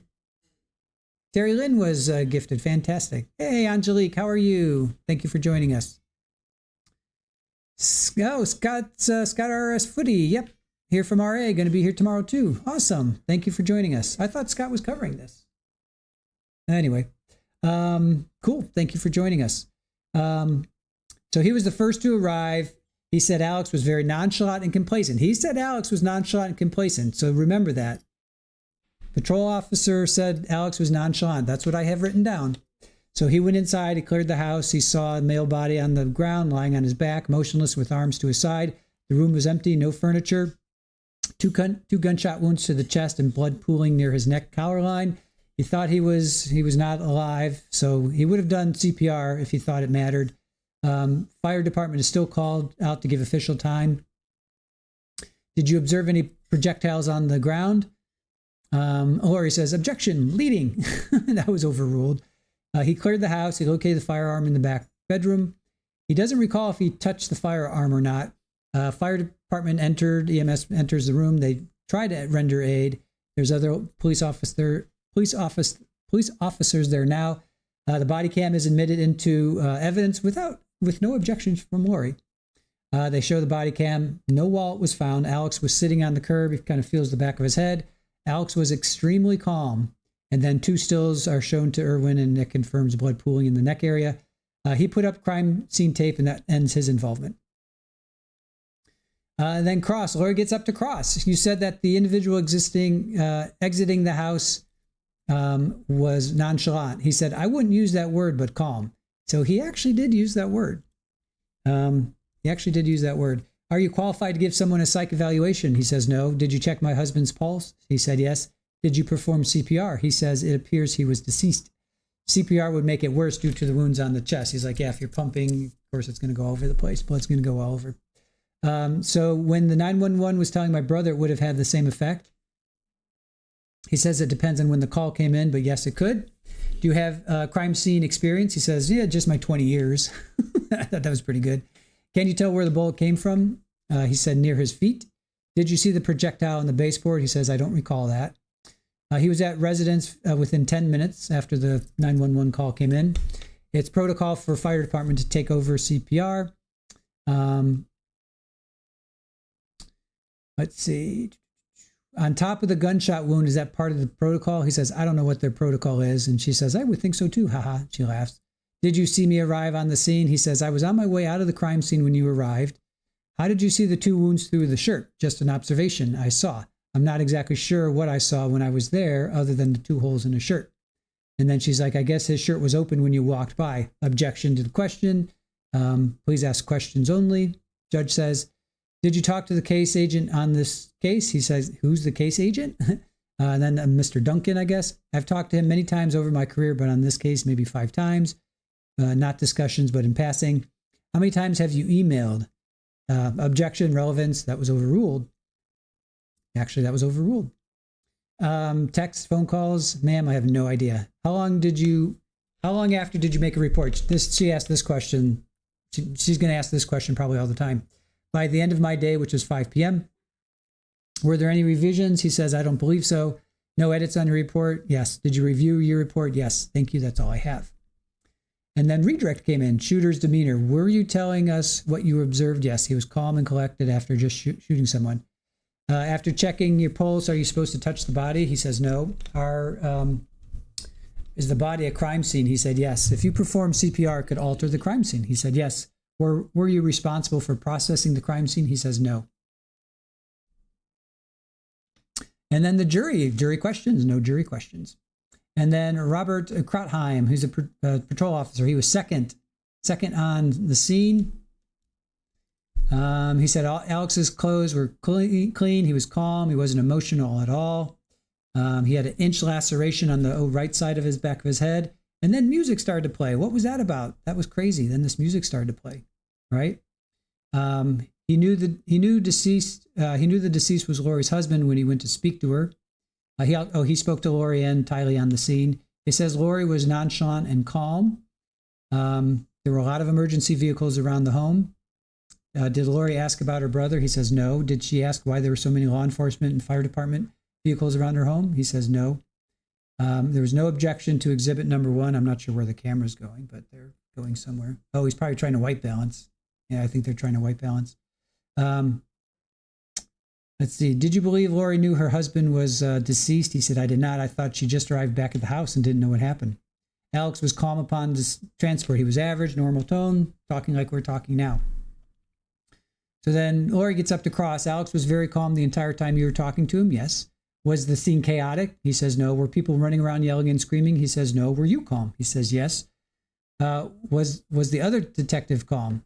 He says yes. Other police officers were calm. So when I arrived, things were pretty calm. He's like, is that a question? The scene itself was calm. If I arrived and was chaotic, that would appear out of character. That was objected to. That was sustained. Did you say it looked like a goose egg? He says tomato, tomato. Alex, he asked Alex 3 times if he needed medical treatment. EMS could have just checked it, but no one asked to do that. He says no. What's your definition of nonchalant? He says kind of like right now. Is this your typical demeanor? Objection, speculation. Judge says I'll allow that. If Alex's normal demeanor is stressful, in a stressful situation is nonchalant, objection, compound, that was sustained. Then she goes into, why did I park across the street? He's like, I don't know. There were CSI vans, fire department, law enforcement. There was nowhere to park other than across the street. He said, you could have parked anywhere. There were other areas to park. Objection, testifying, that was sustained. There were lots of emergency vehicles around. He says, correct. The scene was not chaotic. He says, correct. What? Oh, okay. Oh, cool. RA raid. Yay. Thank you guys. Thanks for coming in. Appreciate it. I'm just finishing up a recap here so far. He drove Alex to the station. Did you talk to Alex on your way to the station? That was objected to. Ask and answer. That was sustained. Then there was another objection, hearsay. That was sustained. Here's where she asked the same question as she asked the other law enforcement officer. He finished his report around 4 p.m. that day with no revision. but Alex was bleeding. Objects to the defendant testifying. Please ask questions only. She says, I apologize, Your Honor. He walked Alex to the room, gave him some water, and then he handed Alex off to Detective Moffat, and he left.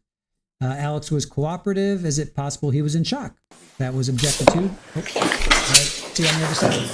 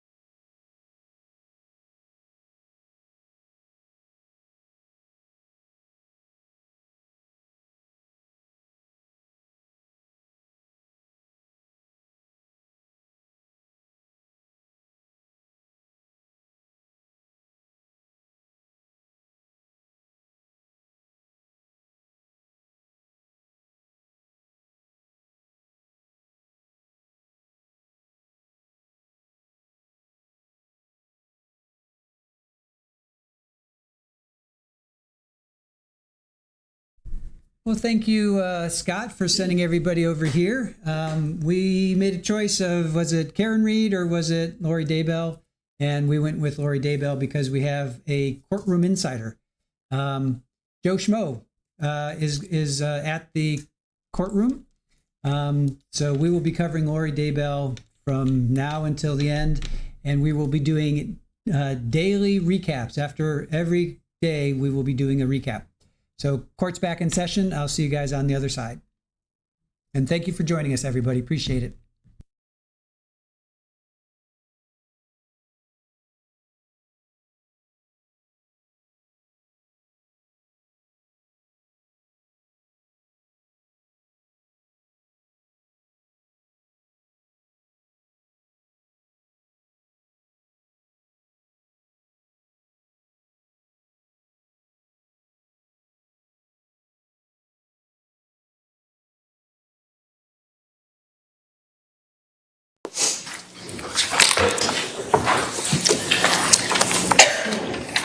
Just a couple more things.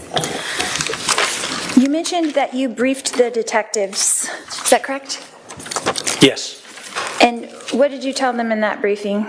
Objection, hearsay. Sustained. Are his statements hearsay as well, Your Honor? Any out-of-court statement is hearsay unless there's an exception or it's non-hearsay under the rules. So yes, his out-of-court statements are hearsay. Go ahead.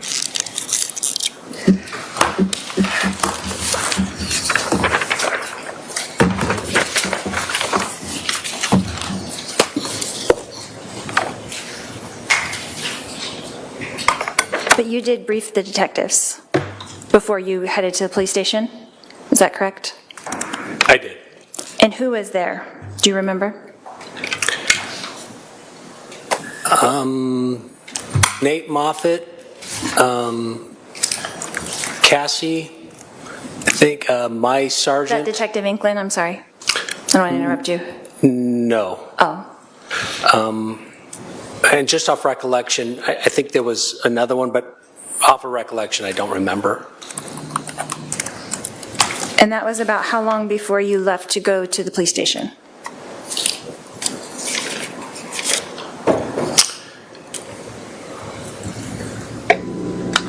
Minutes, maybe.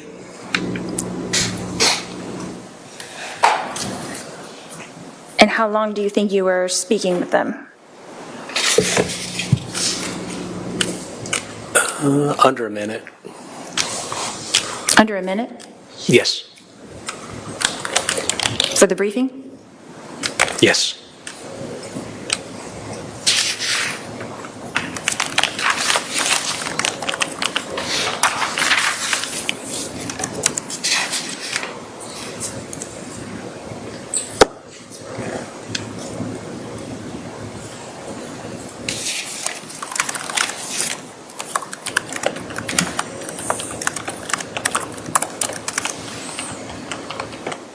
Did you meet with the prosecutor to go over your testimony today?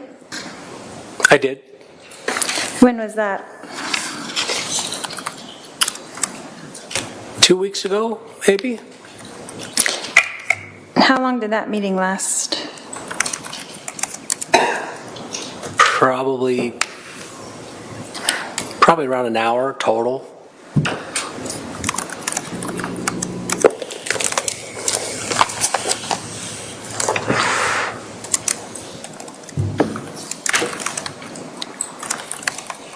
Did you review this report before you came to testify today as well? I did.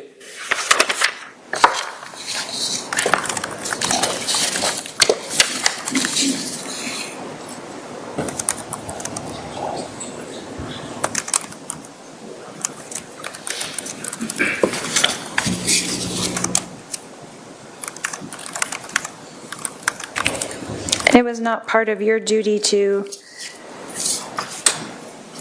check anything in the perimeter. You weren't looking for evidence. You were just dealing with the shooter. Is that correct?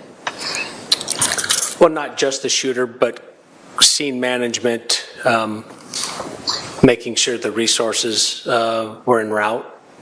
But yes, managed. What all does that entail, scene management? Well, once we knew there was not a threat out, I instructed Officer Wiz to set up an inner and outer perimeter with crime scene tape. What else? Make sure I had a supervisor en route, and then manage the people that walked up to the scene. Who was that supervisor en route? Do you know? Bill Nacella, my sergeant. How many people do you think came up to you at that scene? Well, not up to me, but I instructed one gentleman that was walking on the sidewalk towards us. He needed to just leave the area. This didn't concern him. And then you and your daughter walked up to me, and I just asked you to go back to your car.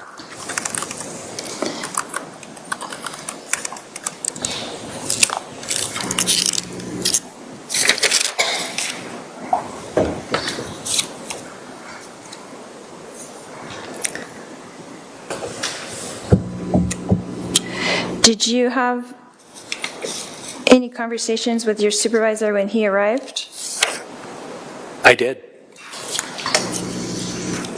When was that? At some point between me arriving on scene and me leaving the scene. Closer to arriving or closer to leaving? Maybe. Chocolate milkshake says about halftime. Okay. How long do you think that conversation was? Well, you saw it on the body-worn camera, so a minute and a half maybe.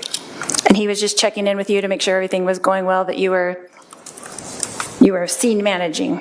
Is that correct? Objection, relevance, and hearsay. Overruled, he can answer. I was briefing him on what I knew thus far, what I was told. And that was less than a minute? Yeah. Objection, asked and answered. Sustained. So it took less than a minute to brief him on everything that had happened that day so far? Objection, asked and answered. Sustained. And it took less than a minute to brief the detectives as well of what happened that day. An objection asked and answered. I'll allow that one. Go ahead. Not what happened, what my portion was and what I knew happened. So what you wrote in your report, basically, what you were told.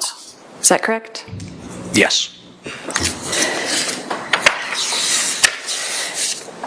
So it took you 3 pages to write what you were told, but it took you less than a minute to discuss that with the detectives? Is that correct? Yes. Okay.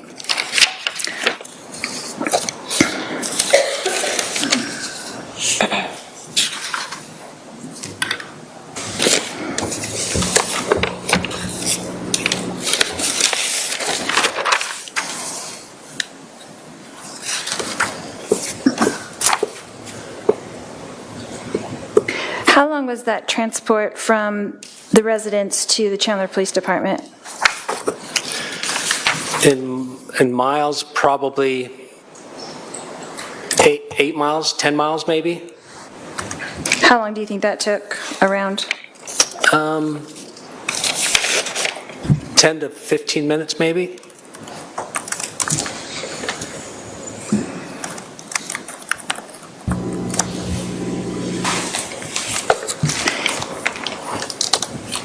And then where did you enter into the police station? Is there a garage or something? I don't recollect where I parked. There's various areas you can park at the police department to access the area that I access, so I'm unable to answer. I don't know where I parked. Okay, and you were able to walk Alex into the police station, is that correct? Yes. And he was unhandcuffed, is that correct? Correct. And then you took him into an interrogation room, is that correct? Yes. And then Detective Moffat took over?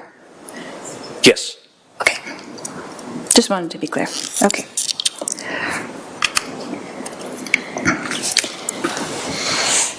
Did your supervisor, Nacella, did he come to the police station as well? Not with me, nor did I talk to him. He might have, but I don't know. You didn't see him there? Correct. Okay. But you saw Detective Moffat there? Yes. And you saw Detective Inklin there? I don't remember Inklin. I just remember Moffat relieved me. Okay.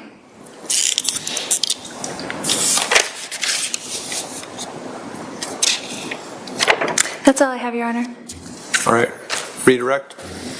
Thank you.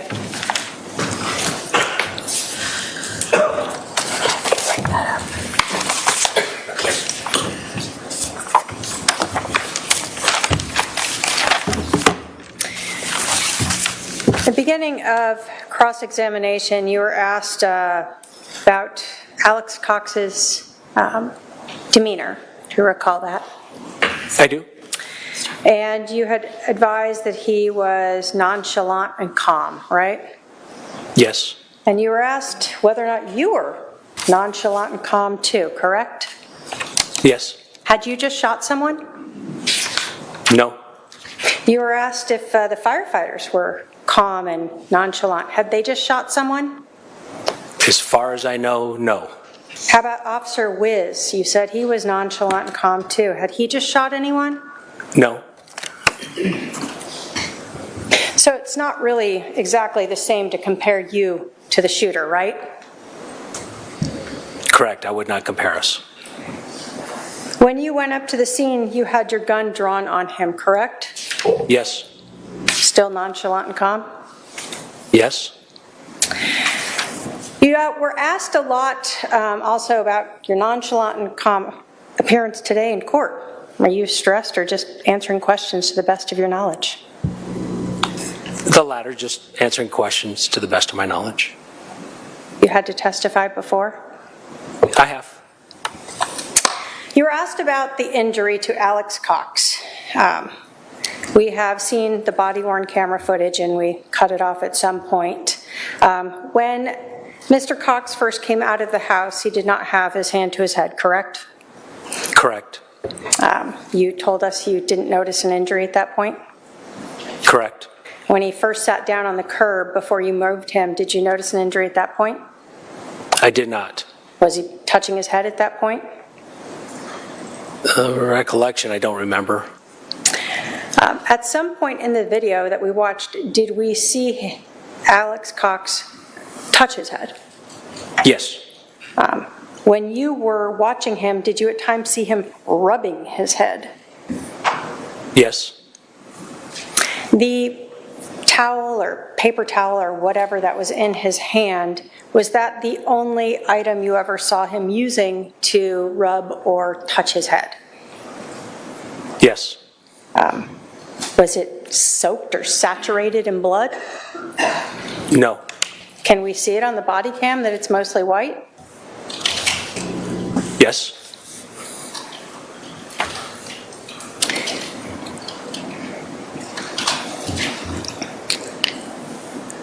So if we want to really know how long it was that he was seated before he touched his head, we could watch the time on the body cam, right? Yes. You were asked if you met with the prosecutor previously. When we met, did you have to watch that entire body cam? Yes. And is that when you actually initialed it, exhibit number 1 there, so that you would recognize it in court? Yes. You were asked about when you arrived and when you later transported Alex Cox to the precinct. Would looking at the CAD report help refresh your recollection as to when you had at least taken him to the precinct? Yes. If I could have my paralegal bring up the CAD report. Go ahead.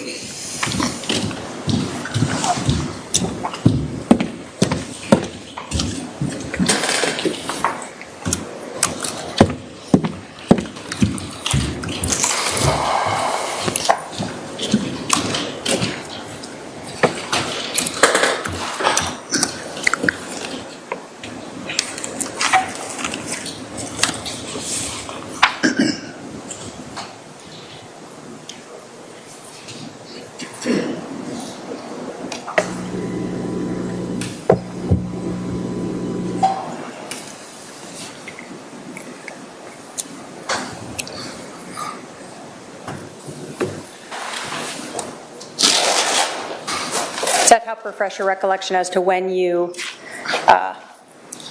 arrived back at the precinct with Alex Cox? It does. And when was that? 9:18 and 19 seconds.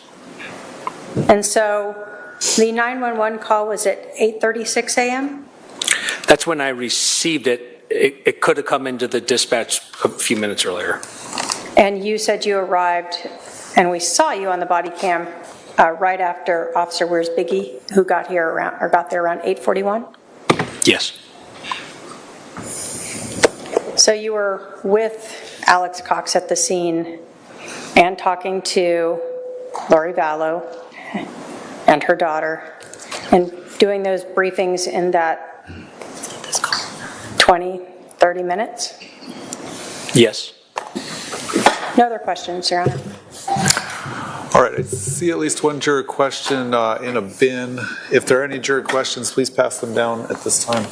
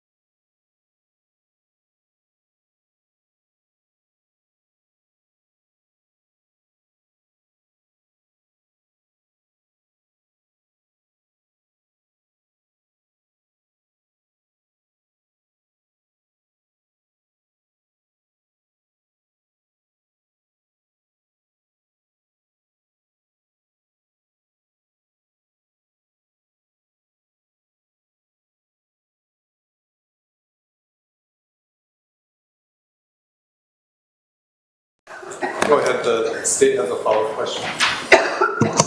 Just one question, and I don't know if the CAD will help you answer that. Do you know when you were finished with this call? What time it was when you were finished or released from this call and able to go back out? It was probably 5 minutes after, maybe 10, probably 10 minutes. I probably used the restroom, to be honest with you, and got something to drink at the station, water. So maybe 10 or 15 minutes after the detective came in the room is when I hit the 10-8 button and I went and took other calls for service. Okay, so you were done with this call before the end of your shift? Oh, yes. Okay, you didn't go back to the scene to help with scene security or anything like that? No. No other questions? All right. Did the defendant have any follow-up? No, we're fine, Your Honor. All right, this witness can step down. You want to hand me that? Thank you. All right. You can call your next witness. I may go get the next witness.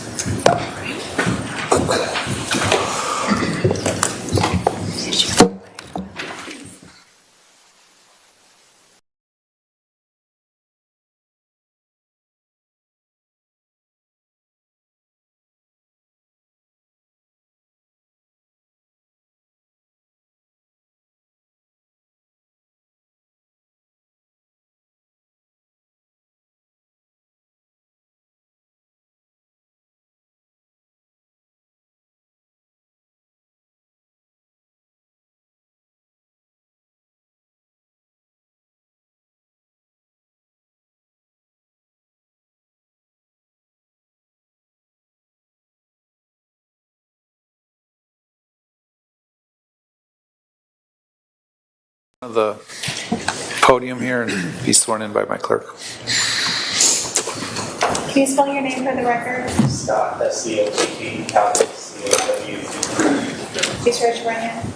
Only swear that the testimony you're about to give will be the truth, the whole truth, and nothing but the truth, so help you God. Yes. Thank you. All right, you're going to come up this little ramp, have a seat right here.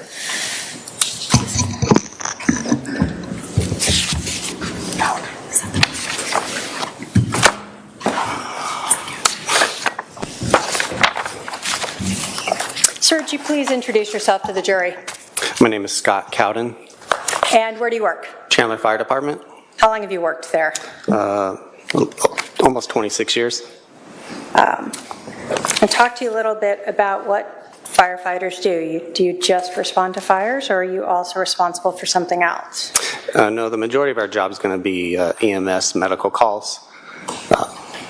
What kind of training do you have to work as a firefighter and deal with medical calls? When you're hired, you're going to go through an academy that will certify you as a state firefighter. Typically, you're going to already be certified as an EMT. And then during the course of your career, I went to paramedic school and graduated from that in probably 2007. Can you tell us what the difference is between a paramedic and an EMT? EMT would just be kind of the more basic kind of entry-level position. Paramedic is more advanced, so you have more advanced training. There's more advanced skills that you could perform. Some of our equipment would only be able to be used and utilized and performed by a paramedic. As both a EMT or a paramedic, are you trained to perform CPR? Yes. And can you tell us, have you ever been a CPR instructor yourself? Yes, I was a CPR instructor for probably over 12 years. Was that for other firefighters? I was certified through American Heart Association, a contract employee with Dignity Health.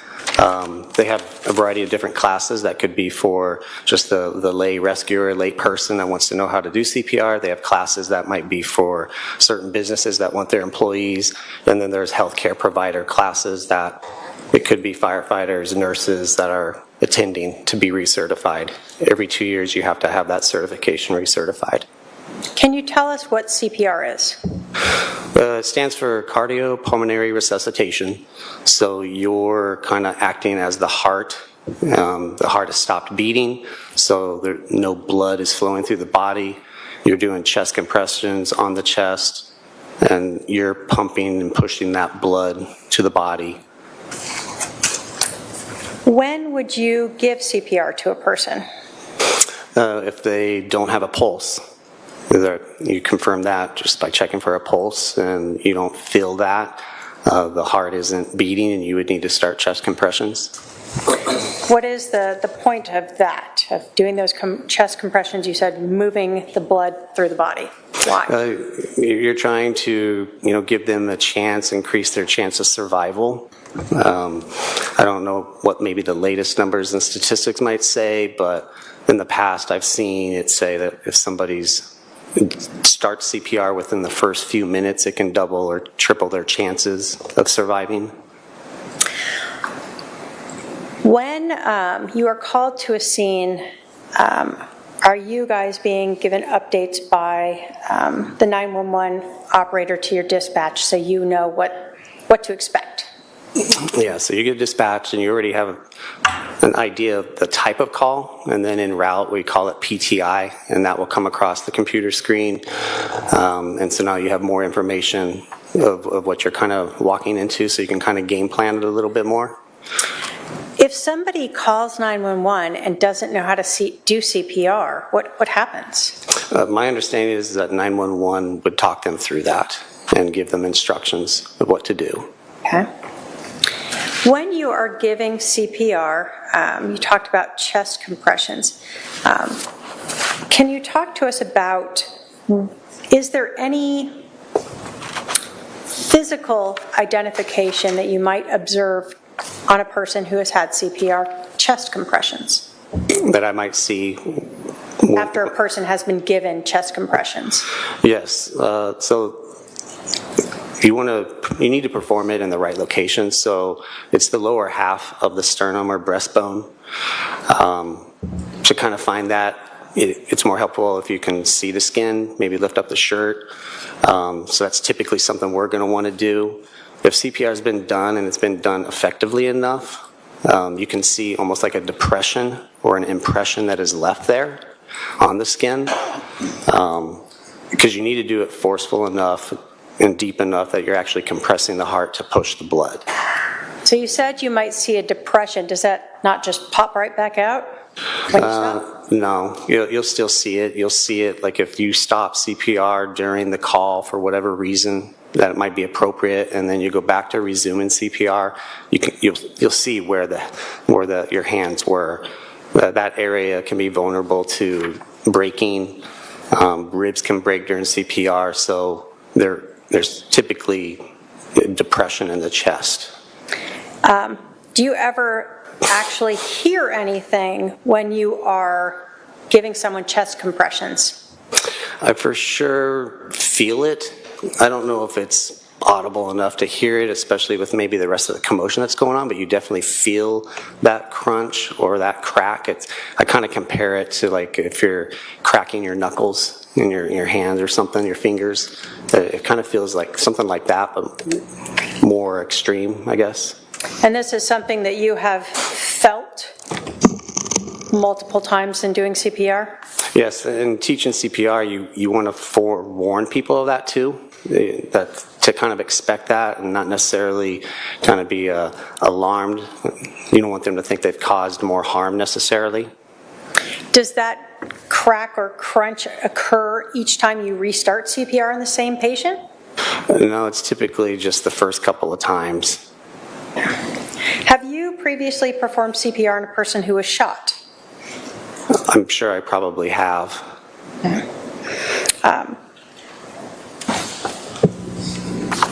When you are performing CPR on a person that's shot, have you ever seen that cause more blood to come out if there are gunshot wounds? Yes. I've been on some scenes where, it's been a little more bloody, so to speak. You have to be cautious of where you're stepping, or if you're kneeling down by the patient's side to perform the CPR, you're trying to be careful of that. I want to bring you to July 11th of 2019, a call to 5531 South Four Peaks Place. Do you recall this incident? Yes. Do you still have some independent memory of this? Yes. Was it the fact that the police interviewed you also make this a more memorable scene? Yes. Do you recall when you first got to the scene, did you just drive right up, or how did you guys approach the scene? Call types like this, we're going to stage and wait for PD to clear the scene so it's safe to enter.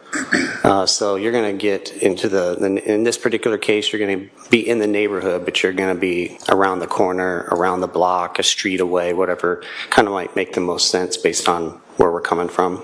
Okay. How many people are on a fire engine? In the city of Chandler, we typically have at least 4 on any of our fire engines and fire ladders. And what was your role? So you'll have a captain who's up front. That's the person that's in charge. I'm a fire engineer specifically, so I drive the fire apparatus.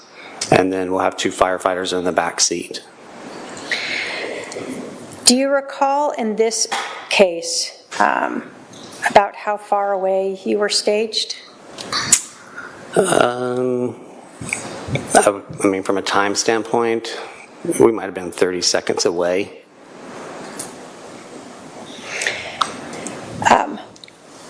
Who were the other people on your team that day? By names? If you recall. Okay. Captain Keller, firefighters Kaczynski, and firefighter Fife. When you arrive at a scene like this, you told us that there's a captain, you're the driver. Does everyone sort of have a job, or how does that work when you first get there? You typically may kind of talk about roles and what might happen. Also, like in this particular case, this was our first call of the day. So all of our calls, we're going to do some documentation and chart it. And so we typically start with, the captain will start the first call of the day. So that meant Captain Keller was going to be charting it. So that would leave the other 3 of us to do the evaluation, assessment, and patient contact and skills. Okay. So when you drove up to the scene, what did you see? I remember us having to make a turn, and a couple of officers I feel like were already there, kind of navigate their cars, position right in front of the house. Saw at least one officer outside, saw a citizen, I feel like probably in the driveway somewhere with that officer. And then we just kind of proceeded out of the apparatus. When you guys entered the house, you said that Captain Keller was going to be charting. So does that mean he wouldn't be touching the patient? More than likely not, unless we needed additional help. I mean, he possibly could have been the first one in. Also, the way we were parked, that passenger side of the fire apparatus was the closest to the front door. He might have been in first, because I'm going to be on the other side. The 2 firefighters are getting out and going to the back compartment of the truck to get the equipment. So he may have walked up and possibly checked a pulse or something like that first, but he didn't. I don't feel like he did anything else other than that, if that. Okay. You told us that as you're going there, you're receiving information about the patient, correct? Correct. In this case, had you received any information about whether or not he was receiving CPR? Yes, I recall we had that info 2 ways. We had it with the PTI on our computer screen, which would be coming from our fire department dispatch. And then we have the ability to also listen on the radio to the PD channels. And so we can hear communication between the officers that are getting on scene and then the PD dispatch. And they also communicated that at some point in time. When you entered the house, was there an officer already inside? I believe there was an officer inside with Captain Keller. And did you observe anyone giving the patient CPR? No. Can you tell us what you saw when you first entered the house? You walked in the front door, just kind of a little entryway, and it kind of, I feel like it stepped down into maybe a formal kind of family room or something, but it was empty with no furniture anywhere in the room. That jumped out at first because it makes it easier. Like sometimes we're on scenes where a patient could be between a bed and a closet and you got to move them somewhere. So those thoughts are already kind of in your mind that you may have to move a patient just to have better access, and that was not a challenge here. Did you notice any blood on the scene? Not until I saw it on the patient's chest, but I didn't see it in the room. It wasn't something that I was going to need to avoid kneeling in to do CPR, avoid standing in, walking around. There's 4 of us. We probably had at least 4 boxes of equipment in there, so we didn't have to worry about where we placed this stuff in terms of blood. Have you been to scenes where there's a large pool of blood around the patient that you're trying to not step in, kneel in, get in? Yes. You told us that you saw blood on the patient. Do you recall seeing any blood pooling in his chest, neck area? I don't recall it pooling. He still had clothes on, a shirt on, and so it had been absorbing some blood.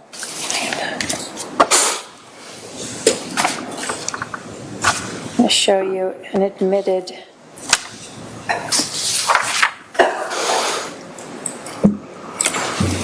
exhibit number 3.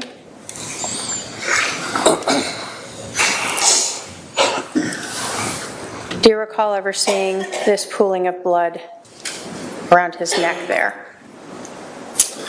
I don't recall that. Okay. When you first saw the patient, what was your first impression? That he's lying there unresponsive. You're not seeing any signs of life. You don't see somebody that's maybe moaning from an injury, moving, no spontaneous breathing. What was your question again? Just your first impressions of him as you are walking in and you're looking at him and assessing him. Yeah, I guess that would be sufficient for my answer. Did you think that he could be deceased? It's definitely was a possibility. There was no, like I said, no obvious signs of life.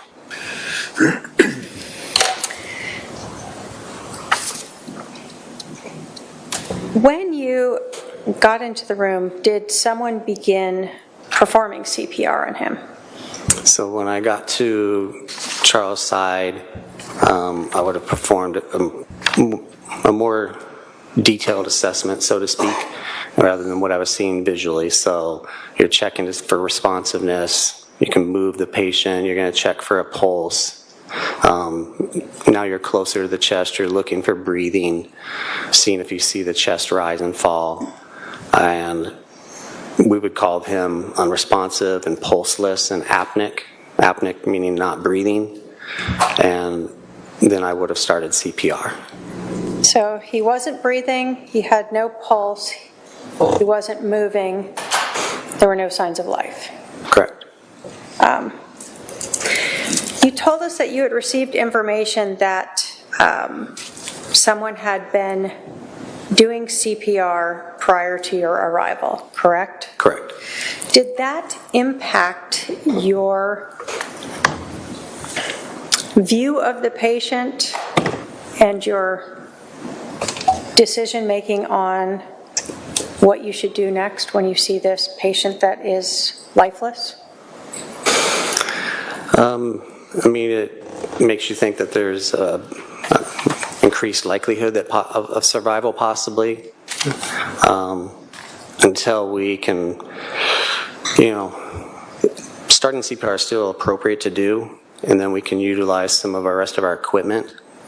We can put an EKG machine on. We can actually see what the heart is doing. We can look at the rhythm. we wouldn't want to call a patient before like taking some additional steps. Okay. Who performed CPR? I did. And I put up Exhibit 4 here. Do you recognize who these people are? Yes. And who are they? So standing to the left is Captain Keller. He's documenting. Standing to the right is firefighter Kaczynski. And then kneeling down back towards us is myself. And then kneeling down where you're pointing is firefighter Fife.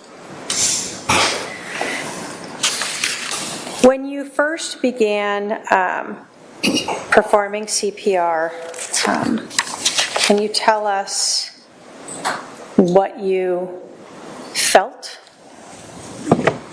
So at first I didn't see a depression that would typically be left from somebody else previously doing compressions. So I thought that was odd considering the information we had en route. I started doing compressions. I felt that initial crack and crunch for probably the first couple of compressions that, again, you would typically feel when you're first starting compressions and if you're going hard enough and deep enough. How long did you do CPR before you evaluated and utilized any other means to see if he might still be alive, savable? If I had to estimate, I think I was probably doing CPR, chest compressions for at least a minute. It probably took them at least 30 seconds to minutes to maybe get in to the house where I was after I entered. They've got to set down that equipment and get some of that out. So I feel like at least a minute is a fair assessment. What Happen next? Is there some way to check his heart to see if there's activity, or what do you do? Yes, so I was doing chest compressions. I remember mentioning, because there's bullet holes going through them, so I remember mentioning to firefighter Kaczynski when she went to cut the shirt to not cut through a bullet hole. So she kind of went along the side. That's exposing the chest, so that way then we can put our heart monitor and perform an EKG on Charles to kind of see what his rhythm is doing. A person can typically still do chest compressions while they're doing that, and they can kind of work around you. But at some point in time, you're going to have to stop. That way you can just look at what the machine is showing you and telling you. Was there any heart activity when you put on those EKG? No, it was what we would call asystole, and it's just a flat line on the screen. There's no electrical activity of the heart. At some point, you said you saw gunshot wounds. Do you recall how many you saw in the front there? I saw 2. Do you ever look to see if there's exit wounds? We did roll him. I seem to recall and remember that we rolled him my way. I feel like the other 2 firefighters were then on that other side. Firefighter Kaczynski, who's the one that is standing up, I feel like she had a better view of what those looked like since he was rolled my way. But I remember her commenting that there was 2 wounds on that back side of the patient. So when you say he was rolled towards you, he's rolled towards this mirror over here? Correct. Okay. When you had stopped doing the CPR to roll him and he goes back, did you notice the depression in his chest now? After I resumed CPR, yes. It makes it kind of easier to find your landmark, so it's something that you typically look for. So it was not there when you first started CPR? Correct. But it was after you had performed it? Correct. Do you wear gloves when you do this? Yes. Did you have blood on your gloves after you were doing CPR? Yes. You told us that when you first arrived, there was not much concern for having to navigate around blood that might be pooling around the victim, correct? Correct. After you had been doing CPR, was there more blood now around the patient?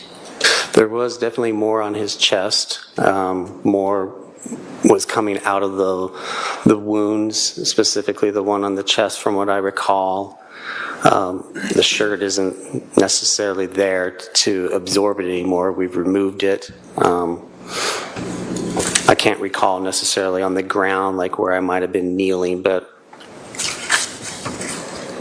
When you first arrived, did you see any blood exiting the abdomen wound? I did not. As you were at this scene, you guys did the EKG. There was no heart activity. What do you do after that? At some point in time, we just kind of have to look at patient viability, and we're just looking at the facts and how he's kind of presenting.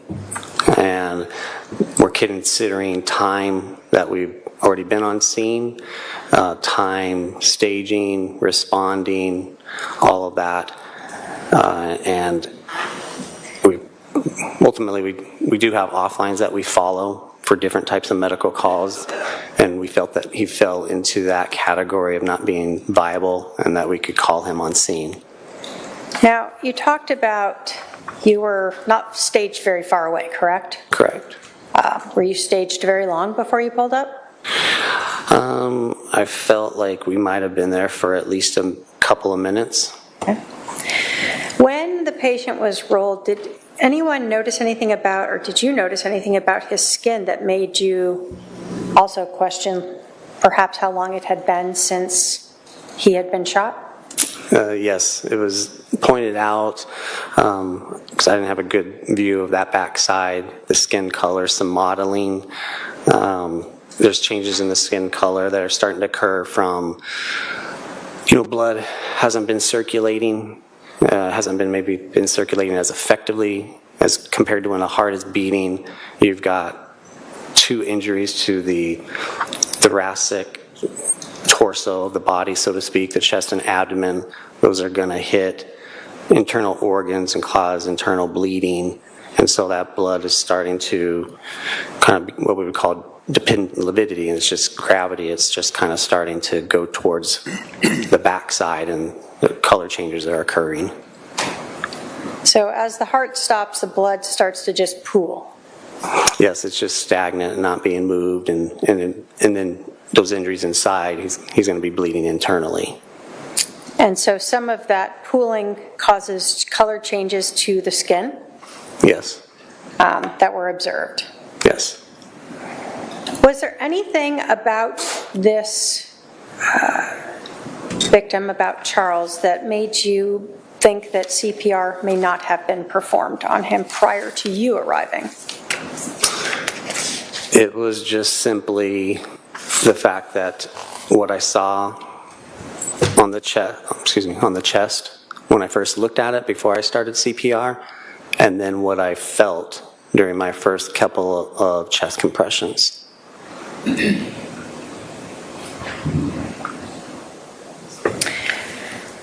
After you guys rolled him, saw the modeling and the lividity, was any further CPR performed? From what I recall, yes. Okay. When did you call this then? Say that again? When did you call it? When did you stop performing CPR?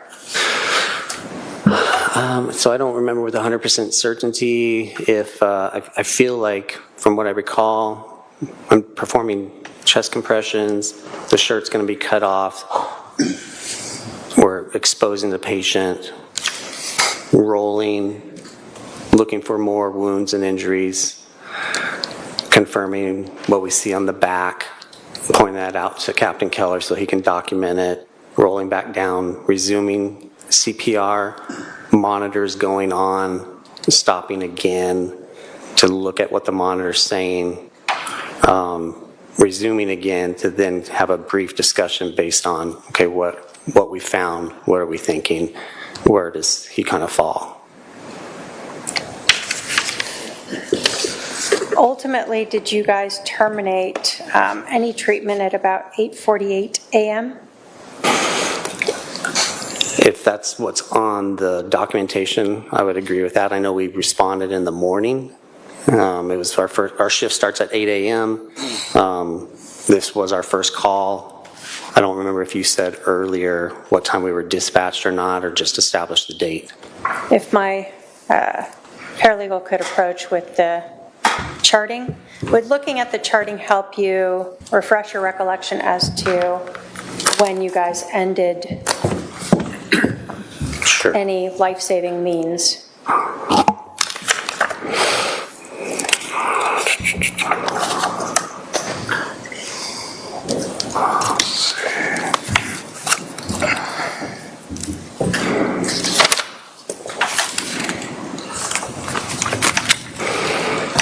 So it looks like our dispatch is 8:37. Looks like we might have made patient contact at 8:45.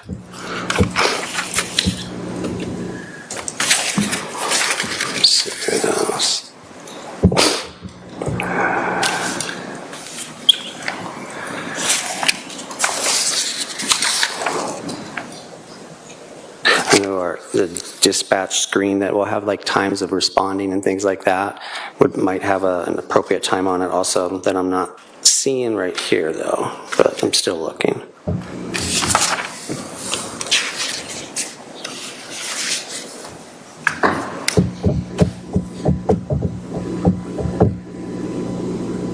So I see our first monitored rhythm as the asystole, like I said, that date time, I see a time of 8:48.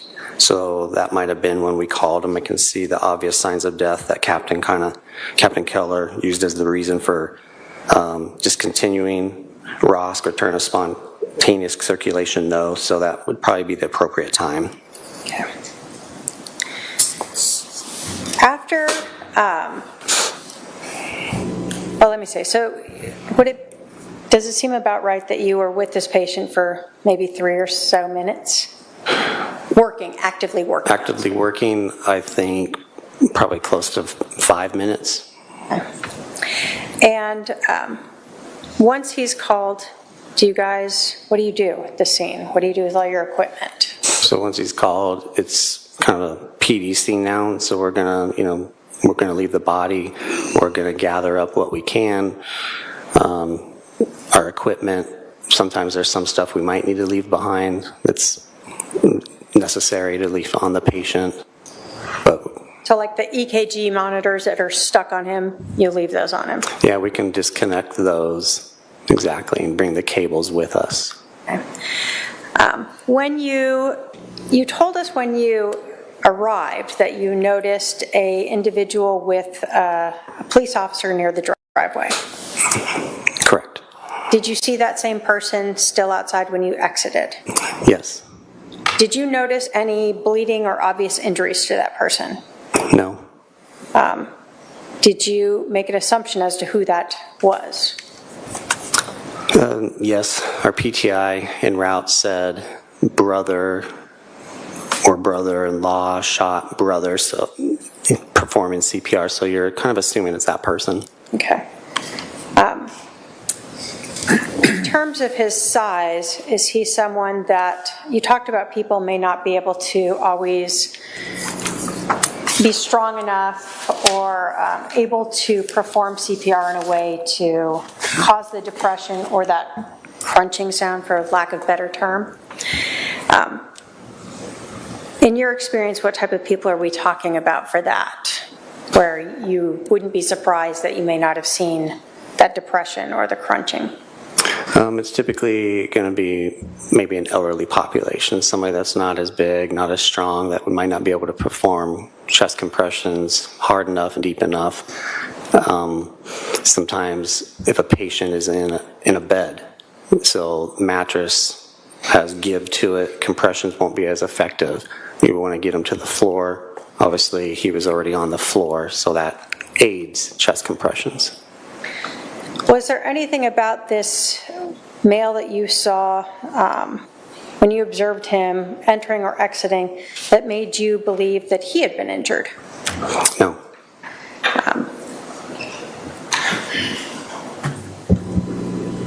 upon your training and experience and what you observed and did in this case, would you agree that the victim, Charles Vallow, was dead before you entered the house? Yes. Based upon your training and experience and what you observed and did in this case, would you agree that it was highly unlikely that anyone had performed CPR on Charles Vallow prior to you doing that? Yes. I have no other questions, Your Honor. All right, cross. You want me to go now, or it's 4:30, I didn't know if you wanted How long do you anticipate your cross-examination? to. It'd take a while, Your Honor. All right, we'll break for the evening then. We'll need you back here tomorrow morning at 10:30. 10:30? Yes. All right, we'll release the jury at this time for the evening. We will resume tomorrow at 10:30 a.m. Please remember the admonition. All rise for the jury.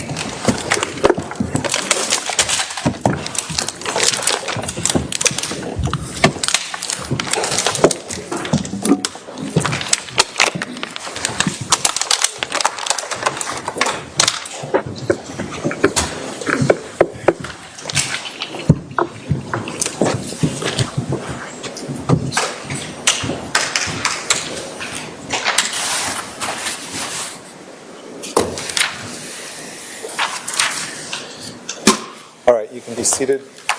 You can step down if you want. Is there anything we need to discuss before recessing for the evening from the state? No, Your Honor. From the defense?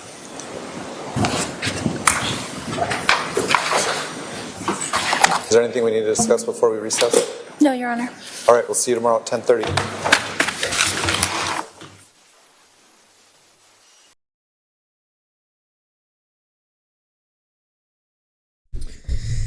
All right, so they are done for the evening.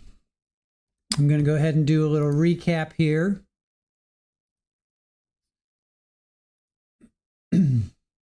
Let's get you over here. All right, so we took a couple polls there. Actually, we took quite a few polls. Let's see. Who has the worst taste in soulmates, Lori with Chad or Monica with Baker? And for those that don't know Monica Sementili, that would be another trial we're covering. 59 votes, 66% said Lori with Chad, 33% said Monica with Baker. Then the other, how is Lori doing so far? 54% said she's sucking eggs out of 201 votes. 54% said sucking eggs, 41% said average, 3% said knocking it out of the park. All right. And then the last poll we took was, have you ever done CPR? 121 of you voted. 67% said no. 31% said yes. 0% said if I did, I don't remember. All right. So let's go over what we heard so far.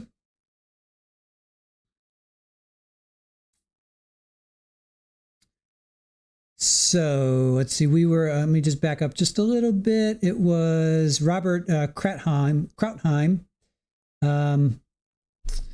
Okay, so Lori was asking just a couple more things. Judge, Judge says, hey, out of court statements are hearsay. Did you brief the detectives before you left for the station? He says yes. Who was it? And he says, Moffat. He starts to go ahead and mention a couple of the detectives. She says, I don't want to interrupt you, as she does, as she started to interrupt him. The briefing was under a minute. So this is after this happened and the detectives came, and Krautheim is giving a briefing to his supervisors, to the detectives, because don't forget he was a patrol officer at that point in time. So she asked, when did you meet with the state? He said he met with the state 2 weeks ago to go over testimony, and it lasted about an hour. Okay, so this was really weird. Here's this chocolate milkshake. So she's like, did you have a conversation with your supervisor when your supervisor arrived? He said, I did. When was that? He said, between when I arrived and when I left. And she's like, well, when was that? He says, a chocolate milkshake says about half time. So I have no idea what he meant by chocolate milkshake, other than, was he flirting? Was that a flirting moment? What do you guys think? Was he, this is what she does, right? Where she she flirts with these guys, I guess. I didn't get that. Chocolate milkshake says, it's like, chocolate milkshake says I can beat you, to the end of the street, while you're running, or chocolate milkshake says I can throw this frisbee farther than you. Like, it just seemed kind of flirty, right? What do you guys think? So he only talked to his supervisor for less than a minute. Then there was like 3 objections. Objection. It took him 3 pages to write the report, but less than a minute to do the briefing, if you will, to the detective. He said, yep. And Lori's like, that's all I have, Your Honor. Then redirect came up. You were asked if you were calm and nonchalant. He says, yep. Had you just shot anyone? He's like, nope. And then Miss K proceeds to go on. Did the fire department, did they just shoot someone? Nope. Did the detectives just shoot someone? Nope. Did the neighbors just shoot someone? Nope. Nobody just shot someone. It's not fair to compare you to the shooters. He's like, yep, that's correct. You had your gun drawn on him and he still appeared nonchalant. He's like, yep, that's interesting. So the towel was the only thing he saw Alex use to rub his head, and it wasn't soaked in blood. It wasn't wet. And on the body cam, it was white. So if he was clocked in the head, first of all, he'd have a concussion, right? I mean, you don't get hit in the head, even like, I don't know, even like a 3-year-old hitting you with a bat, you're gonna get concussed. You're gonna have stars, But it was on the body cam. The towel was white. All right, what are you guys saying about DMB Secondus? My chocolate milkshake brings all the confusion to the yard. I know. Was it weird? Was it a sexual thing there? Deanime, maybe he had just bought a chocolate milkshake and it was half gone. Maybe. Irish Amy, I think he meant it took the time it takes to drink a milkshake. Okay, I can see that. All right. Chocolate milkshake says about halftime. All right, fair enough. We'll go with that. Sinbad Strange saying, hey, Song Chef, thank you for joining us. So good to see you. Haven't seen you in a while. Hope you're doing well. All right, let's continue on. There was a jury question, but did they actually ask it? I didn't. I'll have to ask Joe Schmo. Hey guys, stick around tonight at 9 o'clock, another 40 minutes or so, 45 minutes. Joe Schmo is our inside the court. He's our insider. So we're going to do a recap with him at 9 o'clock Eastern, 6 o'clock Pacific. So we'll ask him these questions. So bring your questions. If you have questions for somebody that's actually in the court, please join us. I have a redirect on, so please join us for that. Glad that you're doing well, Song Chef. So we'll ask Joe Schmo, what the heck was that milkshake comment? Maybe Joe knows. Anyway, so yeah, join us 9 o'clock. We'll do a whole recap. But for now, I'm going to continue on. So after the jury question was in the bin, I don't know, didn't think there was really a question. Do you know when you were finished? This is Lori asking. No, I'm sorry, this was redirect. Miss K, do you know when you were finished? He said 10 minutes after he used the restroom, got some water, yada, yada. He was done with his call, then he left for a shift. So that was just asking how long he was there before he took off. Okay, then Scott Cowden gets on, and he's fire department and EMT, right? So he gave CPR instructions for over 12 years. You give CPR when someone doesn't have a pulse. If someone calls 911 and doesn't know CPR, what happens? He's like, it's my understanding to walk them through that. That's exactly what happened here. Alex calls 911 and the dispatch is saying, okay. And he walked the dispatch, I'm pretty sure it was a male, walked Alex through CPR. And Alex is like, okay. I mean, you could tell Alex isn't. If you guys have heard or watched the body cam, heard the 911 call, I should say, he was not doing CPR. He was not out of breath. He wasn't like, Anyway. So what happens when someone does CPR? So it's your lower half of your sternum by your breastbone. If done properly, you'll see a depression. The ribs could break, and when you start to do it, you'll feel it's like cracking your knuckles. Ooh. Have you performed CPR on someone who's been shot? He says, I'm sure I have. Will more blood come out? He's like, yes, it can be a little more bloody, but you have to be careful. Let's see. So then how many people were on the engine, the fire engine? He says there's at least 4. There was the captain, He's the fire engineer, so he was actually driving. And then 2 firefighters in the back seat. And he names the other 3 that were on the engine on that call. Everyone has a job and a role. Let's see. When they pulled up to the house, they navigated to the house, and he saw some citizens milling about. They got into the house. They saw blood on the patient, which is Charles. No obvious signs of life. There was no pulse. Charles was not breathing. Who performed the CPR? He says, I did. He felt that initial crack and crunch, so he said it was odd because he thought someone had already done it. So he was under the impression that dispatch did tell them that, yes, somebody had already done CPR. He did CPR for at least 1 minute. He saw the bullet holes that had gone through Charles. He rolled Charles towards him so the other firefighters could see Charles's back, and they saw, so these bullets went straight through Charles. I mean, straight through him, right? What makes you think CPR wasn't done prior to you arriving? Visually looking at Charles' chest, and then what I felt when I started. So there were no depressions here, and he didn't feel that crack when he did the compression. When did you stop performing CPR? He says, I don't remember with 100% certainty. Let's see, he did compressions, shirt cut off, rolling, looking for more injuries, rolling back down, resuming, monitors going off, brief discussion as to where he falls. So they called time of death. It was 8:37. They got the dispatch. 8:45, patient made contact with the patient. And by 8:48, they had called Charles had passed. He noticed Alex when they arrived and when they left.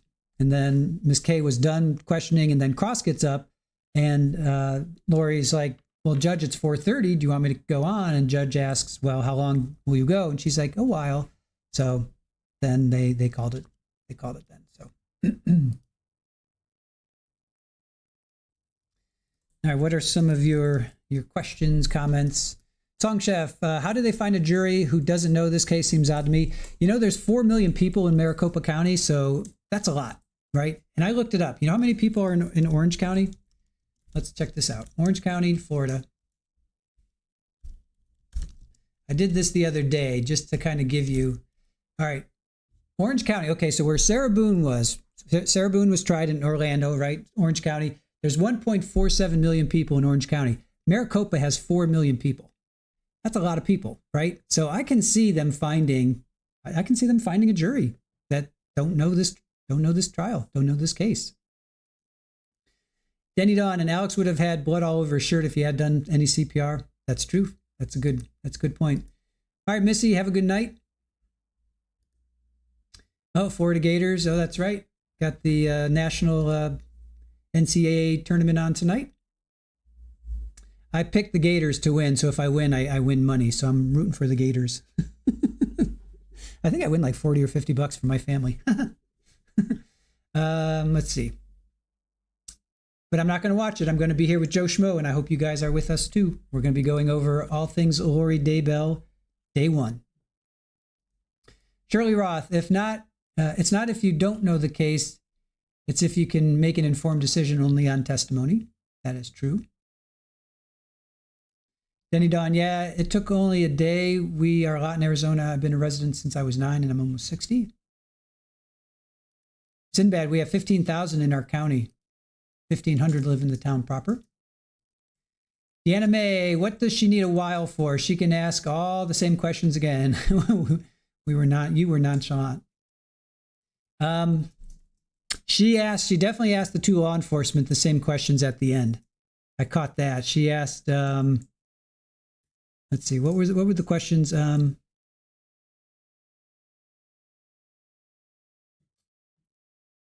How long did it take you to do let's see, what were the same questions she asked? Let me find that real quick. Let's see. How long did it take you to make a report? Did you make any revisions? Did you make any edits? Did you review your report? Those were the same questions that she definitely asked. Oh, and she asked the name, the same thing she asks as your name.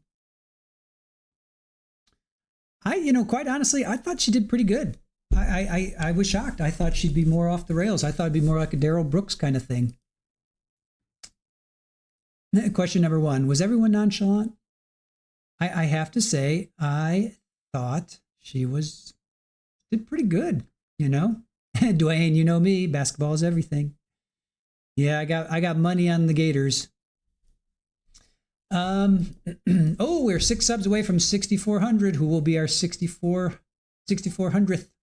That is so cool. And thank you, Scott, for sending that raid. We were at 6330, 25. Yeah, so we picked up like 60 or 70 people from Scott's raid. So thank you. Thank you, RA. Really appreciate that. Deanna May, did you debrief your supervisor? But she is crazy, Song Chef says. There's that. It was snowing nonchalantly, I think. Yeah, Karen Reed. So was it a nonchalant snowstorm? It was a nonchalant snowstorm. Denny Dawn, I'm glad I was not called for jury duty. I would have gotten myself kicked off if I know too much, but I do want to make the evidence. I do want to hear the evidence, but makes it hard when we know so much already. Yes, and join myself and Joe tonight at 9, another 40 minutes or so.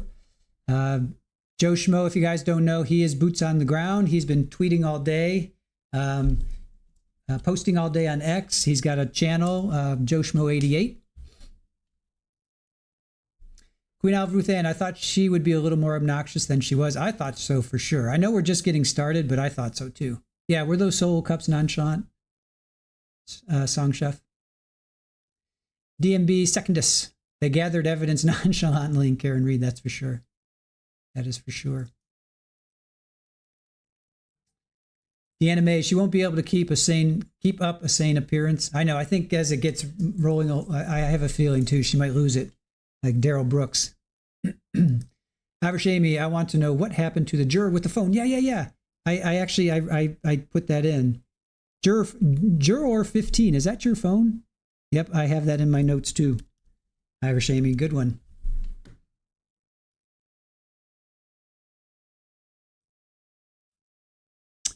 Widespread says they gather evidence like drunken frat boys in the Karen Reed. Yeah. I was a 3%. No, I was not the 3%. I think I did average. Or did I do sucking eggs? I may have done average. No, I did not say knocking out of the park. She's definitely knocking it. She is not knocking it out of the park. I did not say knocking it out of the park. I think maybe I went with average. She's doing better than I expected. Maybe let's go with that. She's doing better than I expected. Dwayne says, love you all. Thank you for being the wizard behind the scenes.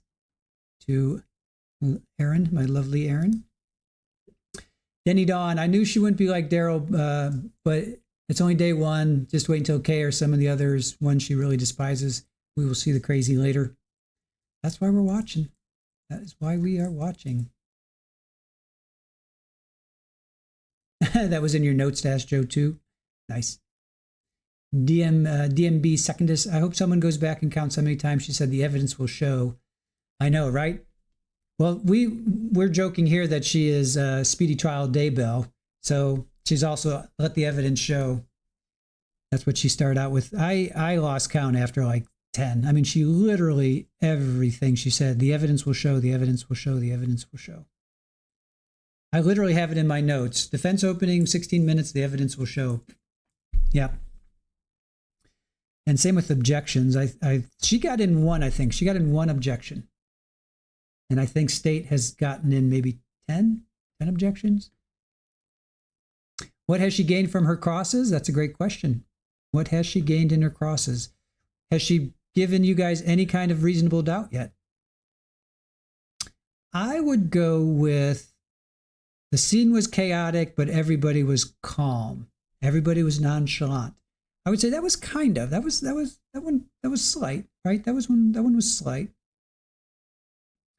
Meaning, okay, so this dude is calm, but then Cross came back and like, did all these other people just shoot someone? No, of course not. Yeah, I don't think she's really, what do you guys think? What is she getting in? Sinbad, the evidence will show we were just nonchalant. DMB, there were maybe 5 sentences that did not start with the evidence will show. Twos, is that our new thing, twos? Is this going to be the twos trial? The evidence will show twos, the twos trial? 2 more subs to go. We're at 63.98.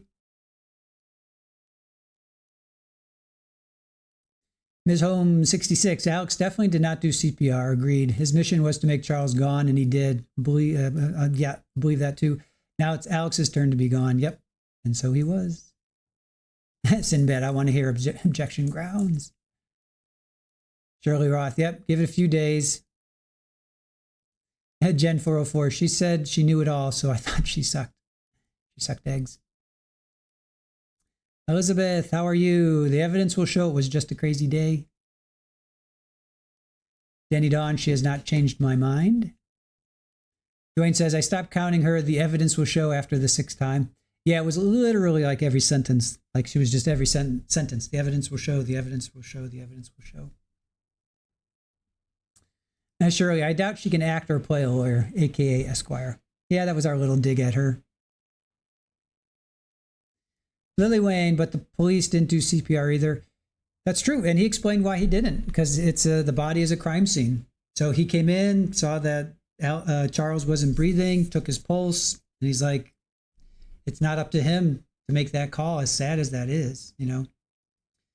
Ms. Holmes, when was a reference to milkshake brought up? When Officer Krautheim, was it Officer Krautheim, or was it the other guy? Yeah, Officer Krautheim, who was the second responder, said she asked him,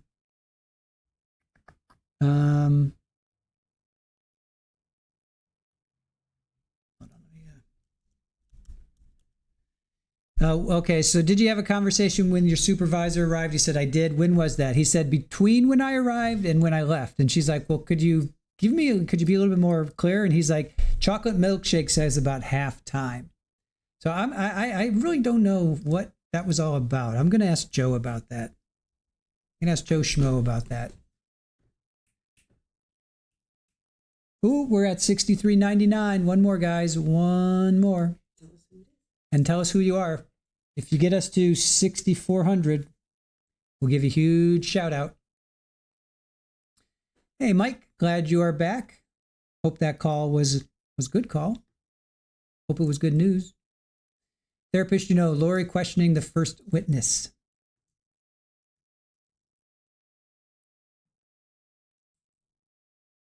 Krista Johnson, you are here for the circus. Awesome. Thank you for joining us. Appreciate it. Was her brother ever arrested? Nope. The anime, he was not. Alex was never arrested for this. He was arrested for tasing her. Was it her third husband? Joe Ryan. He was arrested for that and spent maybe a couple months in jail. But that was it. No, they found this was self-defense. He was not arrested. Krista Johnson, I could sub my I could sub my son. I have his access. Go for it. Who was the last sub? Hey, Tanika, here for the snark. All right, we got it. We got 6,400, you guys. Thank you so much. Whoop, whoop, whoop. Not it. Already subbed shortly after RA sent you. Have Joe Schmo get back to us. I'm waiting with bated breath. Yep. Another 35 minutes for Joe. Who just subbed? Who was our 6,400th sub? Was it Krista, was it your son? Super Ball says thank you. Here, for that, I'll give you Super Ball. For that, you get Super Ball. I got my paralegal over there. For those that don't know, this is Super Ball. Sleeping in her little floating cat cloud. So that's Super Ball. She's my paralegal. She is the... You guys get Super Ball for 6,400 subs.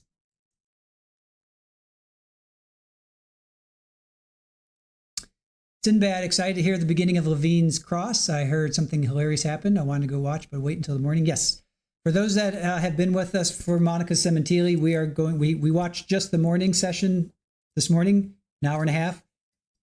We will pick up on that tomorrow at 8:30, so don't go away. Miss Holmes, Super Ball. Do you not know Super Ball? Yeah, this is Super Ball. Super Ball the cat. You see her little tail? Her tail over there, little ears over here. Therapist, you know, got us this really cool little Cloud, Cat Cloud. She's our paralegal. There you go. It's our paralegal. Superball the kitty. Superball is the kitty. Kitty. Superball is still sleeping, doing what kitties do best. Yes. Daddy Dawn, glad I came to watch with this group. Cool. We are too. Put you back here. So these are all the players. For those that don't know, this is kind of an overview of everything that has happened. All right, Elizabeth, have a great night. Thank you for joining us. Check us out tomorrow. Again, Monica Sementili in the morning, and then we will pick back up on Miss Daybell, Esquire, at 2 o'clock Eastern. Widespread Panic Superball is a Trial TV Live mascot, along with their more outdoorsy siblings, Rafa and Polly. That is true. Song Chef, she blends well. She does. Denny Dawn, yep. She blends in with the white cloud. She really does. DMB, your fur lump is asleep on his heating pad on the bed. Nice. And yes, Aaron says she was a feral cat when she was a baby. She would bounce around the backyard like a super ball. Hey, Tayo Toys. Yep. When, just like Aaron said, when she was a little kitten, she would hop around. She literally looked like a super ball. So that's her name. Denny Dawn, sorry you were fired up today. I may be quiet tomorrow. Sometimes I can't get right words out that make sense. No worries. No worries, guys.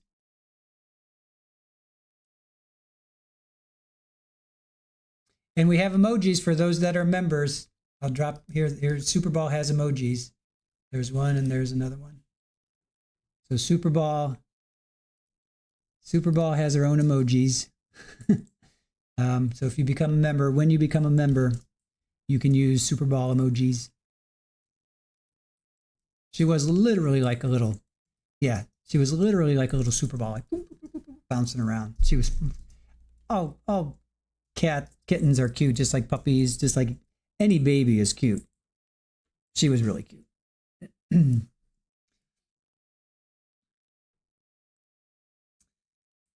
All right.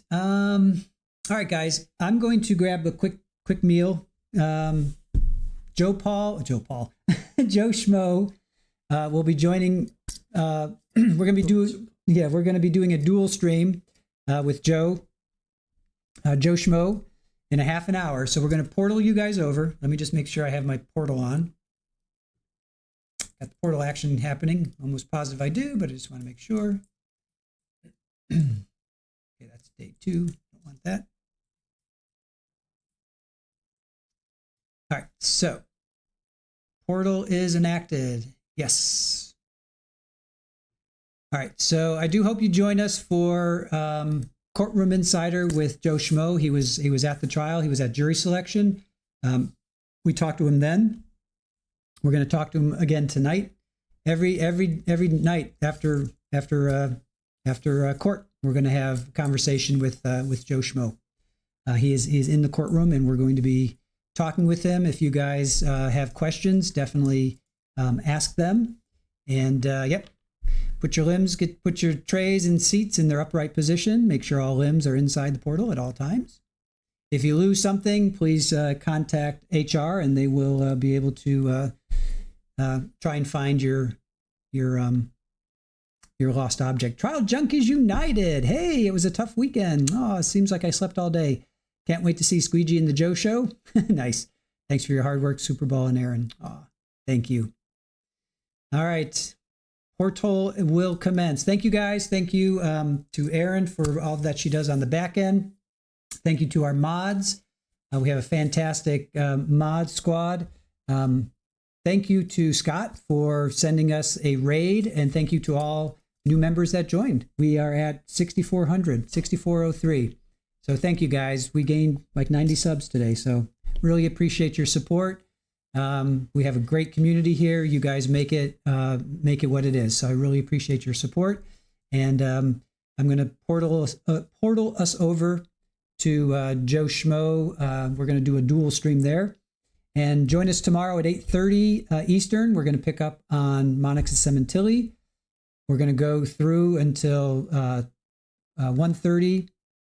So we're going to do today, tomorrow, and then we're going to pick up a little bit of live tomorrow, and then we will be back again for day 2 of Lori Daybell. So thank you for joining us. I'll leave you guys with Super Ball. One more shot of sleepy Super Ball. And if you join us for Joe Schmo, maybe she'll be active. Who knows? I don't know. All right. See everybody on the flip side.